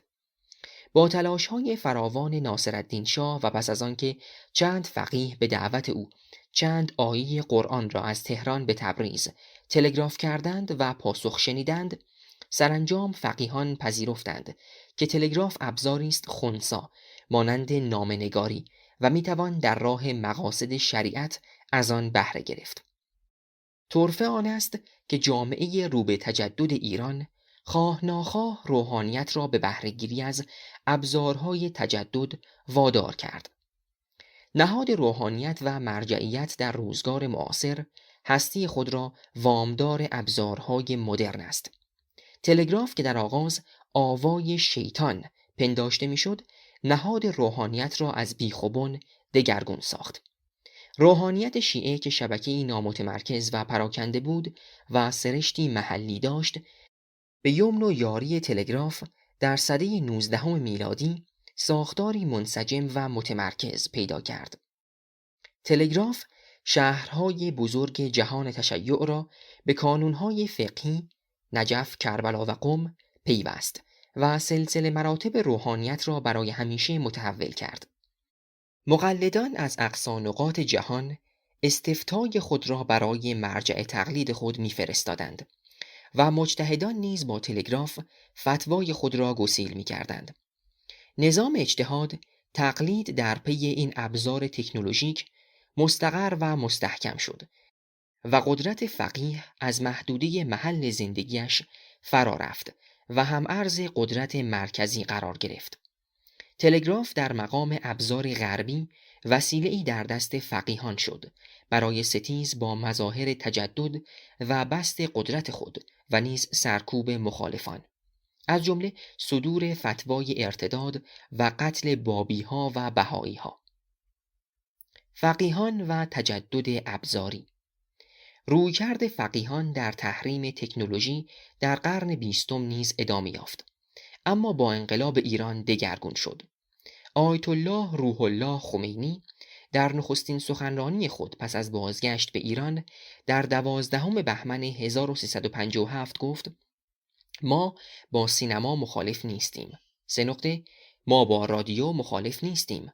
3 ما با تلویزیون مخالف نیستیم. ما با آن چیزی که در خدمت اجانب برای عقب نگه داشتن جوانان ما و از دست دادن نیروی انسانی ماست، ما با آن مخالف هستیم. ما کی مخالفت کردیم؟ با مظاهر تجدد. رخداد انقلاب انگاره‌ای التقاطی یا گزینگرایانه روحانیان درباره تجدد را نیرو داد. تمایز نهادن میان تجدد به مثابه ابزار و تجدد در مقام فرهنگ، گزیدن و پذیرفتن اولی و طرد و رد دومی، حتی فراتر از این بهره‌گیری از ابزار تجدد برای ستیز با فرهنگ غیر اسلامی آن. انقلاب ایران بدین معنا در عین تجدد گریزی تجددگرا بود. نقطه عطف مدرن سازی حوزه علمی پس از انقلاب دوره است که با رهبری آیت الله سید علی خامنه‌ای آغاز می شود. آیت الله خمینی خود پیش از انقلاب ایران مرجع تقلید به شمار می رفت و کمتر کسی در مراتب فضل علمی و اجتهاد فقهی وی تردید روا می داشت. از این رو پذیرش سلطه وی بر حوزه علمیه در مقام یکی از مراجع تقلید چندان بر اهل حوزه دست کم روحانیان نسل انقلاب گران نمی آمد. در عین حال آیت الله خمینی می کوشید دست کم در ظاهر حرمت دیگر پاره مراجع تقلید زمان مانند آیت الله سید محمد رضا گلپایگانی، آیت الله سید شهاب الدین مرعشی نجفی و به ویژه آیت الله سید ابوالقاسم خویی را نگه دارد و دست آنان را برای مشارکت در تدبیر و تمشیط امور حوزه علمیه گشوده بگذارد. سید علی خامنه‌ای صبح 14 خرداد 1368 خورشیدی با تصمیم مجلس خبرگان رهبری به مقام رهبری منصوب شد و شامگاه همان روز لقب وی از حجت الاسلام به آیت الله تغییر کرد. این تغییر ناگهانی در حازمه بسیاری از روحانیان به آسانی گواردنی نبود. چندین مسئله زمینه افزایش تردیدها را درباره شایستگی فقهی و قبول حوزوی رهبر نورسیده جمهوری اسلامی فراهم می‌کرد. از جمله می‌توان این مسائل را نام برد: سستی موقعیت آیت الله خامنه‌ای در حوزه، خشم و تنش برخاسته از کنار نهادن آیت الله حسین علی منتظری از منصب قائم مقامی رهبری، حضور و حیات مراجع بزرگ مانند آیت الله گلپایگانی، مرعشی نجفی، خویی و دیگران. اما مرگ پیاپی مراجع بزرگ و سلطه یافتن تدریجی آیت الله خمینی بر مرکب قدرت و بهره‌گیری او از نهادهای نظامی و امنیتی برای تثبیت اقتدار خود او را به سالار بلا منازع حوزه علمیه بدل ساخت. حمله به بیت آیت الله منتظری و در حصر خانگی نهادن وی بر خوف و خشم روحانیان سنتی از رهبر جوان جمهوری اسلامی افزود.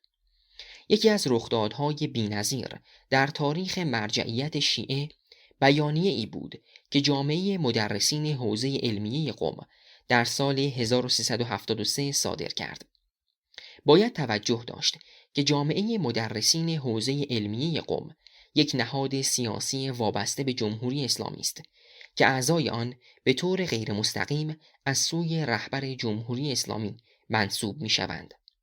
افزون بر این بیانیه اندکی بعد از درگذشت آیت الله شیخ محمد علی عراقی، واپسین مرجع سالوند سنتی در ایران صادر گردید.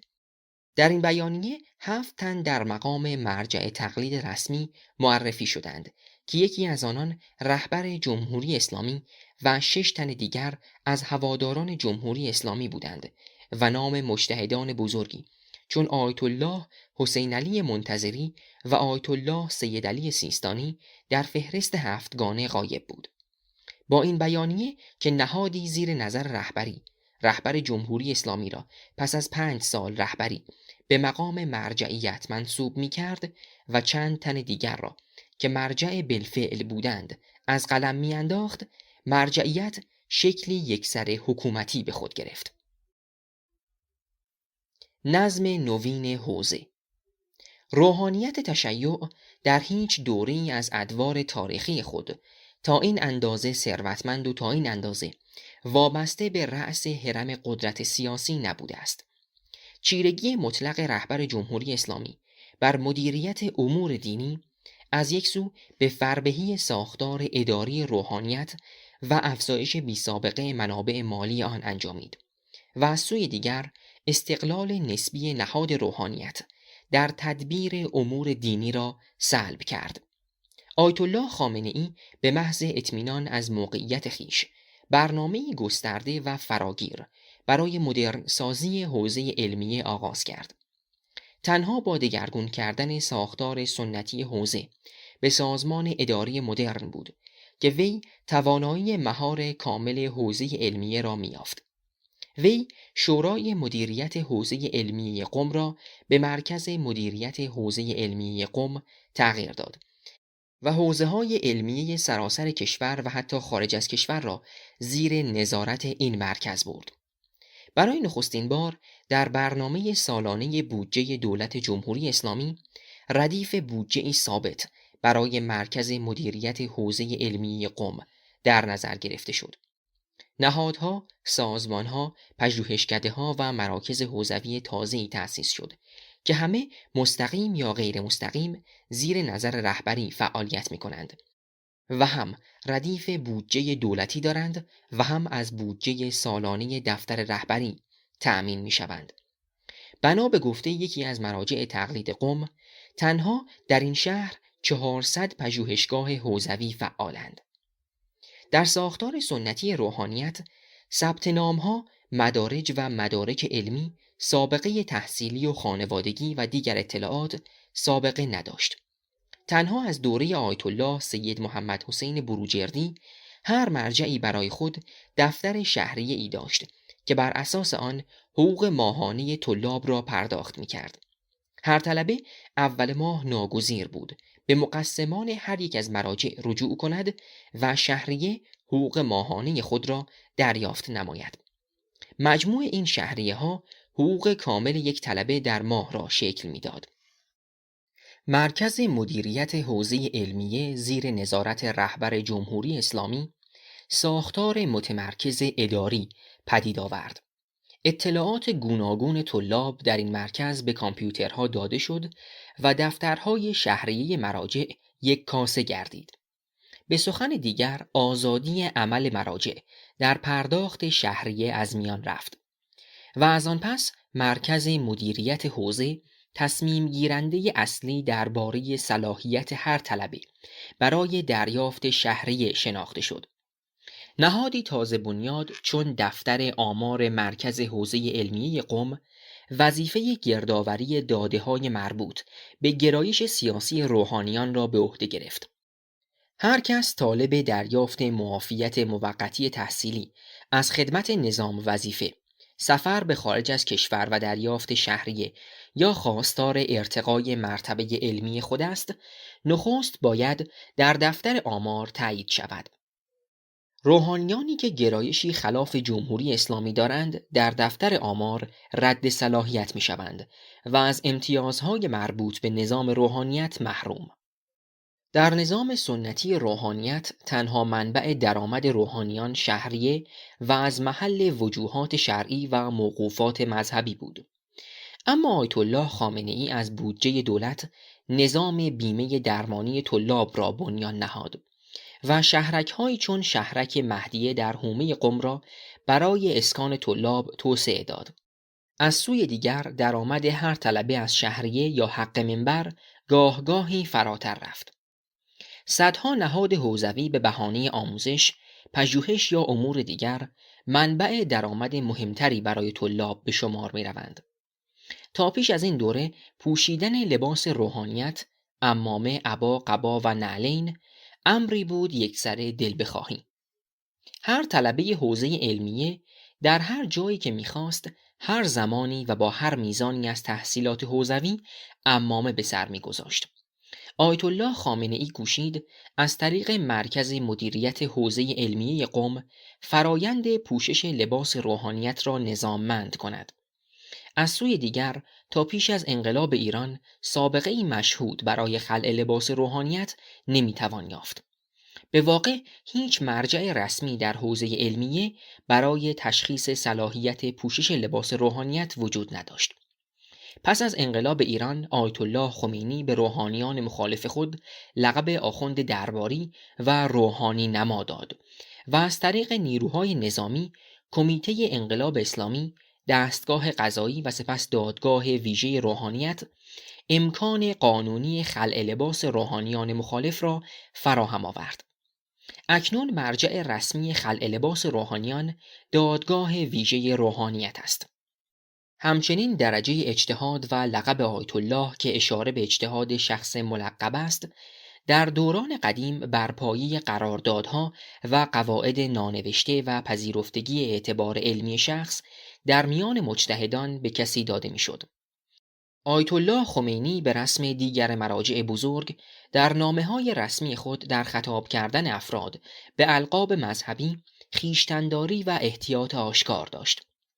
بسیاری از افرادی که در مجامع عمومی آیت الله خطاب می شدند در نامه‌های آیت الله خمینی با عنوان حجت الاسلام یاد شدند یا کسانی که از سوی عوام آیت الله العظمی لقب می گرفتند در نامه‌های وی آیت الله خطاب شدند.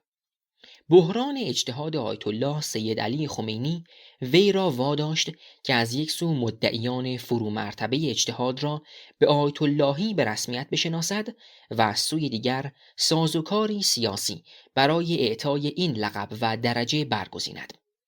از آنجا که طبق قانون اساسی جمهوری اسلامی و نیز برخی قوانین عادی پاره‌ای از مناصب مانند ریاست قوه قضاییه، 6 کرسی شورای نگهبان، همه کرسی‌های مجلس خبرگان و نیز وزارت اطلاعات جمهوری اسلامی باید در دست مجتهدان باشد، رهبر جمهوری اسلامی از طریق شورای نگهبان ساختاری برای آزمون اجتهاد و اعطای درجه آیت اللهی به روحانیان طراحی کرد. قدرت دادن به شورای نگهبان برای برگزاری آزمون اجتهاد به معنای نفی روش‌های سنتی دستیابی به مدارج علمی حوزوی بود. وانگهی مرکز مدیریت حوزه علمی قم نیز در آزمون بالاترین درجه حوزوی یعنی اجتهاد وسواس‌های سیاسی فراوانی به کار می‌برد تا اطمینان یابد تنها کسانی از این پس به مدارج بالای حوزوی دست یابند که مراتب وفاداری آنان به شخص رهبر جمهوری اسلامی و ایده ولایت فقیه ثابت شده باشد و در آینده برای نظام سیاسی دردسر نیافرینند. طلاب در نظام سنت در مناسبت‌های آیینی مانند ماه رمضان و محرم و صفر به شهرها و روستاهای کشور سفر می‌کردند و در ازای تبلیغ از مریدان و مؤمنان حق منبر دریافت می‌نمودند. این امر به صورت خودجوش و داوطلبانه صورت می‌گرفت. یا طلاب خود به دلخواه و تشخیص خود به جای سفر می‌کردند یا مؤمنان یکی از طلاب را به سلیقه یا سابقه آشنایی برای تبلیغ به محل خود دعوت می‌نمودند. آیت الله خامنه‌ای از طریق نهادهایی چون دفتر تبلیغات اسلامی یا سازمان تبلیغات اسلامی نظام تبلیغ را سامان داد و سراسر زیر مهار خود آورد. نهادهایی چون دبیرخانه ائمه جمعه و جماعات یا دفتر رسیدگی به امور مساجد حتی امام جماعت‌های هر مسجد را تعیین می‌کنند و بر فعالیت وی نظارت دارند. ستاد اقامه نماز و ستاد برگزاری اعتکاف زیر نظر رهبر جمهوری اسلامی اداره می‌شوند و حتی بر جزئی ترین و خصوصی ترین جنبه‌های آیینی و عبادی اسلام در جامعه نظارت می‌کنند. مراسم سوگواری یا جشن مذهبی که در قدیم به صورت خودجوش برگزار می‌شد، همه حتی در جزئیات در چارچوبی دولتی و حکومتی سازمانی تازه یافتند. حتی نظام پرداخت زکات و خمس و دیگر مالیات‌های مذهبی شکلی اداری متمرکز و مدرن پیدا کرد. امور حج و زیارت، اوقاف و خیریه ها نیز همه زیر نظر رهبری سازماندهی و اداره می شوند. اما نهادهای حوزوی تنها سازمانهایی نیستند که روحانیان موقعیت اداری و منبع درآمد خود را در آن می‌یابند. سازمانهایی در درون نهادهای نظامی، امنیتی، قضایی و دولتی وجود دارند. آنها نیز به طور انحصاری در دست روحانیان هستند و باز به طور مستقیم یا غیر مستقیم زیر نظر رهبری فعالیت می کنند. مناصبی هستند که ویژه روحانیت قلمداد می شوند. از 6 تن فقیهان شورای نگهبان و حدود 80 فقیه مجلس خبرگان رهبری گرفته تا سازمان عقیدتی سیاسی نیروهای مسلح و شاخه‌های گوناگون آن در ارتش، سپاه پاسداران انقلاب اسلامی، بسیج و نیروهای انتظامی، مراتب بالای قوه قضاییه و نهادهای نمایندگی رهبری در دانشگاه‌ها. این جدا از نهادهایی است که مانند صدا و سیمای جمهوری اسلامی بنابر قانون اساسی جمهوری اسلامی زیر نظر مستقیم رهبری اداره می شوند. روحانیت جهانی شده. آوردیم که تلگراف در مقام نخستین ابزار ارتباطی مدرن نهاد روحانیت را سراپا زیر و زبر کرد و خصلت بومی و محلی را از آن گرفت و به تمرکز سازمان مرجعیت مجال بخشید. این آغاز جهانی شدن، گلوبالیزیشن نهاد روحانیت بود. همان گونه که رشد طرح تجدد به پیشرفت ابزارهای ارتباطی و شتاب دادن به فرایند جهانی شدن در سراسر جهان انجامید، روند چالاک تجدد در ایران و ورود ابزارهای تازه رسانش، حوزه‌های علمیه را نیز دگرگون کرد.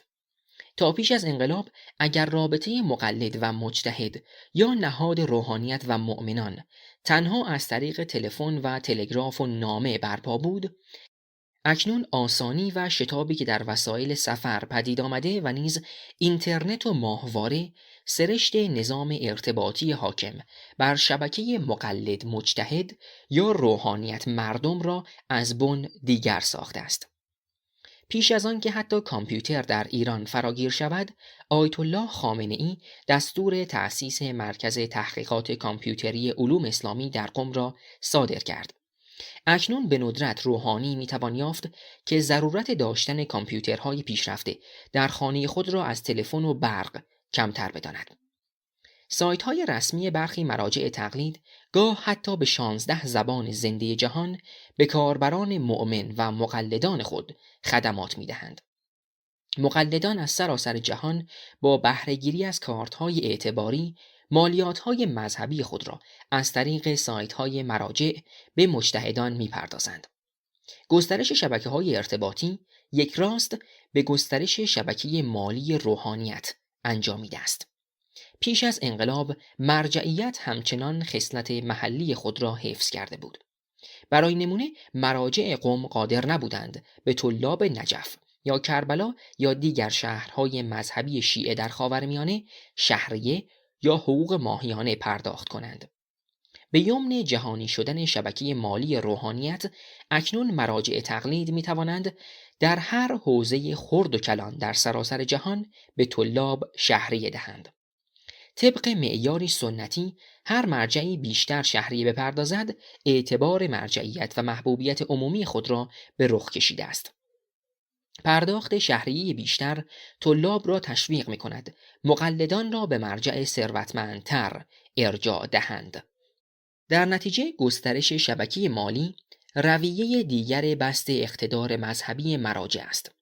بر این بنیاد نه تنها روحانیان قادر شدند در کمترین زمان و با پایین ترین هزینه مالیات‌های مذهبی را از سراسر کره خاکی گردآوری کنند، بلکه مجتهدان این قدرت را یافتند که از مرجعی محلی یا ملی به مرجعی جهانی بدل شوند. با ظهور ایده صدور انقلاب در بامداد جمهوری اسلامی، ولی فقیه تربیت نیروی انسانی در جهان اسلام را در اولویت برنامه‌های حوزه علمیه قرار داد. به گفته یکی از مقامات سپاه پاسداران، جمهوری اسلامی تاکنون 500 حوزه علمیه در سراسر جهان تأسیس کرده است. این جدا از دفترهای ویژه آیت الله خامنه‌ای در حوزه‌های سنتی موجود در عراق، لبنان، دمشق و پاکستان است که به شکل مؤثری وی را در اداره آن حوزه‌ها مشارکت می‌دهد. افزون بر تربیت نیروی انسانی خارجی در بیرون مرزهای ایران، چندین سازمان عظیم ویژه آموزش طلاب خارجی در حوزه علمیه پس از انقلاب به دست ولی فقیه تأسیس شد. دانشگاه جهانی مصطفی تنها یک نمونه از این سازمان هاست که آیت الله خامنه‌ای بنیان نهاد. تاکنون بیش از 33,000 دانشجوی پسر و دختر از 108 کشور جهان از این دانشگاه پذیرش گرفتند که بیش از 15,000 تن از آنها فارغ التحصیل شده و به کشورهای خود بازگشتند. این دانشگاه در نزدیک 70 کشور جهان نمایندگی دارد. مدرن سازی حوزه، زندان و اسلحه. مدرن سازی حوزه‌های علمیه جدا از نوسازی نظام اداری و افزایش امتیازهای مالی و رفاهی بدون ابزار نهادهای قهریه تحقق پذیر نبود. تشکیل تیپ مستقل 83 امام جعفر صادق ویژه روحانیان رزمی پیوند روحانیت و سپاه پاسداران انقلاب اسلامی را مستقیم و سامانمند کرد. این تیپ مستقل که زیر نظر مستقیم رهبری عمل می کند، رشته‌ای از فعالیت‌های آموزش نظامی، تبلیغی، ورزشی و سیاسی را در چارچوب وظایف خود تعریف کرده است. این تیپ در اداره و مهار فضای سیاسی شهر قم و حوزه علمیه نقشی پررنگ می‌گذارد و مسئولیت برگزاری بخش مهمی از مانورهای نظامی و سیاسی در قم را عهده‌دار است. شاید آشکارترین ابزار قهریه رهبر جمهوری اسلامی برای مهار حوزه علمیه دادسرا و دادگاه ویژه روحانیت است. این نهاد در واقع در سال 1366 شکل تازه‌ای به خود گرفت و در سال 1369 یک سال پس از نصب آیت الله خامنه‌ای به رهبری سازماندهی نوین یافت. این امر به پیشنهاد محمد مهدی ریشهری دادستان وقت کل کشور انجام گرفت. مهدی ریشهری که در همان سال به حکم آیت الله خامنه‌ای دادستان ویژه روحانیت شد، وی در آیین‌نامه‌ای که به رهبر جمهوری اسلامی ارائه کرد، اهداف این نهاد را پیشگیری از نفوذ افراد منحرف و تبهکار در حوزه‌های علمیه، حفظ حیثیت روحانیت و به کیفر رساندن روحانیان متخلف برشمرد. نهاد دادگاه ویژه روحانیت خارج از قوه قضایی است، در حالی که در قانون اساسی جمهوری اسلامی مرجع رسمی تظلمات و شکایات دادگستری است. رویه قضایی دادگاه ویژه روحانیت در بسیاری موارد خارج از مواد قانون آیین دادرسی کیفری و مدنی و اصول دادرسی مصوب در جمهوری اسلامی است. دادگاه ویژه روحانیت در 2 دهه اخیر به مخوفترین دستگاه اطلاعاتی برای مهار روحانیان در سراسر کشور بدل شده و از طریق شعبه‌های استانی و شهری خود کوچکترین فعالیت سیاسی روحانیان را در دورافتاده‌ترین پاره ایران زیر نظر دارد. دادگاه ویژه روحانیت خود دارای زندانی مجزا و مجهز است و قربانیان خود را در شرایطی غیر قابل بازرسی نگه می‌دارد. بنابر آمارهای غیررسمی، در میان بیش از 200,000 روحانی در ایران، بیش از 4,000 نفر آنان در استخدام دادگاه ویژه روحانیت هستند.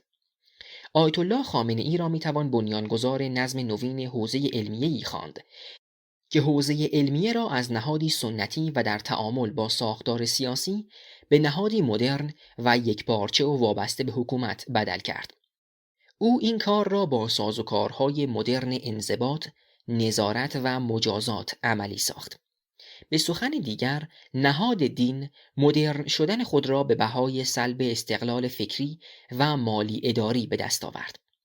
بنیادگرایانی چون آیت الله کاشانی در دهه 30 خورشیدی امید می بردند که مقام مرجعیت مذهبی و رهبری سیاسی در هم ادغام شوند. آیت الله خمینی با اینکه مرجعی مذهبی و رهبری سیاسی بود، نتوانست اقتدار مذهبی و اقتدار سیاسی را به تمامی در هم ادغام کند. شاید شرایط تاریخی در این ناکامی نقش داشتند. در عوض آیت الله خامنه‌ای در مقام رهبری سیاسی اما فاقد موقعیت مرجعیت، به کامیابی تمام این آرزو را برآورده کرد. از بسط ید فقیه تا حکومت در مقام منبع درآمد. زایش تشیع پیش از آن که وامدار نزاعی الهیاتی میان مسلمانان باشد، برخاسته از جنگ قدرت سیاسی و رقابت بر سر جانشینی پیامبر اسلام است. آن هم نه جانشین محمد در مقام پیامبر، زیرا مسلمانان وی را خاتم الانبیا می انگارند، بلکه در مقام رهبر سیاسی امت مسلمان. مکتب الهیاتی و فقهی تشیع دست کم 1 قرن پس از قتل امام نخست شیعیان شکل گرفت. با این همه تداوم فرقه شیعه جدا از مناسبات سیاسی سراپا مدیون نظام اقتصادی خاصی است که الهیات شیعه پدید آورد و بدون آن امکان بسیج اجتماعی هواداران، برقراری انسجام میان آنان و حفظ مراتب پیوستگی و اعتقاد آنان به نهاد امامت را از دست میداد. امامت قلب تپنده نظام الهیات شیعه است. اما تنها با باور به امام بودن یک شخص، امامت نمیتوانست به هسته مرکزی جهان ایمانی گروهی از مسلمانان بدل شود و آنان را به شکل فرقه‌ای از دیگر پیروان اسلام متمایز کند. درست است که امامت با تکیه بر مفاهیمی مابعدالطبیعی و انتزاعی امکان می‌یافت تار و پود تاریخی بلند از فرقه تشیع را ببافد، اما در مقام باور به مقام مذهبی و سیاسی امام، مفهوم مابعدالطبیعی امامت ناگزیر باید صورت عینی می‌گرفت و از اعتقادی مابعدالطبیعی به عینیتی اجتماعی، کالا و ارزش اقتصادی تغییر شکل می‌داد. امامت در مقام کانون مشروعیت بخش به الهیات شیعه باید از شکلی رازآمیز، معماگونه و مجرد به امری محسوس بدل می شد تا تشیع شیعیت و هستی بیرونی و اجتماعی بیابد.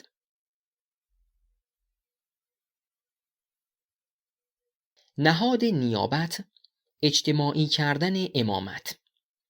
در پی تحولات تاریخی در نیمه دوم سده دوم هجری، موسی کاظم امام هفتم شیعیان نهاد نیابت را بنیان نهاد.